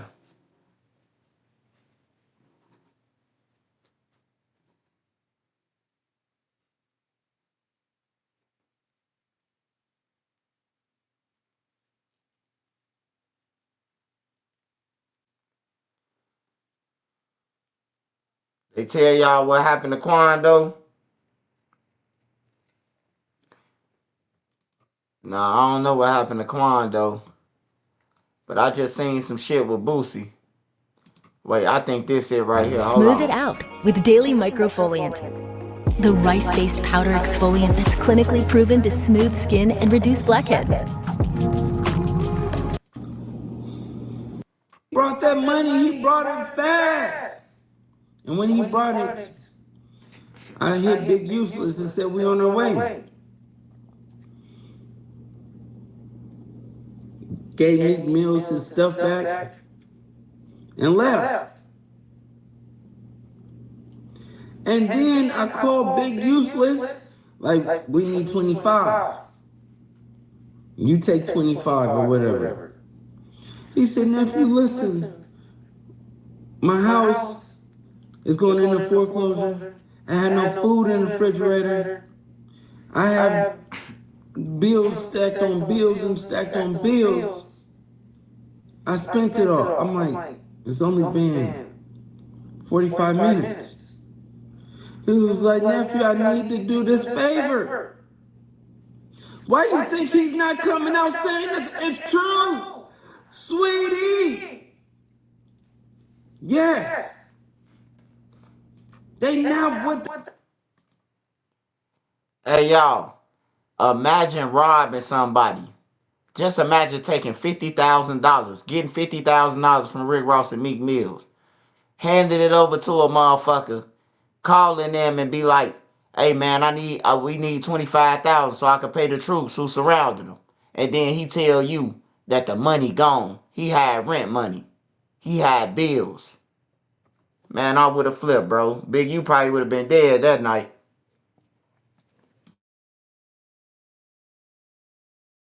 They say they are. They not tough. They not like that, people. You see how Meek Mill swing? Listen, if you get busy in the streets, why do you need boxing lessons? You're trying to do it to protect yourself, sweetie. It don't work. Sugar Plum, it don't work. Because once you get hit, you forget everything that you was taught. It gotta be in you. You see how boxers have game plans and they get hit the wrong way and they forget about everything? If you was really getting busy in the streets, why do you need boxing lessons?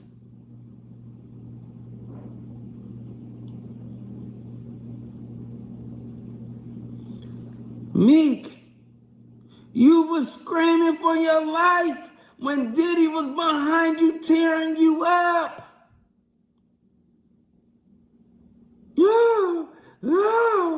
Yeah. That's all Gene recorded. I seen Diddy. He was tearing Carl Winslow up. I kicked in the door and I seen it. I'm like, oh, Jesus. It happened. Hey, y'all. Hey, I'm telling y'all, man, I believe Loose Cannon, man. That man said Carl Winslow from Family Matters. Steve Urkel, goddammit. The daddy, the cop. Say the cop was getting rammed by Diddy, man. I believe everything he say. Hey, this nigga, he ain't, one thing you gotta believe about him, he ain't scared to incriminate himself. We ain't got no choice but to believe he telling the truth. He telling on himself. I believe him.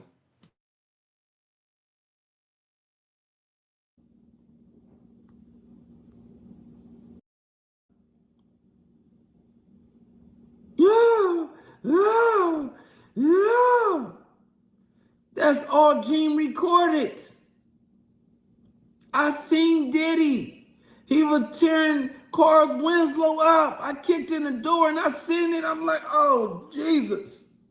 It happened.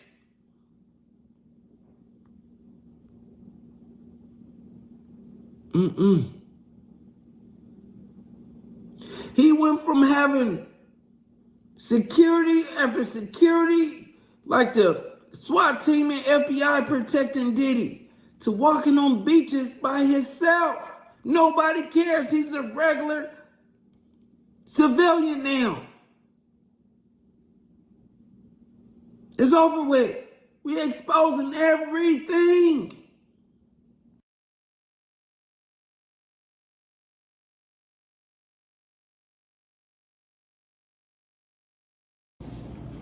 Okay, listen, sweetheart.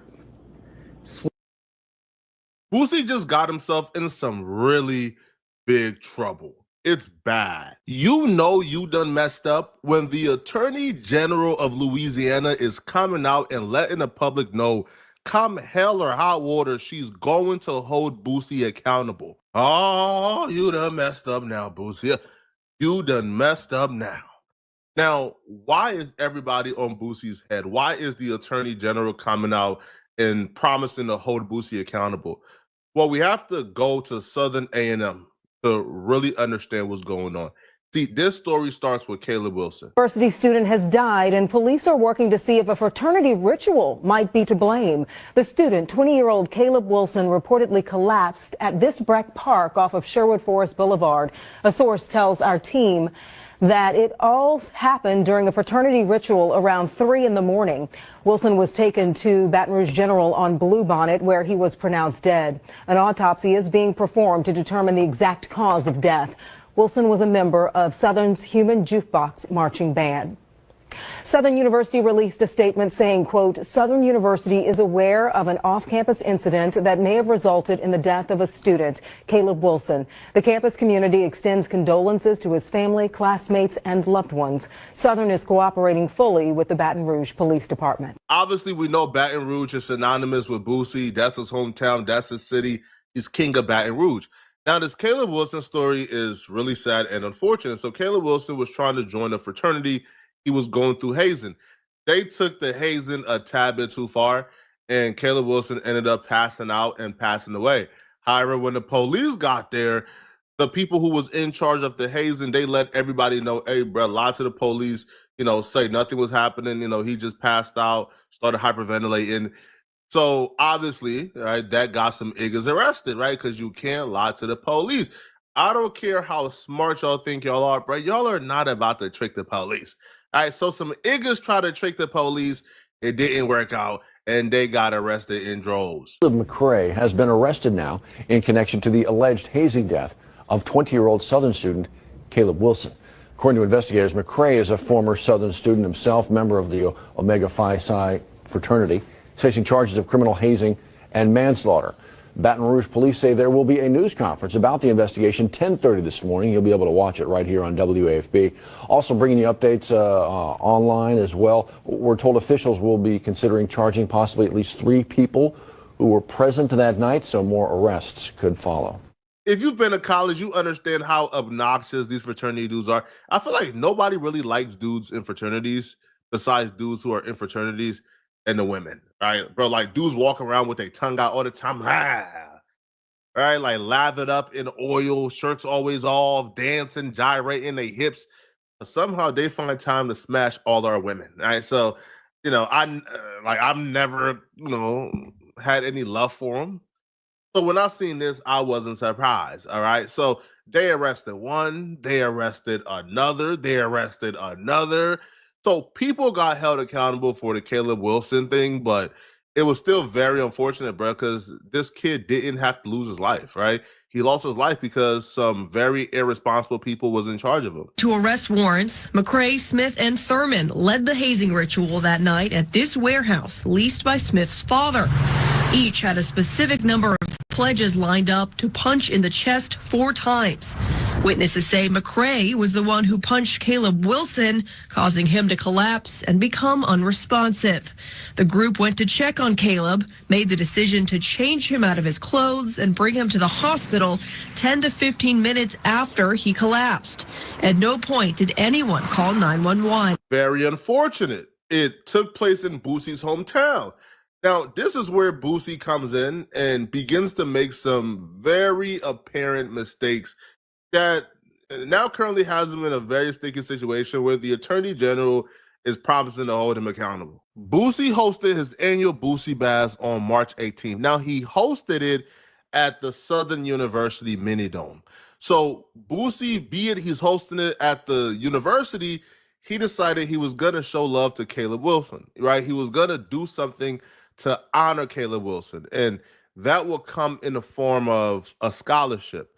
He would say that a portion of the proceeds from Boosie Bash will go to the scholarship in Caleb Wilson's honor. Huge flyers like this began to make his way across social media on the promoters' pages, on Boosie pages, and the huge flyer was a Caleb Wilson Memorial Scholarship Fund sponsored by the Boosie Bash at the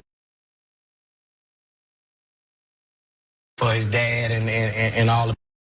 We start the news tonight with a bombshell allegation dealing with the Boosie Bash and the family of a Southern University fraternity pledge killed in a hazing incident. We first broke the news this afternoon. Attorney General Liz Murrill may seek legal action against one of the most prominent rappers to come from Baton Rouge. Little Boosie headlined Boosie Bash tonight and said some of the proceeds from the concert would go to a scholarship honoring Caleb Wilson. But his family disputes that. The AG says Boosie was using Wilson's name to promote his annual music festival. News 2's Gabby Davis has more on the actions Murrill is calling disgusting. Gabby. They're treating it as if Caleb Wilson and his name and likeness is the reason why Boosie sold a lot of tickets at Boosie Bash. That's not really the truth, right? And if Boosie was in communication with the family, which he was actually, he didn't lie about that. And we're going to get to that shortly.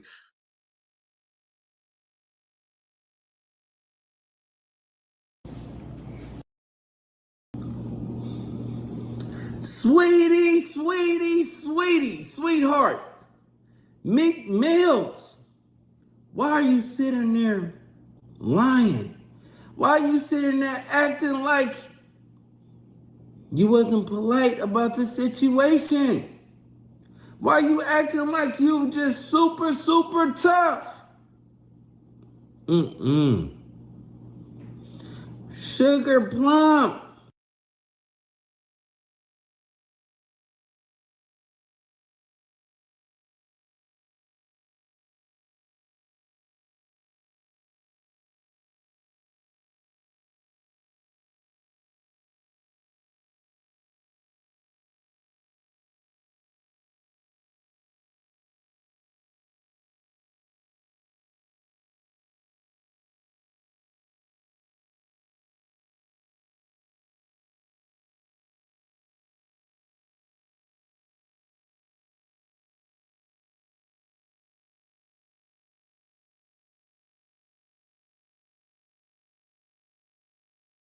Well, Rob and Cheryl, meanwhile, emotions are running high outside Comer's Children's Hospital tonight as a scene into the late evening.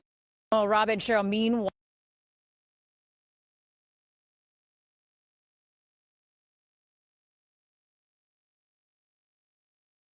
While emotions are running high outside Comer's Children's Hospital tonight as this family grapples with their grief and why this happened. Chicago police say just before 7 tonight, that 13-year-old boy was inside a residence when he was shot in the chest. Investigators at the scene into the late evening hours. This is at 65th near Normal Boulevard in the Englewood neighborhood. Community activist Pastor Donovan Price spent the evening praying with the victim's family outside of the hospital. That family telling him this was a boy who was dearly loved by his family and did not deserve this. And our children, you know, we owe them more than this, and we just wish, you know, these families would have to stop grieving, and these moms would have to stop crying, and so many people are affected, and it's just another death of another child, and it's sad. It's just very sad. Chicago police say they have questioned a person of interest, but not said if an arrest was made. At this point, it's still unclear why this happened. Watch breaking news on YouTube.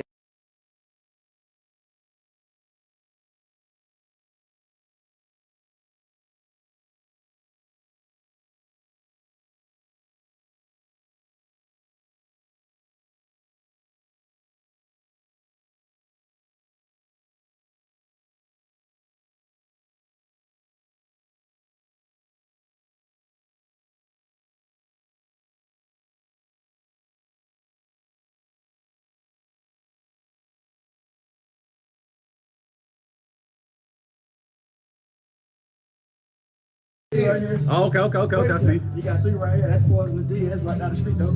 Oh, it's right all right. here. You know what I'm saying? Me. You got Post Malone right there. You know what I'm saying? You got Pookie Lucci. Man, you know, got the cartoon character, too. You know, you got to show respect, though. But That's hard, though, bro. I don't know why he up there. I don't know why he up there. They tripped out. Not that. Nah, that shit crazy. Got the big gangster right here, though. Yeah, long live Osama, man. Is that the nickname? The nickname for this shit called Vice City? Yeah, Vice City number stuff. Okay, name of stuff. For sure. Appreciate you, gang. That little youngin' up to something. He gon' roll when it's right. Ain't no question they gon' make him take.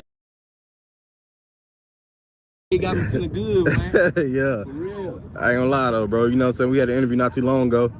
It's been a lot of shit that done happened since then. Yeah. You know what I'm saying? Like with the recent news going on right now, bro. Like how you feel about it? Like what was your initial thoughts? I mean, you know, I don't really wish jail on nobody, but shit. You want to act like you know what you're doing, you gotta know what you're doing in that game. Yeah. Shit, but you know, karma though, you know, only 3 though, but shit. Yeah, for sure. You know.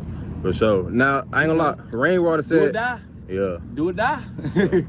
Do or motherfucking die. For sure. Yeah, shit, keep it going. Now, that nigga Rainwater said, like, if he was here, like, he wouldn't even want, like, justice to be served type shit like that way. You know what I'm saying? He probably mad right now. Damn. Why you think he would feel that way, bro? First of all, cause shit, you know, I ain't know we ain't deep, but you know, he'd be mad at us for personal shit, and then shit. You know, just don't wish jail on nobody, man. Sure. That's a bad place. Like right now, I'd probably rather be dead than in jail. Sure. Like especially for some shit like that. So that's a heavy charge, bro, for sure. Yeah. Now, like you did have a viral situation at the courthouse, bro, like where you had gotten in a fight. Man, that's the boy with my where that go? That's the one that was finna hit him. Oh, for real? Yo, yeah, beat this motherfucker, man. I tried to look. This would really happen. Might look like you know. At first, I was already peeking when we was in that hole, but I ain't even gonna lie though. Like when we went out, like I'm walking kind of to my car, right? You know what I'm saying? This right before I beat my little ass out too. So you know, I'm on a bun. I'm on a run. I mean, not on a run. I'm on a bun at this time. Like I had just got like a month after. You was on a monitor, on an ankle band? Nah, I had aggravated assault though, but I'm saying though, like, I didn't know if I was finna beat that hoe, so, like, you know what I'm saying? That's really why I took out, like, no bullshit. I ain't even gonna count. But, you know, when I'm walking out, I ain't even gonna lie though, you know, they stopped. If you look at the video real good, like, when I'm walking, you know what I'm saying? I'm thinking they done left, they really stopped in front of me. Like, you know, they They act like they was on there. So they initiated the situation I basically. probably initiated way before that. Like, man, I tell you some shit like my baby mama and them was on the house. So let me tell you how I jumped off. We on the motherfucking right hand to the man. Come on, right hand to the motherfucking man. Like we getting on the motherfucking elevator, right? He mugged my little cousin when they were finna hit him. But you know he been in the penitentiary too, so he kind of still. I see it in his face, like he's still kind of shocked that he looking at it, kind of yelling. Yeah, Like, you know what I'm saying? Like, what the fuck? So shit, when Yellow walk out the courthouse, well, I gotta tell you something his girl said too. That didn't know, cause they didn't know. She probably thought I was a fan. But look, I think I got on my phone. Yellow right here. I'm right behind him and his girl on the last little seat, the last little row. Oh, y'all sitting down in there? Yeah. Oh, okay. We went in there help. All right. So motherfucking me, when we leaving out on break, I can talk about it now. I'm my case gone. I'm good. For sure. You hear me? And then I ain't know about the law really worked if two people mutual combat. Like, they stopped in front of me, like, you know what I'm saying? But let me start from that part. So boom, they walk out the courthouse. Shit, Yellow walk out that bitch, mug my little cousin like this, look him up and down. You hear me? He look him up and down. The one that just went in the stove. So little Kimbo, he like that. Yeah, come here, bitch. What's up, brother? We talking about the stool when you made him fall. So motherfucking me. So boom. Yellow come out. What he do? He was acting like he came at the courthouse. He looked up and down and shit, right? I just told him you was shocked though. You been in jail like he. I'm looking at him like right. Right. So he walked to the elevator like he trying to get to somebody or something like that. But I'm like, I already got mad, right? So we finna get on the elevator. What I do? Bitch ass nigga. I mean, let's run it. Let's run it. I want my life off now. They just play the slow motion. Act like you get on the elevator in front of me. Like, you know what I'm saying? Act like elevator on my life, on my kid. What's your bitch ass? Damn. On my life. Security on the elevator, on my life. So on the elevator, they going out, they talking. The uncle talking about, I guess he think he finna skirt somebody. He talking about, shit, I don't give a fuck about none of this shit. Come on. I don't give a fuck about none of this shit. My people outside, that's what the uncle trying to tell me. Yeah. So what's up, broski? So he say, what's up, brother? Ty Easy, what's up, baby? So he say, what's good, what's up with it? Yeah, man. Yeah. So he say, right, I'm gonna say something else when I'm done with this part. Be strapped. He said he on the phone. But I come. What part I'm at? We on the elevator. So his uncle, that nigga, whoever he was to him, he on that bitch going off. I'm talking about going off. I'm just looking at him. He say, my people outside. I don't give a fuck. I guess he's trying to scare me. Think I curved. And I curved on somebody. So, hey, bitch, I'm in Vice City. I'm doing an interview though. I'm here. You hear me? Yeah. So motherfucking me, and yeah, the uncle, he said, I got some people outside, all they trying to scare me. I don't know, you know. Then he say, shit, you know, I don't give a fuck about none of this shit. He see I ain't barring that shit. I look at him. Right, you know, I act like like they had, I ain't even gonna lie, I ain't no stun that nigga. I act like they had police escorting them out, right? When I was mad, I'm just picking, right? But when we finna get on the elevator, I ain't even gonna lie. They ain't scared of nothing, but shit, right? It's me and Kinfolk and them two. We finna get on, and his girl. So right when we finna get on the elevator, you know, we look back, we all see the police coming. So I guess the judge peeked it. They already knew it was tension, of course. They already knew it was. You know, I did my best not to, but as soon as he walked out the courthouse when it was on break, I walked right after him. All the police came out, was like, judge told him to walk him out. You know, I ain't gonna lie, Yellow on that bitch, I don't need no motherfucking police. You hear me? On my mama, I ain't even gonna spend on no nigga. So shit, we on that. I'm just making him mad when I'm like, he got the police escorting him. So boom, we get outside now. This when I say that little part, right? Boom, I'm still kind of peeking. You know what I'm saying? I ain't gonna lie, like it's the courthouse, but I can't just. Yeah, can't go all out type shit. Yeah, so shit. They get in the car though. He get in the car. I can kind of feel it though, still though. You know I'm a street nigga, so he get in the car. So when they get in that car with her, his girl get in the car with her, boom. So we park, you know, they park right by the door. We kind of park like a little bit different from them. You feel me? Right. But my girl was there too. That was my old baby mama, not my girl. That's my baby mama. But she was the one that had the recorder. You know. Okay, she filmed it. Yeah. Okay. Yeah. So motherfucking me by time. Okay, boom. I'm just making sure she finna get out. You know what I'm saying? So while I'm like finna cross the street, if you look, like that's a red light. They stopped at the red light. You hear me? They stopped at a red light. I ain't on my life. Both of them had, you know, I don't tell them about nothing. But it's real shit to say that Yellow wasn't scared. Like he wasn't. On my life, he wasn't scared. Oh, real shit, real shit. Yeah, I ain't gonna stone nobody. So motherfucking me. So they got what happened? I'm telling how they stop at the red light. You hear me? I'm telling I ain't gonna stone nobody. You hear me? Yeah, he opened up the door. Both of them got it in their pocket. Both of them got them. Both of them. I ain't gonna say it's okay. You know, they both got it in their pocket. You hear me? On my life, I'm lying down. But shit, they say Yellow open the door, say what's up. You hear me? Just like that, I ain't gonna lie. Nigga, what's up? Wow, I'll beat your motherfucking ass. But before I can say anything, you know, for take off, his uncle already walking up on me. Yeah. Right? So I say, so what happened? I say, nigga, I don't fight you. He say, nah, I'm gonna fight him. I don't fight you. He come. Yeah, come on, you feel me? So shit, I looked at Yellow like one more time. I really want to get you, but now I'm looking like Hocus bro, old school, walking up on me. Yeah. You know what I'm saying? On my life, he walking, and neither one of them scared. Yeah. So shit, so shit, ain't too much talking. I look at him, look at him. Man, his ass can't even tell the story. He lying, man. That nigga was scared, man. That nigga was scared, bro. They was fanned out. Yellow Beezy on there. He Mo 3 cousin, but he was fanned out that he seen Yellow Beezy, man. Oh, we don't want to hear your story, brother. We don't even want to hear your story now, man. You done took too long, nigga.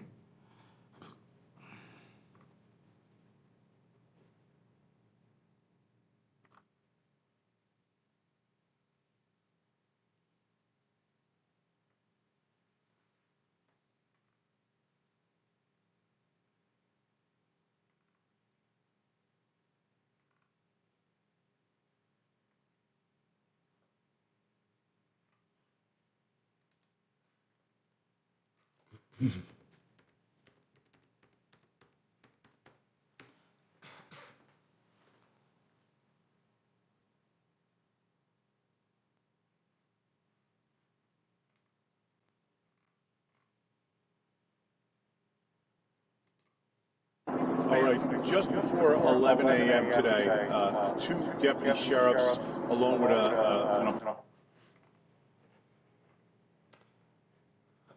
What happened to Black Youngster, man? We ain't seen Black Youngster in a long time. A fight on a SEPTA bus leads to the killing of a teenager. Tonight, police released this surveillance video. They say it shows the 4 people they're looking for in connection to the killing of a 15-year-old. NBC 10 Shair Arias is outside police headquarters with a breakdown of the video. Shair? Hey, I told y'all, them buses got cameras. They got HD cameras all around them. You seen how the bus camera captured them?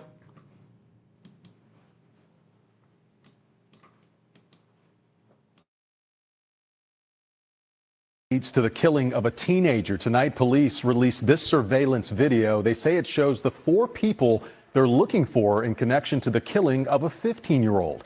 NBC 10 Shair Arias is outside police headquarters with a breakdown of the video. Shair?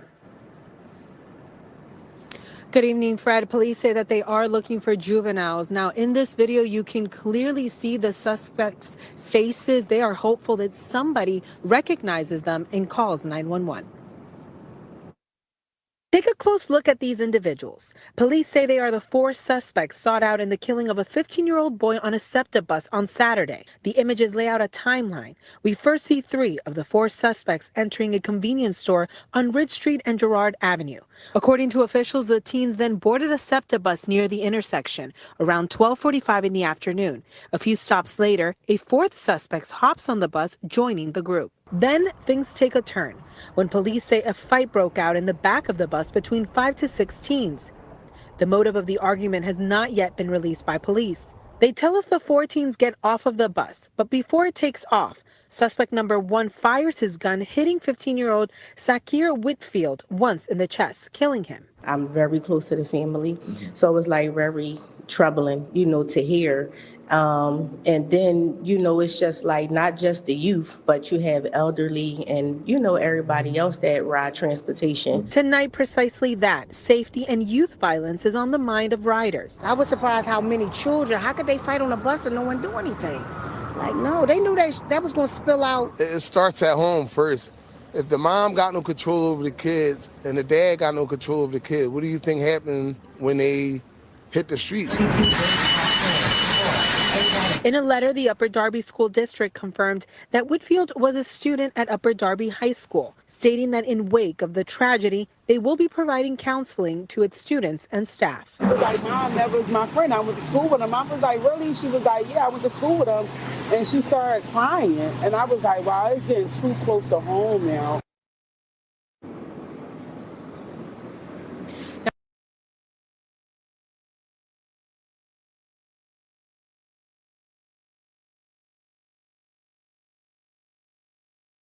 You know I'm allowing you to question me right now, right? I appreciate it. Because you did some punk shit the other day. See, the only difference is you usually do what you did the other day sitting over there in London somewhere, right? And you're not here, right? It's a lot of places you can't go. You send Adam something as if it was a clip of something I did I wasn't supposed to do. No, he sent me a screenshot of a page from the indictment. Okay, that's cool. Where Big You U the was receiver. recorded on a You wiretap, the basically receiver. saying that he punked you Hold out on. with a whole bunch of people, and Hold it on, had no, a he was a quote receiver. that he attributed to you, Okay, but it but hold wasn't an actual video Hold on. or recording. Hold on, this hold was on. Big U's version Hold of on, events. hold on. You're the receiver. So since you read everything, right? Now tread lightly with this. Because I've been telling myself for the last couple minutes not to really do nothing to you because I know what you was trying to do. Okay. So since you so thorough, did you read what Big U said he did to me? No, either you gonna play. Hey, Whack 100, I'll tell you for what Big U said. Big U ain't say nothing. You, your wife, or Adam told the feds that Big U and 20 niggas had walked up to the car and said that they was finna kill you. And you was like, no, don't kill me, Big U. Don't kill me. Man, you know what the fuck going on. How they say down south, you know what the fuck going on. You know what's going on, Whack. Big U had rolled down on you with 20 niggas, man. And Adam gave up the tape to the feds. Play smart or dumb. Did you read it? Yes. Can I say one What thing? did you Can I say one find thing in in my there defense first? That's the bullshit and the real shit. But can I say one thing in my defense I first? just want to know what you read. I feel like stuff that Adam said that he put source on top of. I just sent him an image of the indictment and said, "Have you seen this?" You went in the room and you said a bunch of stuff. No, that you said was in a that little bit page. added on. You said in that page. So I'm It's on that asking you, just gonna let me know where you at with me. Mm-hmm. Did you read that and did you use your brain to understand why and why not? So I'm a dude that been violated Big U like no other human being, right? Violated him. For sure. 2-3 years, right? That's such a claim to fame now that Big U is like the ultimate bad guy of LA. No. Him being able to say that he violated is like him saying he went up against Al Capone. No. To tell the tale. No, you got to remember, I don't see Big U the way y'all see Big U. I know. Big U done sat on my couch with his head down, scared straight in situations where he needed our help at. I don't see him that way. A motherfucker who I had to pay rent and help take care of his family, who then sat on my couch and said, help me. I don't see that dude as that, right? But if you read that, right, it says we was 15, 20 deep, right? And we caught him. And he was by himself, right? You do know I jumped out on them. You do know I wasn't walking. I'm in a car with 800 horsepower in it, right? I'm very capable of whatever, right? Hey, see? So Whack 100, that was Whack, the one in the paperwork who he approached. Whack just said that he was out there. So that was Whack that they was talking about. You do know my homeboys was adjacent to them, but they had no idea they was there, right? The Henny Man. Right? That's new information. You do understand that, right? I'm here. He's Big screaming. Big Ack, how you living? Oh my God! Now he's we in got here with a Mount 360 Podmore right here, bro. Hello, We set hello, you in the Shay. middle. How you doing? First time meeting. Come on. IRL. Hold on. We got to get to this right here. He's trying to pack Sit out down. We on Traplo some right bullshit now. right now. I'm Yeah, we need a judge. Hold on. We need someone to litigate this situation. Yeah, he definitely was scared of Big U, man. Him, Lovejoy, all them scared of Big U. That's why they stayed online until 12 picked it up. That's why they kept on trolling Big U. Saying shit about him. Hey, but Big U deserve it, man.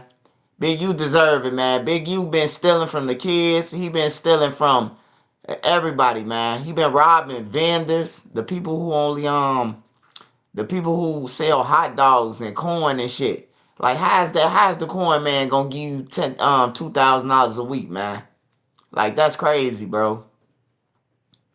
He extorting everybody, man. Yeah, this a room full of cornballs. I just want to see what he do to. I just want to see what Trap Lord Ross gonna say to him about this shit.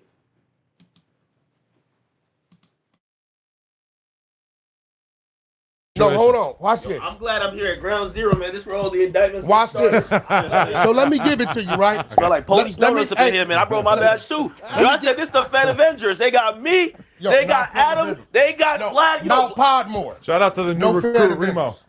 He the undercover. So listen. He the worst undercover ever. Hold on. Let's get back to it. They said the undercover had a stutter.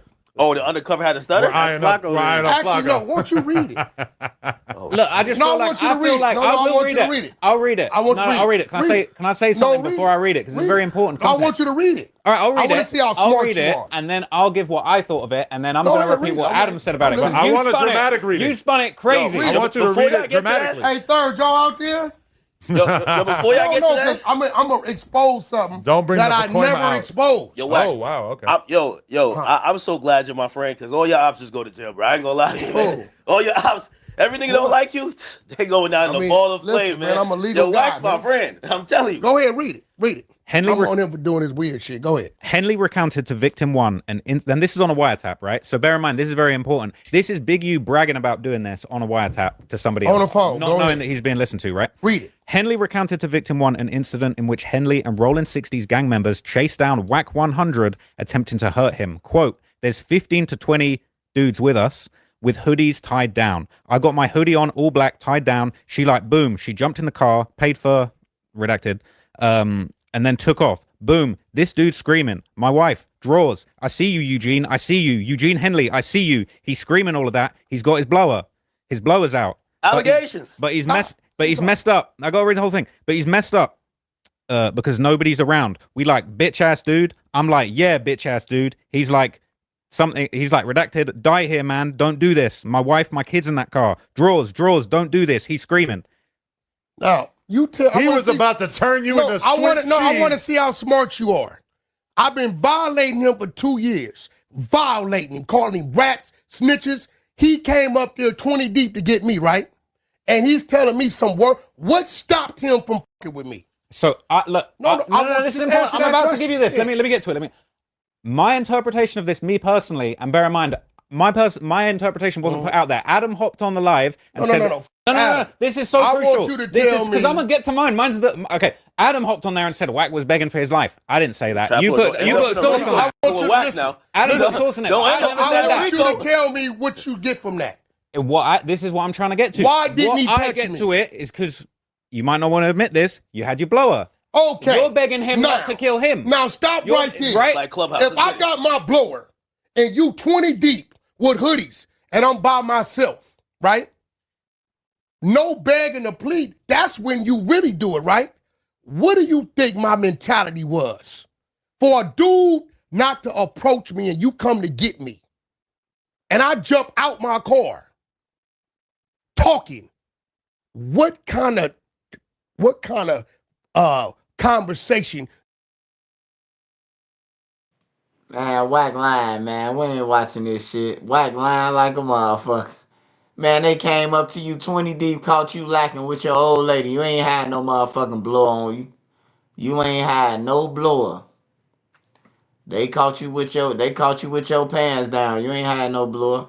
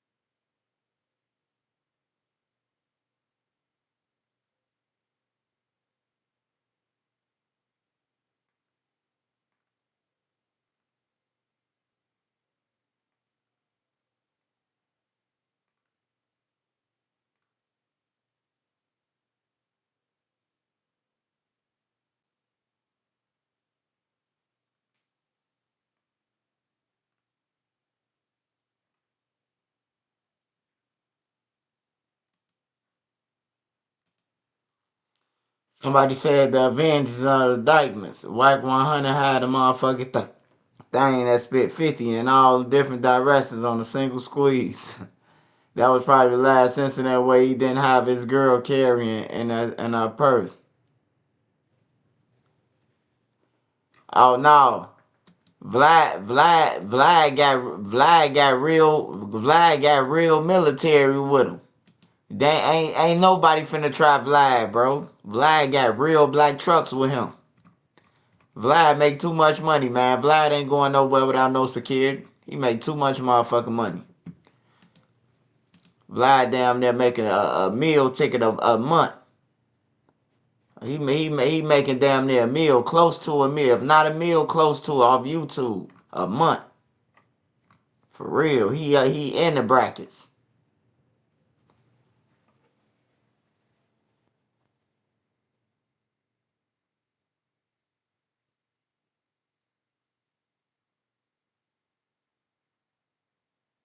Alright, so let me go to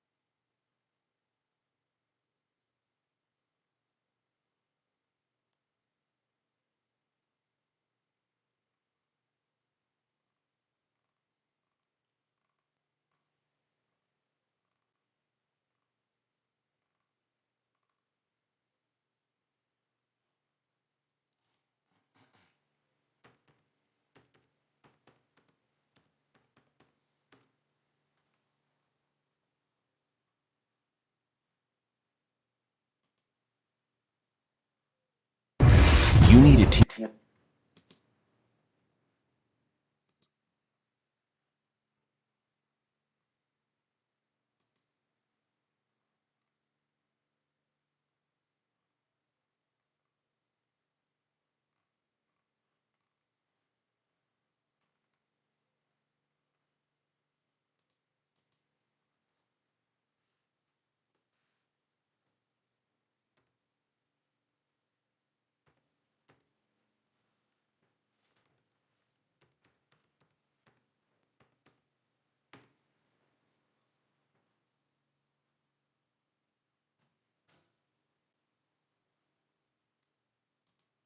Thanks. Well, it's been nearly a year since a woman vanished from California. Her loved ones and police had a missing persons flyer out for her. But shockingly, today she was found right here in South Florida after the woman got arrested. That's right. NBC6 reporter Christian Colon joins us now to break this story down for us.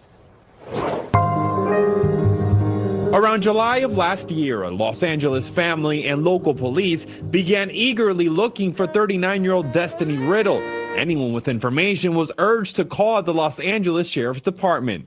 She's totally out of touch with her entire family. She's displayed paranoia,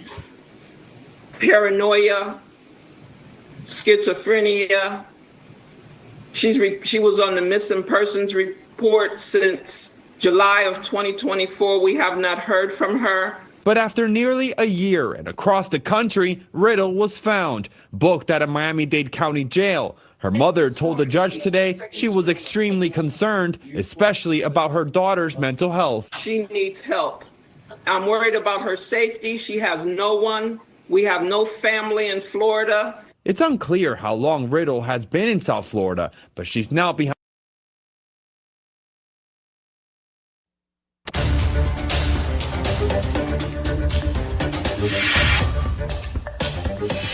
We continue to track breaking news right here, right now on WTOL 11+. The search for a missing 13-year-old has come to a tragic end. The Lucas County Coroner's Office confirms police found Kimani Latigue's body inside of an abandoned home in East Toledo. Now, her dad, 33-year-old Darnell Jones, who is still on the loose, is charged with murder. The investigation started after police put out an alert for Kimani when she went missing on Tuesday, March 18th. Well, right now, Toledo police are asking for your help finding a missing teenager. Take a look here at your screen. This is 13-year-old Kimani Latigue. Police say she was last seen on the 2900 block of Elm Street. That's near Central in LaGrange. Anyone with information should call or text Crime Stoppers. That number is 419-255-1100. Just hours after the developments Monday night, a makeshift memorial appeared outside the house. A woman who dropped off flowers didn't want to go on camera, but said that she felt the need to honor Kimani's memory and to show the city that she was loved. Kimani Latigue had not been seen alive for 6 days, and late Monday night, her father was charged with murder. Her family, friends, and community searched for any signs of her, and though the physical search has ended, the search for answers continues. The story made headlines when Toledo police made this post on social media Tuesday, March 18th, 4:03 p.m. That's when the alert for missing 13-year-old Kimani Latigue went out. I usually get off of work at 9 o'clock. I made it home like 9:40 that morning. She wasn't here. WTOL 11 talked with Kimani's grandma the following day. She said she saw something unusual when she came home from work and called TPD. There were things in the floor that should not have been. That's what caused the alarm. So I called the school to speak with her. I asked them, could I speak with her? And then they did. They contacted the principal, her teacher, and the gym teacher, and all three of those guys said that she was not there. 2 more days passed. Now 72 hours since anyone has last seen Kimani alive. Family, friends, and even strangers came out to search for her. So let's scour throughout here. The group spent the weekend alongside Kimani's mother looking for any signs of the 13-year-old girl. Honestly, this is breaking me. I've been falling the apart since I found out. I've legitimately been on social media since the minute I found out, spreading awareness, sending out flyers, contact information, anything to get my baby home. I have not slept in 3 days. I have not ate in 3 days. We need all the support we can get from anybody. We don't care who it is. Please just come out and help us find my niece. The next day, Sunday, March 23rd, a felony abduction charge filed against Darnell Jones. Jones is Kimani's dad, and court records show he was the last person with her before she went missing. This man has been to my house several times. He usually takes her for weekends to his house to visit with him and his other children. And I feel deceived. Like, you played for so long in my face, like you was her dad, like you really had her best interests at heart. But where is she? If my baby don't make it home, I will never be okay again. And I hate to say that because I have other kids. Yo, these were sold out everywhere. But then my eBay alerts went off. Got him. Felt lucky, so I looked up some more heat. Now that fear became reality when police pulled a body from a home on Miami Street in East Toledo. A body Kimani's grandmother says is the missing 13-year-old girl. And of course, that being confirmed by the coroner and Toledo police today. Kimani's father, 33-year-old Darnell Jones, reportedly telling police that he saw his daughter late Sunday night. He claims she called and said she was afraid someone was trying to break into their house. Jones and a cousin allegedly stayed with her for about an hour and left around 12:30 in the morning. Jones was initially charged with abduction. Late Monday night, police announced a new charge, murder, with no court date set as of yet and no update on where he might be. On Friday, March 21st, family, friends, and community members organized a search party in North Toledo. That's where Kimani went missing. Her mother traveled from Cleveland to join in. She expressed her distress over her daughter's disappearance and told Chase Bachman she hadn't slept or really eaten since hearing the news. People in North Toledo spent the afternoon and evening looking for Kamani Lateeg. She's 13 years old and has been missing since early Tuesday. WTOL 11 spoke with Kamani's mom, Tiara Caston, who lives in Cleveland. She says she just got to Toledo Friday to help with the search. The last few days for her have been a nightmare. I have never had a seizure before in my life, sir, and I've had 3 within the past couple days. This shit is tearing me up. If my baby don't make it home, I will never be okay again. And I hate to say that because I have other.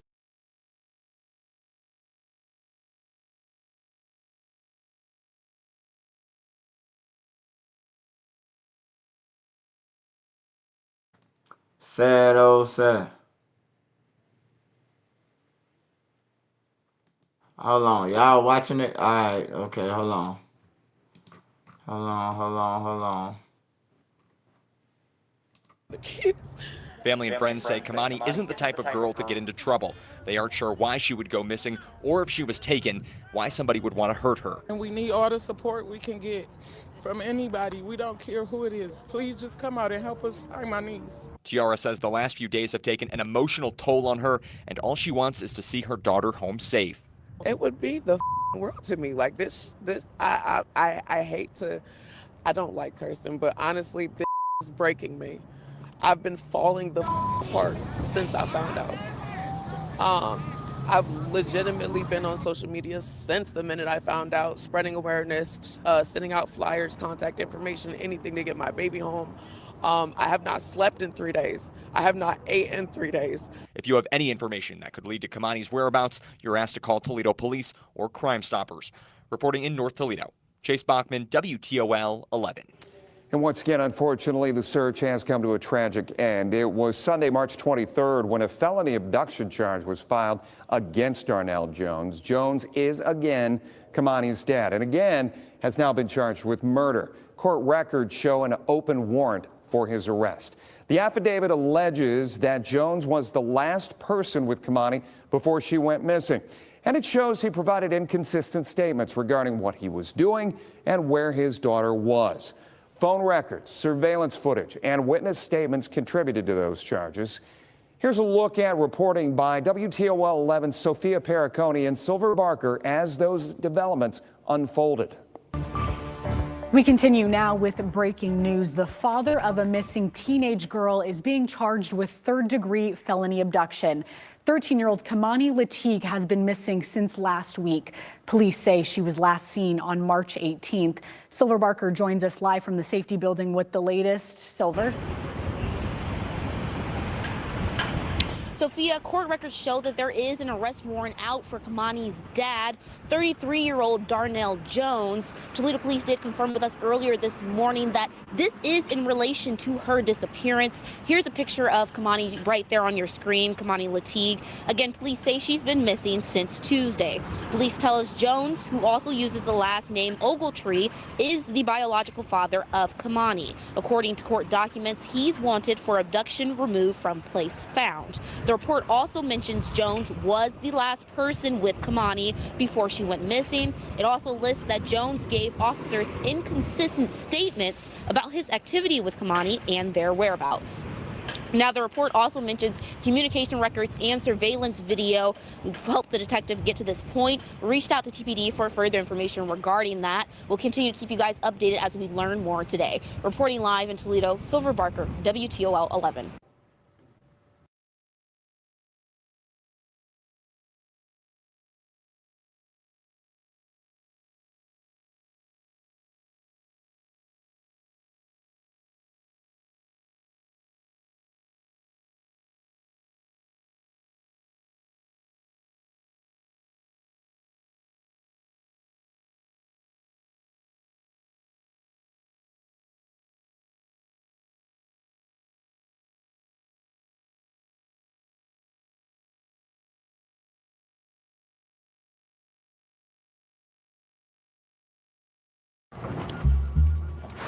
That client review was brutal.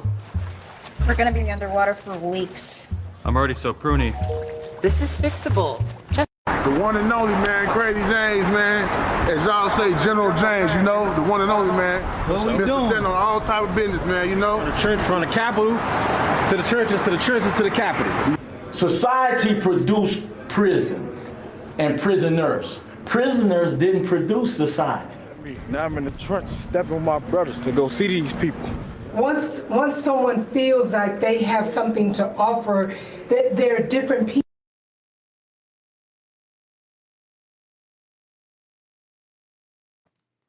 Man, get y'all ass out in the street.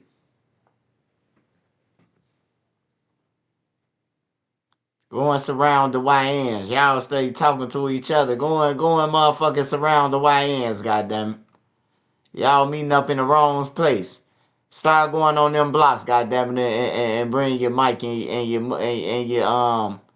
motherfucking henchmen.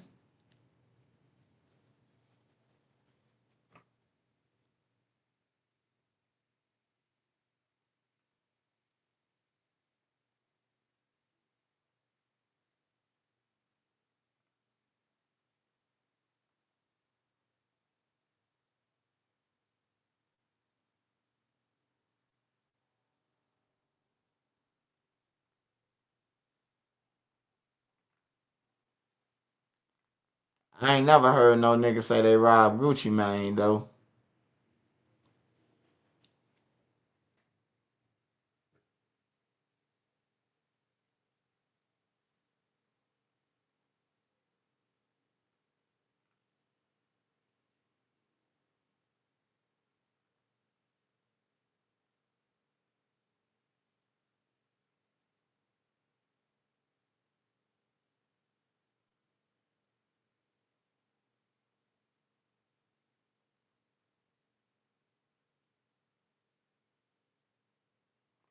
Hey, cause the last dude they tried got shot.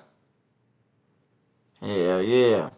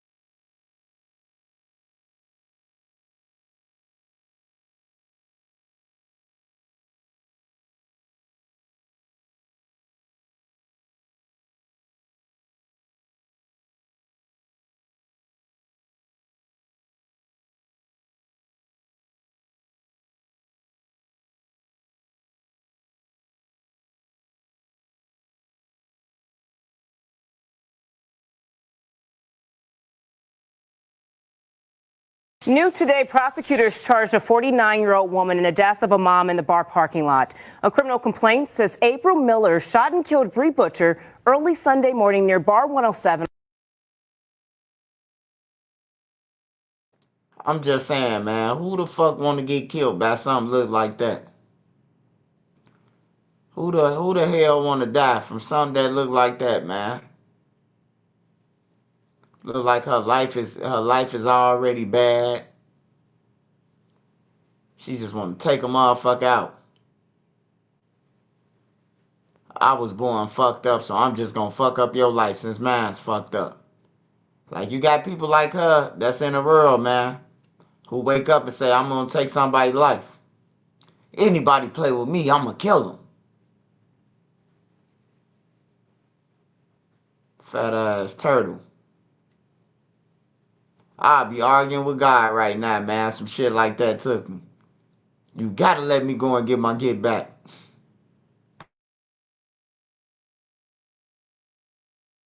On the far northwest side, investigators say security kicked everyone out of the bar after a fight. In the parking lot, the complaint says Miller fired shots from her car into Butcher's car, killing Butcher and injuring Butcher's sister. In an interview with detectives, a witness said Miller thought Butcher and her sister were trying to get them. Butcher's fiance sharing her memory with us this week. She was kind-hearted, understanding, down to earth, not judgmental, good mom. A second person police arrested has not yet been charged. The owner of Bar 107 surrendered his liquor license on Tuesday at City Hall.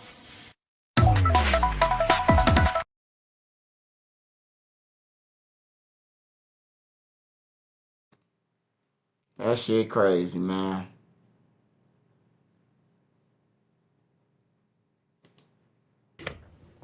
Hey, so look, I ain't gonna hold y'all up right now. We're gonna have to get straight to it, right? So, we about to expose Big Useless, Big Uterus, and we're gonna expose Ralphie the Plug at the same time. So, remember Big U keep telling everybody he never had an iPhone, right? You're gonna see him on FaceTime with Draco the Ruler the day before he died. And me, because I put him on the phone with Draco the Ruler, and then he pull up. You get what I'm saying? Hey, man, don't tell me Big Uterus, man. The Big Uterus.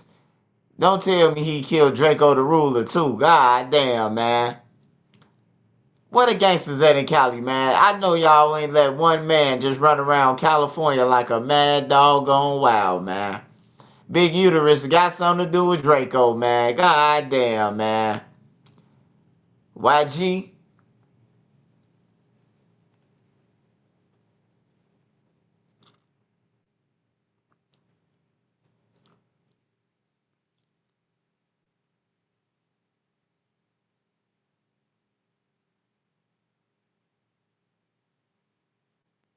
Yeah, I ain't gonna lie, loose cannon shit. He should name his shit The Confessions, cause he got killed at a festival, bruh, inside job.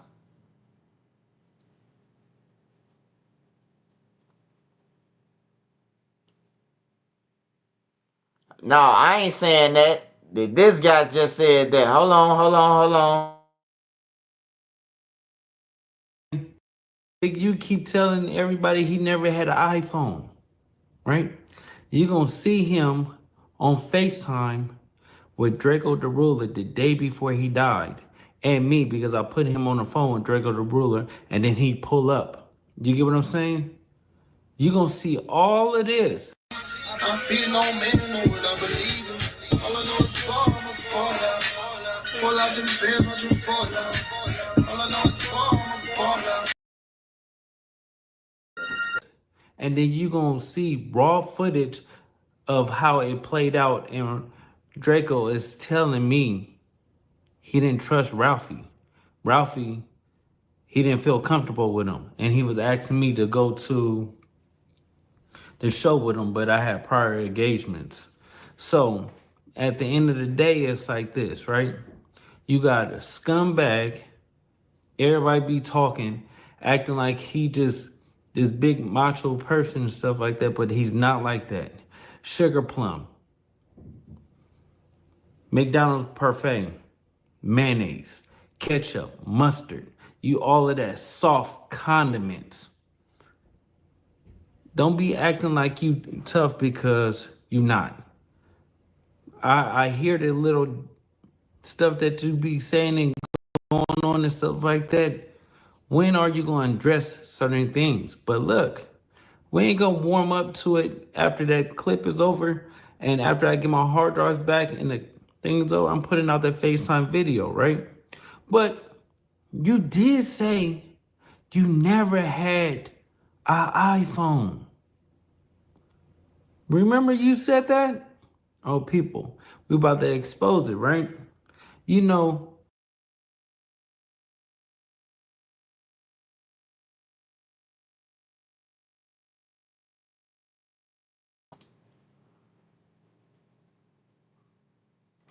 Hey, yeah, Luce funny, man. Luce funny than a motherfucker.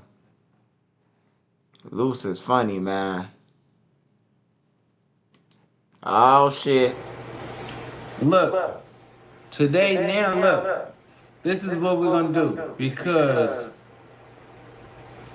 young Bussy Buck, right? Been in my DMs asking me, like, bro, you need to work it out with Big Useless. And I said, a matter of fact, I'm going to tell the whole world that you deal with trainings. And we caught you. So this is the story. How young Buck, we caught him dealing with trainings. And I socked on him. And Big Useless said he's been in jail, leave it alone. Let him pass. He learned his lesson. So this is how it goes, right? So we had this thing. Critic Cali had a performance or whatever, or something that he set up with this convention. It was like in the dirt somewhere in like Paris or somewhere, or I forgot where it was at, but it was in the boondocks, right? So Young Buck and them is set to perform. So Big Use was like, yeah, come on, bring the homies and all the other stuff. So we pull up. When we pull up or whatever, Young Buck was performing in front of like 10 people, dead homies. It was sad because they blasted him, promoted it, and thought that he could actually move the crowd and move tickets, but it was 10 people. OT Genesis was supposed to come, but he heard it was only probably like 10 people, and he just never came back around. But let me get to the story about this buttercup, sugar plum, soft mayonnaise, yogurt parfait. We talking about applesauce, soft. Vanilla ice cream that's been sitting out on the counter all night, soft. Flan soft. We talking about Thanksgiving cranberry sauce, soft. See, Sweetie is not even built like that. The facade that he had, and I just want y'all to hear it. So here we go. Sweetie! Sweetie! You was performing, and something caught your eye. And when it caught your eye, you start rapping to it. And I'm looking and I'm like, that's a man. That is a man. Right? So I tapped Big Useless, like, cuz rapping to a man. How you know? What you mean, how I know? You got an Adam's apple? It's 7 feet tall. Ah, shit. Hey, he said, he got an Adam's apple. He sound like Martin Luther King. He got an Adam's apple. He's a man. He's 7 foot tall. This dude crazy as fuck, y'all. I'm telling you. This dude, hey, he a history book. Is a man. Right? And when it caught your eye, you start rapping to it. And I'm looking and I'm like, that's a man. That is a man. Right? So I tap Big Useless, like, cuz rapping to a man. How you know? What you mean, how I know? You got an Adam's apple? It's 7 feet tall without heels. Its voice deeper than mine. I'm like, oh my God. So we playing it, he been drinking. So I'm thinking like, we've been in the trailer, he been drinking. I'm like, oh, like maybe let me give a pass too, right? So we going to the after party and stuff like that at the hotel, right? So we going there and we pulling up. I'm with, you know, a couple of females and, you know, everybody watching. They know Kenny be having all the baddest bitches, right? So I see the man. I said, hold on. That's a man. Next thing I know, he, let me don't get it mixed up. It was like, where's Bucky? I'm like, what? I'm like, cuz go talk to somebody else before I slap you. So the man got escorted to where Young Buck was at. I'm like, oh, and he supposed to be pushing 6-0? Like, oh, no. So I go in there, bam on the door, boom! Open up the door. Like, come on, cuz, open up the door. I said, that's a man. Or whatever like that. I start yelling like, Big U, come here, cuz. He coming, he walking, wobbling and stuff. I'm like, it's just him and here. Like, and I'm like, that's a man. And then he was like, no, it's not, or whatever like that. I said, that's a man. I said, what are you? Oh, I'm a trans woman. I'll fire on Young Buck. Boom, bam, boom. Right? Big U, get off of him, cuz. I'm like, Hey, y'all can't tell me this nigga ain't funny. Y'all can't tell me he ain't funny, man. He whooping ass. Hey, I know he real. Whoever said that. Hey, in the paperwork, if you read the paperwork, bro, he doing all the crimes, bro. Hey, dude right here committed most of the crimes in the paperwork, bro. He got more crimes than Big U. He the one did all the muscling and shit, bro. Like, he was the hitman, bro. The hustler, the one who extort people. He was doing all that shit, bro. On my mama, bro. He was doing all that. Brick was getting blackmailed. He was doing all the muscling, though. Loose cannon.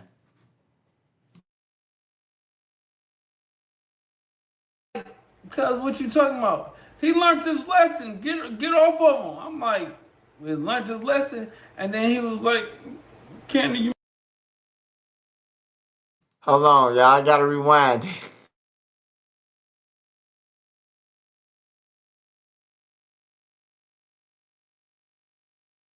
Like that. I said, that's a man. I said, what are you? Oh, I'm a trans woman. I'll fire on Young Buck. Boom, bam, boom. Right? Big, you get off of him, cuz. I'm like, cuz, what you talking about? He learned his lesson. Get off of him. I'm like, we learned his lesson. And then he was like, Candy, you messing up my money. You know he been in jail and stuff like that. Leave it alone. He ain't gonna pass. It ain't gonna happen no more. I said, what? Oh no. Y'all been doing some strange things. You allowed him to bring a punk in here. He's banging a set. And it's cool. So you know what I did? I sent the video to 50. They mad at me now, right? Blowing up. 50 calling him. You get what I'm saying? Recorded them. You messing with punks. This is what the world coming to. Sweetie! Sweetie! Living your truth. I told you.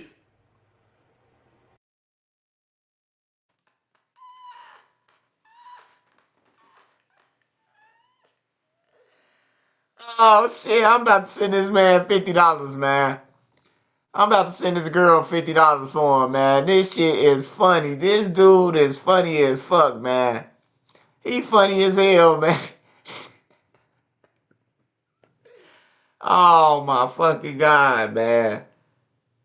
This dude crazy, man.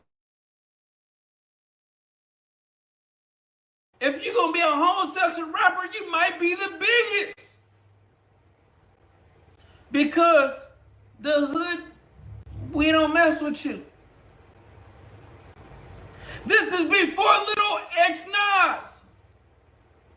Or Nas X, whatever his name is, I don't know, but Sugar Plum. This is where you telling me to work things out with Big Useless? This what has happened to you. Now, why?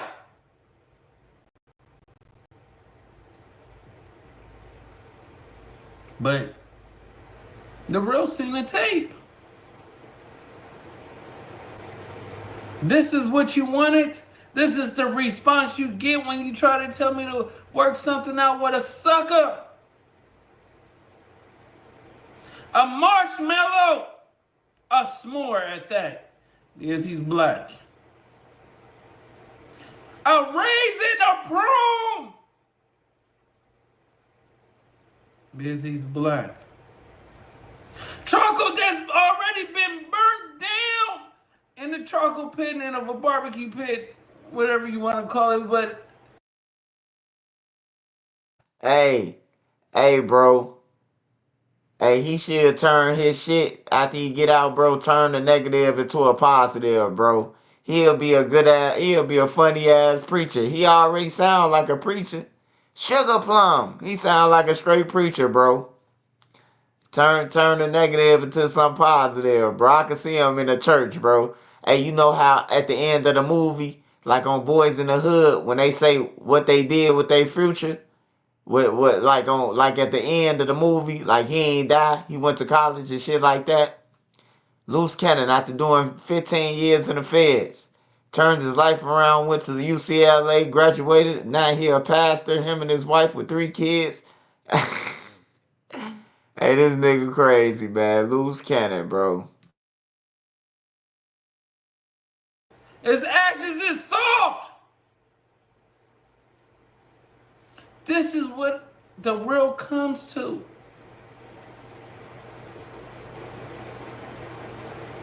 It breaks my heart to see my brothers don't live in their truth. But after this video, it's gonna set you free.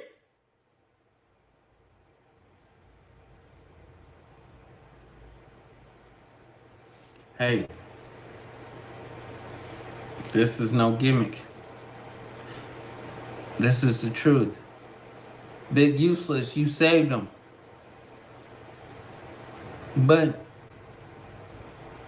You're getting thrown under the bus too, because when I took off on him, I expected you to do the same thing. But, sweetie, you did it! So, you get the same consequences.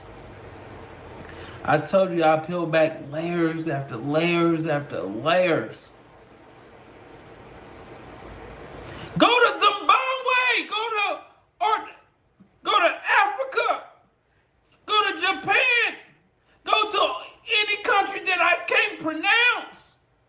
Just go!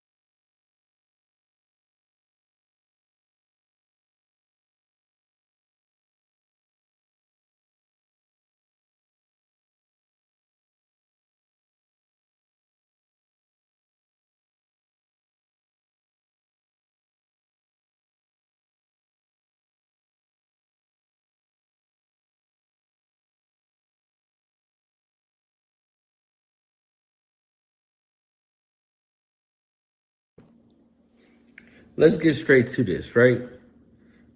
Big U, you know Cowboys are known petty, right? Why do you have him up at Crenshaw High School? Sweetheart, we have a question for that. You think you above the law? Oh, you work with the law. I know, sweetheart. I really do. But the thing is, this is the fact that be killing me, right? It's like, you do things, throw rocks and hide your hand, right?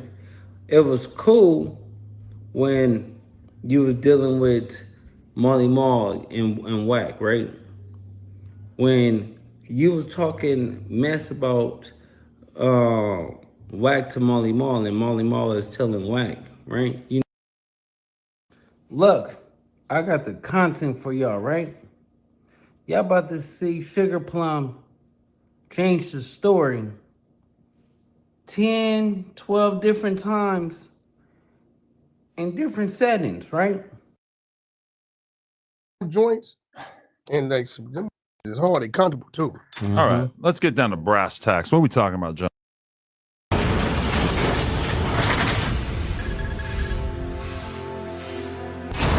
All right, Loose Cannon and Sharice, how's it going? What's up? How you doing, King? Man, I'm going good, bro. Man, glad to have you guys here, man. You too, you too. Thank you. You guys got a lot going on, a lot of stuff. A lot. Working. Working, stay working. Non-stop. Non-stop. And he be working my nerves too from time to time. Shit. Vice versa. That's what it is. That's how it's got to be, right? That's right. Okay, well, let's get a little bit of background on both of you guys. You know, where are you guys from and what was it like growing up for you? Well, I'm from South Central California, Crenshaw District, the 6th side. Super producer, produced for Mariah Carey, Beyonce, Usher, 50 Cent, The Game, Cardi B, Offset, Rich the Kid, etc. Like for everybody. Mm-hmm. So you've been producing for music for years. For years, since I was like 14, I had a hit record with 50 Cent, and then what song? Can't say, but a hit record. NDAs, you know, when they buy off the license to. Because I was actually writing and producing and stuff like that, so I got a. Wait a minute, man. Hold on, bro.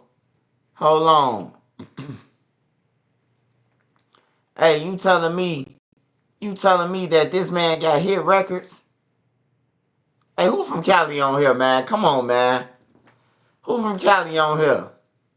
I believe him, bro. But I believe he muscled his way. He took somebody else's shit and said that, you know, I wrote it. You know, I can see them strong arming somebody for their lyrics. Who from Cali on here? I need somebody from Cali. I need somebody from Cali, man, to vouch for this shit. Rich the Kid.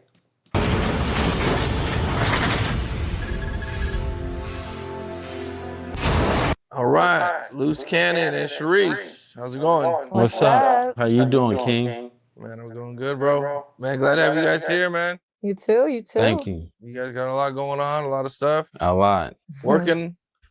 Stay working. Nonstop. Nonstop. And he be working my nerves too from time to time. Shit. Vice versa. That's what it is. That's how it's got to be, right? That's right. Okay, well, let's get a little bit of background on both of you guys. You know, where are you guys from and what was it like growing up for you?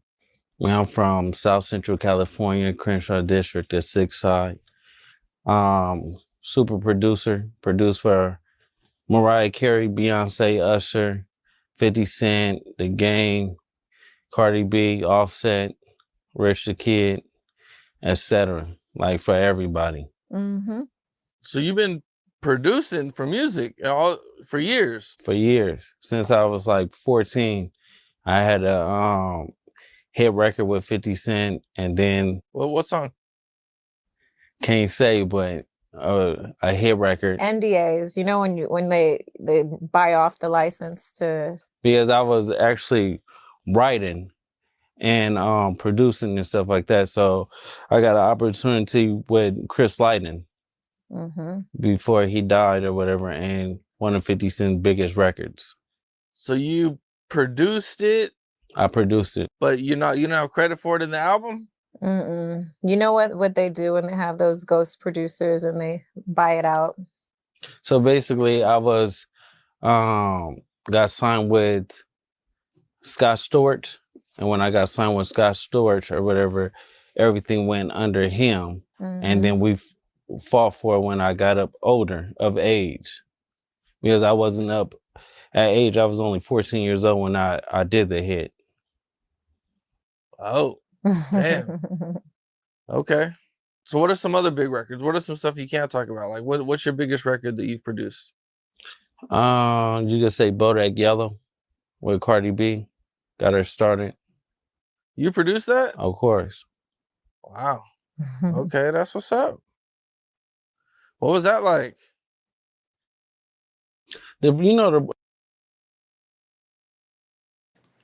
Hold on. You talk what is Bodak Yellow? I don't even dance. I make money moves. Say I don't even dance. I don't love with you. That's that shit. That's what it is. This nigga smart, bro. He's smarter than a motherfucker, man. He like, I don't know how the fuck he got with Suge Knight and robbing people. Shit, it sound like he need to be making beats. Yeah, that's crazy. Well, process is easy, especially when you have somebody that's already on fire. So it was like she was doing her thing with love and hip hop. So it was an easy transition for her. She had the personality. A group of us went in there and we made magic, and she been off running ever since. That's what's up. Any wild stories while recording any of these or doing anything? It's always wild stories, you know, but it's the entertainment life. You get what I'm saying? So it's like, it's nothing out the ordinary. It ain't no on no P. Diddy shit, but Don't it's say different. that. Nah. Yeah, I think a lot of things are not on that P. Diddy shit. Okay, for sure. Well, what was life for you growing up in South Central? So I grew up in A Trays, and then you know I'm from Rolling 60, so it was rough, but I earned my respect. So it's like every single day I fought, like going to school, coming out of school, you know, everything. So it was like I stood my ground, but I got respect for both sides. You know, I'm from the 6 side, and they from the from A Tray, so it's like it was different. It was difficult, but my mama didn't want to move. She didn't have the money to move. So shit, it was what it was. How'd you end up being from the 60s if you grew up in A Trey's neighborhood? No, so basically my dad is from Rolling 60s, right? And then when he went to Death Row. And when he went on Death Row, they used to be like, oh, that's that Nap son or whatever like that. And it just started from there. So it was like I fought every single day. So it was like, shit, it makes sense. I'm gonna just get put on and went from there. So your dad was a 60. Did you always want to grow up to be a 60, or were you kind of like, we felt like you were more forced into it? I was more forced into it because it didn't matter. Like it was always, you know, problems because he did stuff to the A Trays, and you know, he on death row for it. So they always like, we can't get you, but we could take it on your son. So like I fought literally every single day, every day. I only got a break during summertime. What school did you go to? I went to Raymond Avenue, and then I went to Henry Clay. Are those schools that have a lot of A Trays there? All A Trays. You know, growing up, you're fighting every day, man. You know, what is that? What do you think that like does for you? You know what I'm saying? Like, what's your mind state? Knowing that you live in your enemy's hood. No, it was just like, it taught me to keep my head on the swivel, always look out. But it's like, it got easier every single like year because it was like, we're growing up with each other. They know where I'm from or whatever like that. They know I ain't gonna turn down nothing. They know it's like, okay, that's Nutty son, and we're gonna squabble him up, but we probably go play basketball or something like that afterwards. But it was just always constant. It was never a break. Damn. Okay, now you mentioned your dad being on death row, man. How old were you when this happened? I think I was 2. 2 years old. Yeah. Damn. Did you and your dad end up having a relationship as you got older, or, you know, did you have any contact with him? No, like the first time I met him and physically seen him, I went to go see him on death row. That was the first time and the last time I seen him. So it was like, I was like 8 years old when I physically met him. And it was like, it's hard to try to get to know somebody without like being physically there. It's like I couldn't bond with him or anything like that. Like phone calls and shit don't do it. So at the end of the day, it's like I just had to keep looking forward. Is he still on death row? He's still on death row. Damn. And you guys still haven't talked or nothing? We talk, like if he needs something, I shoot him some money, get him a cell phone, answer some calls and stuff like that. But that's it. There's nothing like beyond that. I don't call him like pops or anything like that. It was just like growing up, that was just my conditions. Yeah. Damn. You can't choose family. Yeah. Yeah. Okay. Well, let's hear a little bit about you, man, about your story. I'm a little bit of the opposite, you know. I was more sheltered and, you know, wasn't raised by my dad though. I was raised by my mom, but she was very overprotective of me. So made sure I went to good schools, made sure I stayed out of the streets. You know, so hearing his story and his world, it's just like, wow, you know. And then we, you know, they say opposites attract. We definitely do attract because it's like the good girls always want the bad guy, you know? And I definitely got my loose cannon for sure.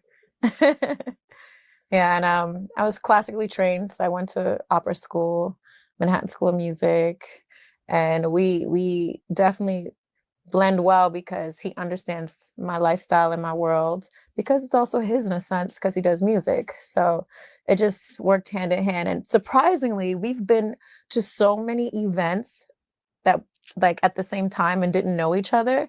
And when we go back, we're like, damn, I was there. And I'm like, really? I was there. We could have met each other years ago. I mean, years ago. You know, maybe he would have had a little less bullets in him if he had met me sooner.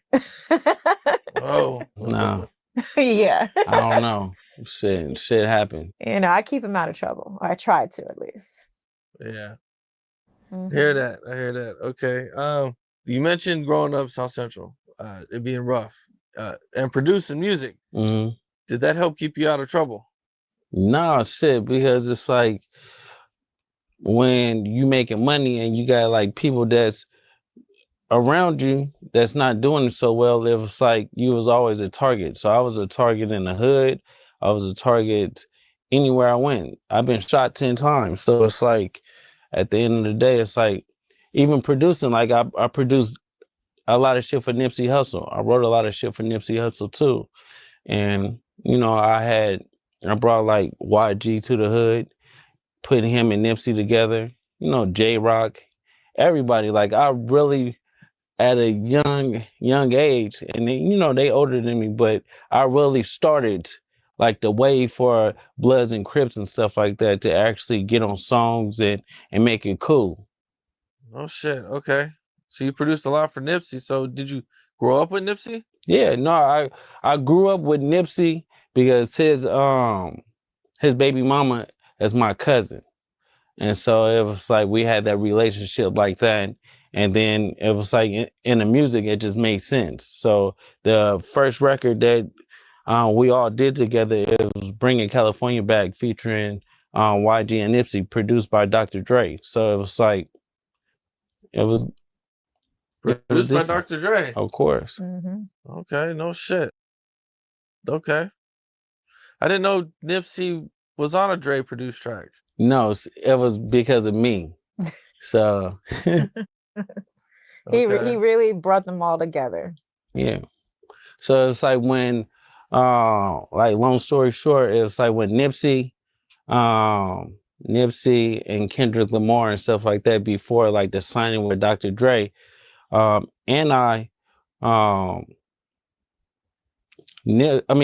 Dr. Dre went with Kendrick Lamar, but I introduced that and put it, but he didn't want to do no more gangster music because of the bad press he been getting and then with Game. So after that, he was like, nah, let me just do some other shit. And he chose Kendrick Lamar over Nipsey. No shit. So Nipsey was in talks. Of course. To work with Dr. Dre. Yeah. That would have been classic. It would have been classic, but you know.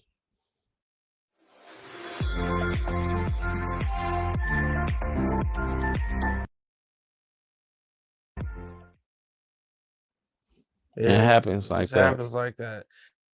So at that point, Dre didn't want to work with no gangster rappers or nothing. Nah, because it was like he started something with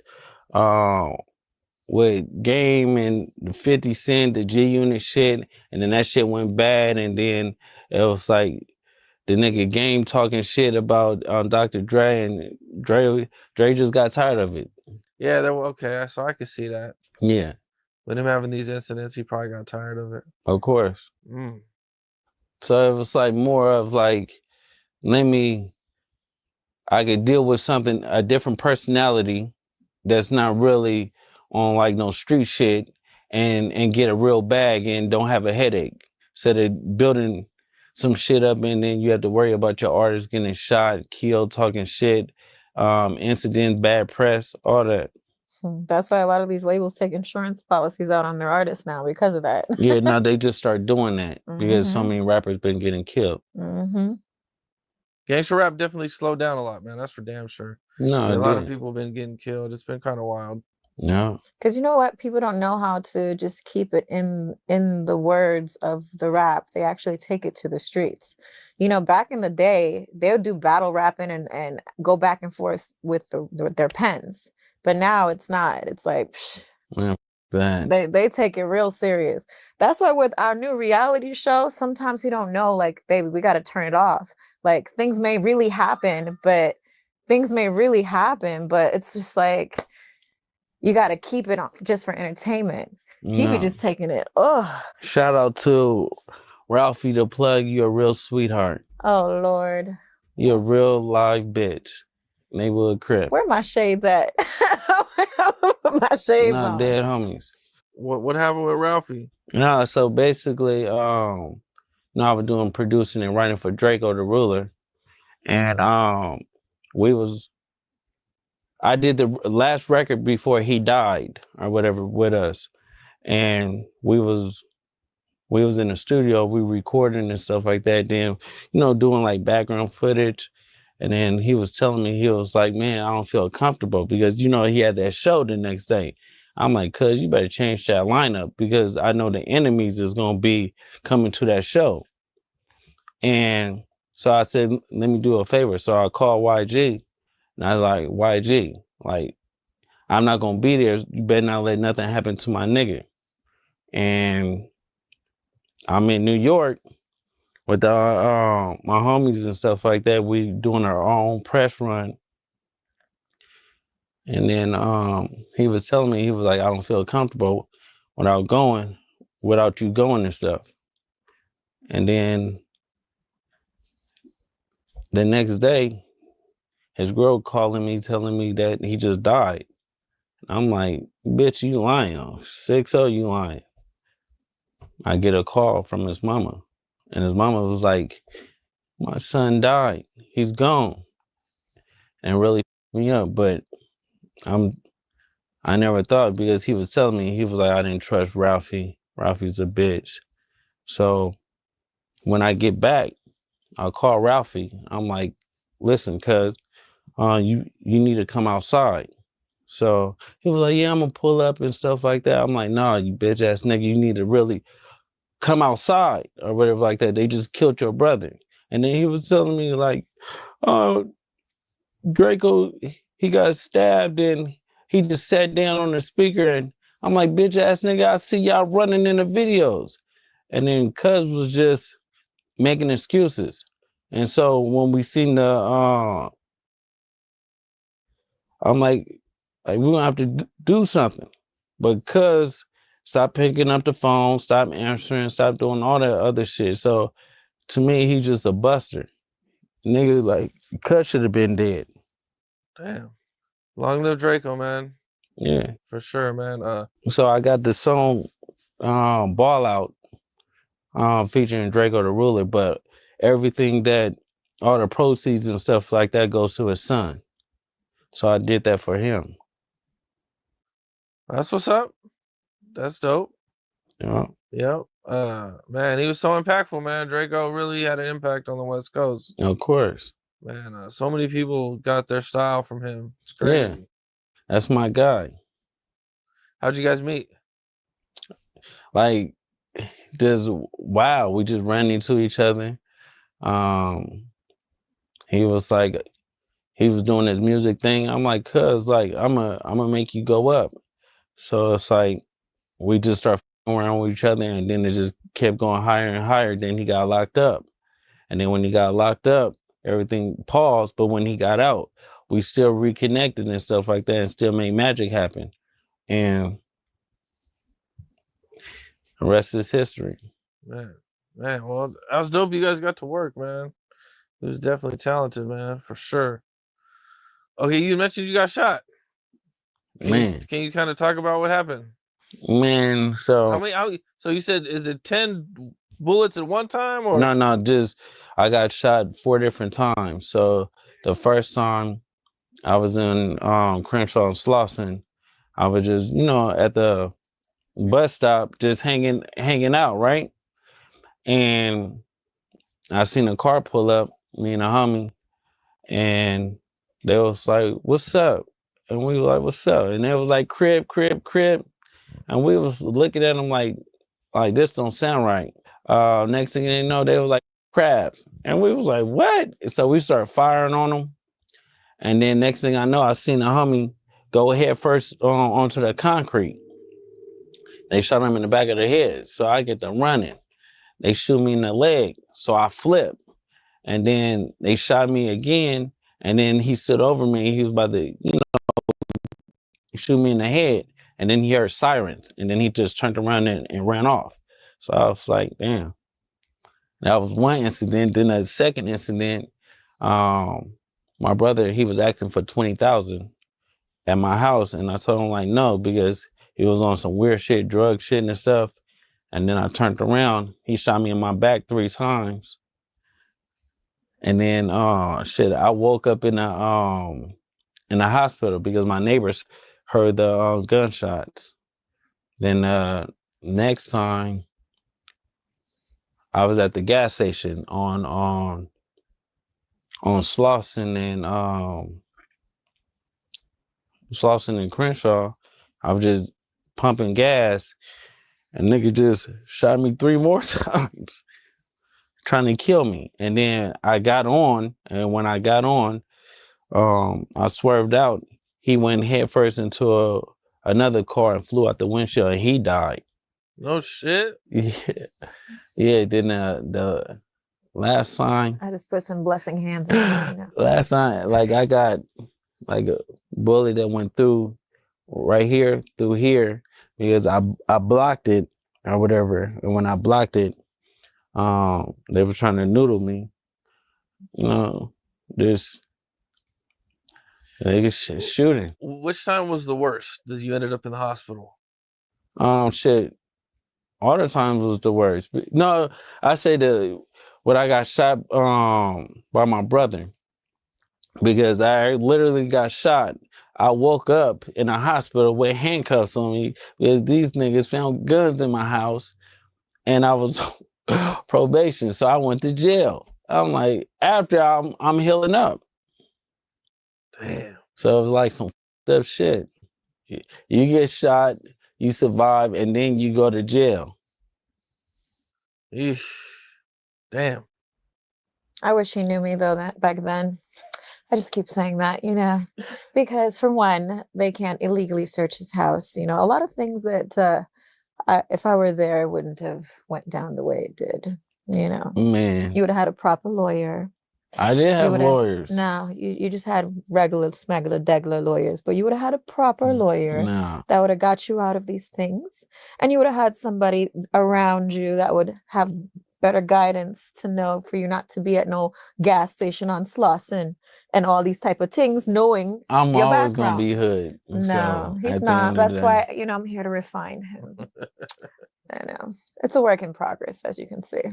Yeah, ain't no work in progress. It just ain't gonna happen. Well, have you been shot since you met me? No. I got shot, Not since you met me. Exactly. Before you met me. like 2 months before. Exactly. Uh-huh. Shit, you right. Okay. That's right. We actually together almost got into a situation where we were getting robbed. 2 guys came up with guns, and I swear to God, me praying to God, me talking about Lord Jesus and telling them what they had to do. I was stuck in the car and he was outside. We were in front of what strip club? Deja Vu? Yeah, so Deja Vu. we was in front of Deja Vu, and the niggas came out with the gun and put the gun to my rib and was like, give me everything. I'm like, sick, so I ain't giving you shit. I rolled down the So window. I pushed him out the way. I'm like, neighborhood Crip, nigga, you had to shoot me. When I tell you I was doing all kind of biblical scriptures, I laid it down on them and they walked away. I told him he needs me in his life. Shit, no, I was begging them, like, nigga, you He think said, you you gonna you have to shoot. And I'm like, I said, no. I'm If gonna you make a nigga shoot me. I said, because if you shoot, you're going to end up not making Like- it home too. Because I already know. Listen, as good as I am, I become a beast too at times. So, you know, I logically took care of the situation the best that I could with my mouth. And I spoke those tongues on them, didn't I, baby? I don't think it was that. yes, They it were just was. outside arguing with me too damn long. No. And we're trying to whistle, and I wasn't going for it. No. When I tell you, the whole neighborhood heard me saying, Jesus! What? I was loud calling Jesus' name. And I said, you want to go home to your children? Then you better walk away. And sure enough said they did. No, they walked away because one of the homies had a gun pointed and he No. said, if you shoot him, I'm gonna shoot you. That ain't gonna stop nobody from wanting to shoot. Okay. It was my blessings. I'm gonna tell you right now. That's why you have not been shot. Okay. All right. Damn. That close to you was able to. No, we were standing outside, right? And then when we were standing outside, We were shooting another TV show. Another TV show, right? That's So- a non-factor now. We're not doing that show no more because they ain't got enough paper to pay us. They breached our contract. You know, y'all gonna have to do your homework when it comes to that particular show. But we're definitely not doing that show anymore. We've moved on to doing our own production. Yeah, so whatnot. basically, Uh-huh. let me get to the story. We seen the production team skirt off and They leave left us. So I'm like on 6-0, like what they doing? So I turned around. When I turned around, the niggas already had the gun on me. So when they had the gun on me, they jammed it into my ribs. So I grabbed the nigga like, cuz what you doing? 6-0, nigga. And then he was like, I need everything. I'm like, you ain't getting shit. And he was like, no, I'm taking everything. I'm 6-0, you gotta shoot me. Damn homies, He was you telling gotta. him to shoot, and I was telling him not to shoot. Imagine the irony of that, you know? But nonetheless, I should have known from that day not to do business with that particular producer. But, you know, let's focus on, you know, promoting what we got going on, not what we don't got going on, right? I guess. Uh-huh. Uh-huh. He was telling me, he was like, man, this bitch ass nigga DJ Khaled, not answering my phone calls, he owed me money and all this other stuff. So we're at the Chris Brown concert. I see DJ Khaled or whatever. So I hop over, I grab Cuz by the neck. I'm like, Cuz, you owe my uncle some money, you bitch ass nigga, or whatever. You say you're gonna do this. And he was like, no, I love Big U. I love Big U. That's my guy. So I held him, called the phone. I'm like, Unc, like, here's Khaled. Cuz is saying something totally different. I had the phone on a speaker, right? And when I gave the phone to Khaled was like, you got your nephew doing this shit like that. And then Big U didn't know that the phone is on speaker. So he was like, I don't know why my nephew doing that. He just tripping. I looked, I'm like, cuz what? About Khaled, you know, when you ran up on Khaled, man, you know, were you kind of like, and you found out everything, like, how'd that make you feel to feel like, damn, I just ran up on Khaled and then, you know, it was really like not really like an issue? Yeah, no, because when I ran up on Khaled and stuff like that, and then I heard the conversation on the phone, and then next thing I know, a week or two later, like Khaled buying him shoes, flying him and his wife out to his house. They in his house, he got maids and everything. I'm like, yeah, Cuz did that to run a play and stuff like that. But you know, like play me, make me the villain. You get what I'm saying? And that shit gets old because it happens time after time after time after time. And like niggas is like, you can't play with them. You get what I'm saying? You can't play with the younger generation. We don't respect the old niggas. You get what I'm saying? This is what they used to be. They not that now. But for the record, him and Khaled are cool now. So Yeah. there's no beef with him and Khaled. No, yeah, we good now. Yeah. So yeah, me and Khaled and stuff, we straight. We talked. When I go to Miami, he always look out, take care of me, but it is what it is. Yeah. It is a situation that opened up my eyes. You've been in the game a long time, produced for a lot of people, man. You know, what's your overall experience like in the music business? Like, you know, how do you feel about it? What do you think about it? It's just fake. Everything is fake because it's like you as good as your last hot song. You get what I'm saying? So phone calls stop ringing. You ain't getting like that bag like you used to until you get back hot. And that's just how it is. But I respect it. It's like Kobe Bryant after his Achilles heel tour, he wasn't that nigga. You get what I'm saying? And you'd be surprised too. A lot of producers or writers or whatnot are not really the ones doing the records. They do buyouts. You know, you would have a younger producer or a newer producer or just somebody else doing it, and they have to sign an NDA, and they'd be like, okay, here's it. Like his fee was like 100,000 a record, you know, and they'll just buy it out and then put their names on it. And that's what happened with a lot of his stuff. Yeah, so I have a lot of records that didn't go nowhere, but then I have a lot of multi-time platinum. It works when it don't go nowhere, you still get paid. Yeah, so you know? it's like a gift and a curse. 22. Yeah. A catch-22 for sure. Okay, so I see. Oh, so sometimes it worked out. Mhm. Sometimes you got screwed, and sometimes Yeah. you got over on. Especially like them big records where he could have probably made a lot more if he waited for the back end. You know? But then it's like now you learn because it's like I was with like Warner Chappell and then EMI and stuff. And so when you doing records, their name is going on it. Yep. You get what I'm saying? They'll hire you as a producer or a writer, And but you have you're to- underneath them. Yeah, and you have to turn in so many records every single month.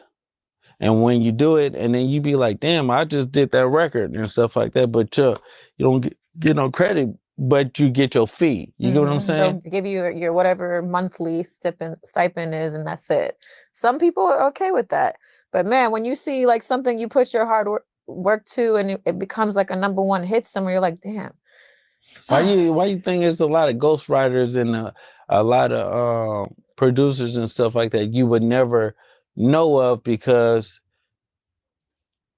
everybody they getting do fucked? that. They do that type of thing in the business. It happens. It happens.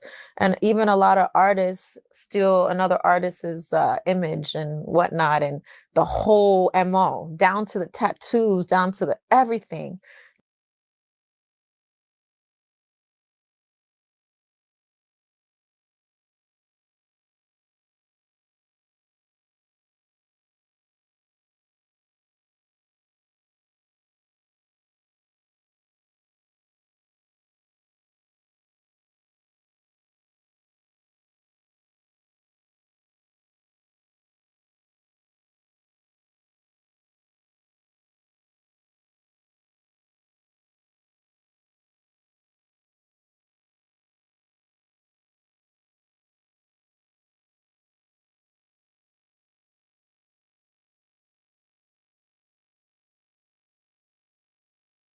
Trap Raw's got his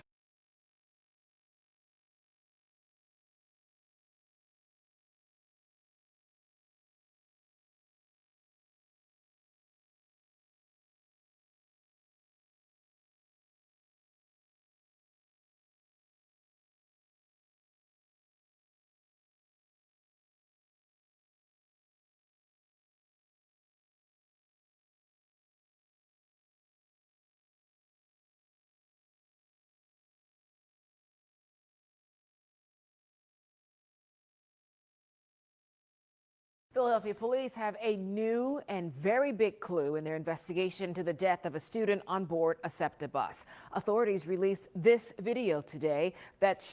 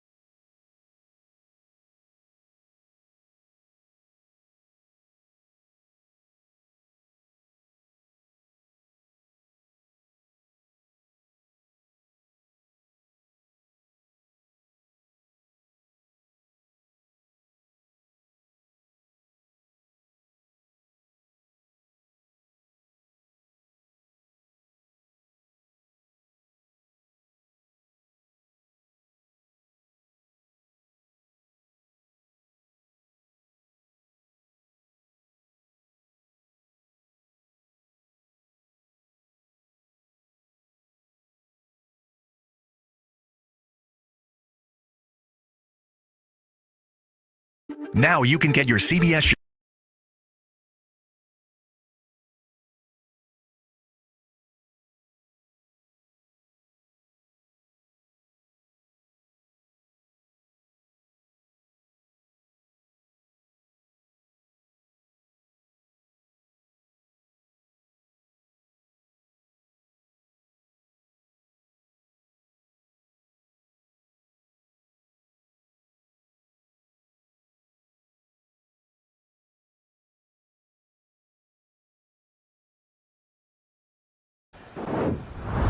Breaking news now from The Loop. We are just getting word of a stabbing near the Clark and Lake CTA Blue Line stop. There's still a large police presence at the scene. We're hearing someone was stabbed on the street and then ran onto the platform.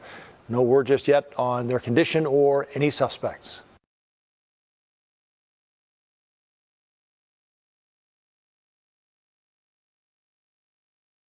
Only on 3, she desperately searched for years to find her half-brother.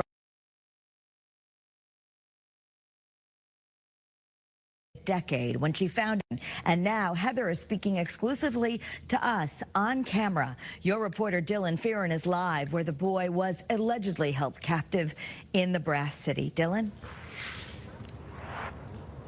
Well, Kara,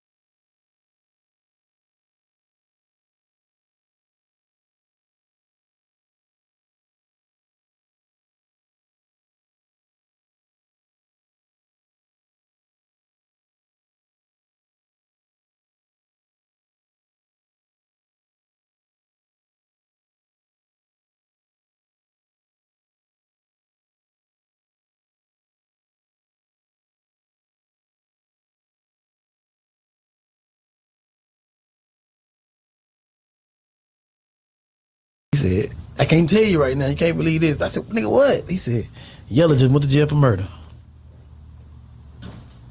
And then he was like, at first they like, man, I think this is the murder of Bubble.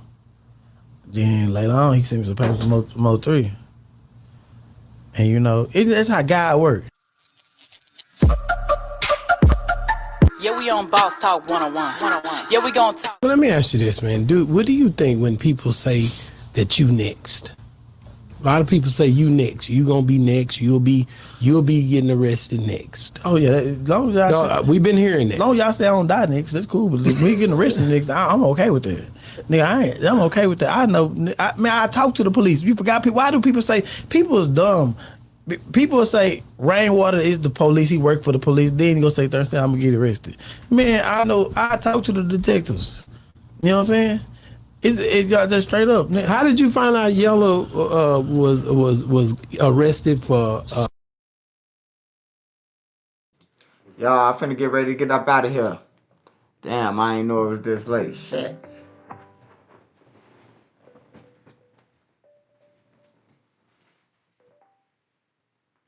Hey, appreciate all y'all support. Hey, make sure y'all follow all my wrenches. Shout out Drew the Mob, Sparks Visual, Trap God, Joe Morton, Beezy Baby, NC. Shout out all y'all, man. Street Code. Shout out all y'all. Tommy Sherman, what's up?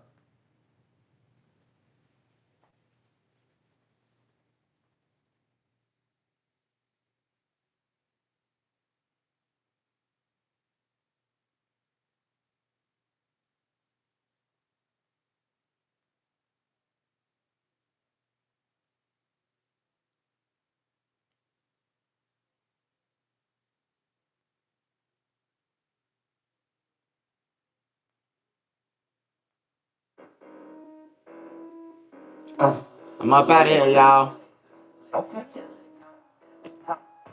Thick cash for that night. How much cash you make? Making my way to the tip top. Now they finna see me in tip top shape. Where you going with? Hold on. Baby, where you going with all that? One time, no problem. Smoke with all that. Wanna see forth pop out the cut. Swinging that stick like nunchucks, nigga. You ain't think a peep that you really getting bigger. Could be the pill top, could be the liquor. Moving them hips like Shakira. Hey, little baby, I don't hit her. Feeling like Malcolm, I'm stuck in the middle. This sense on me, don't see this blueprint printed like Jigga. You a river, little bitch. I'm nuts in the middle. Only competition, see is the mirror. Well, wait, I'm in tip-top shape. Ain't no mistake, this shit fell into place. Nigga can't keep up, this ain't a race. Big boomed out of first place, nigga, come on, yeah. You wanna ride, get in, feel like Tiny, I spin, yeah. Yeah, all the guys in the pen, I ain't tryna make new friends, this ain't Milwaukee, I keep me some bucks. How much you make, you ain't making enough. Showing up, look, got my feelings put up. Nigga run up, I'm in tip-top shape, I'm in tip-top, I'm in tip-top shape, I'm in this that cash, for that like how much cash you make? Kicking my way to the tip-top. Now they finna see me in tip-top shape. Where you going with? Baby, where you going with all that? One time, no problem. Smoking with all that. Picking up some in my thumb and a blunt. What's that? That's it. You don't wanna see forth pop out the cut. Swinging that stick like nunchucks, nigga. You ain't think a peep that you really getting bigger. Could be the pill top, could be the liquor. Moving them hips like Shakira. Hey, look, baby, I don't hit her.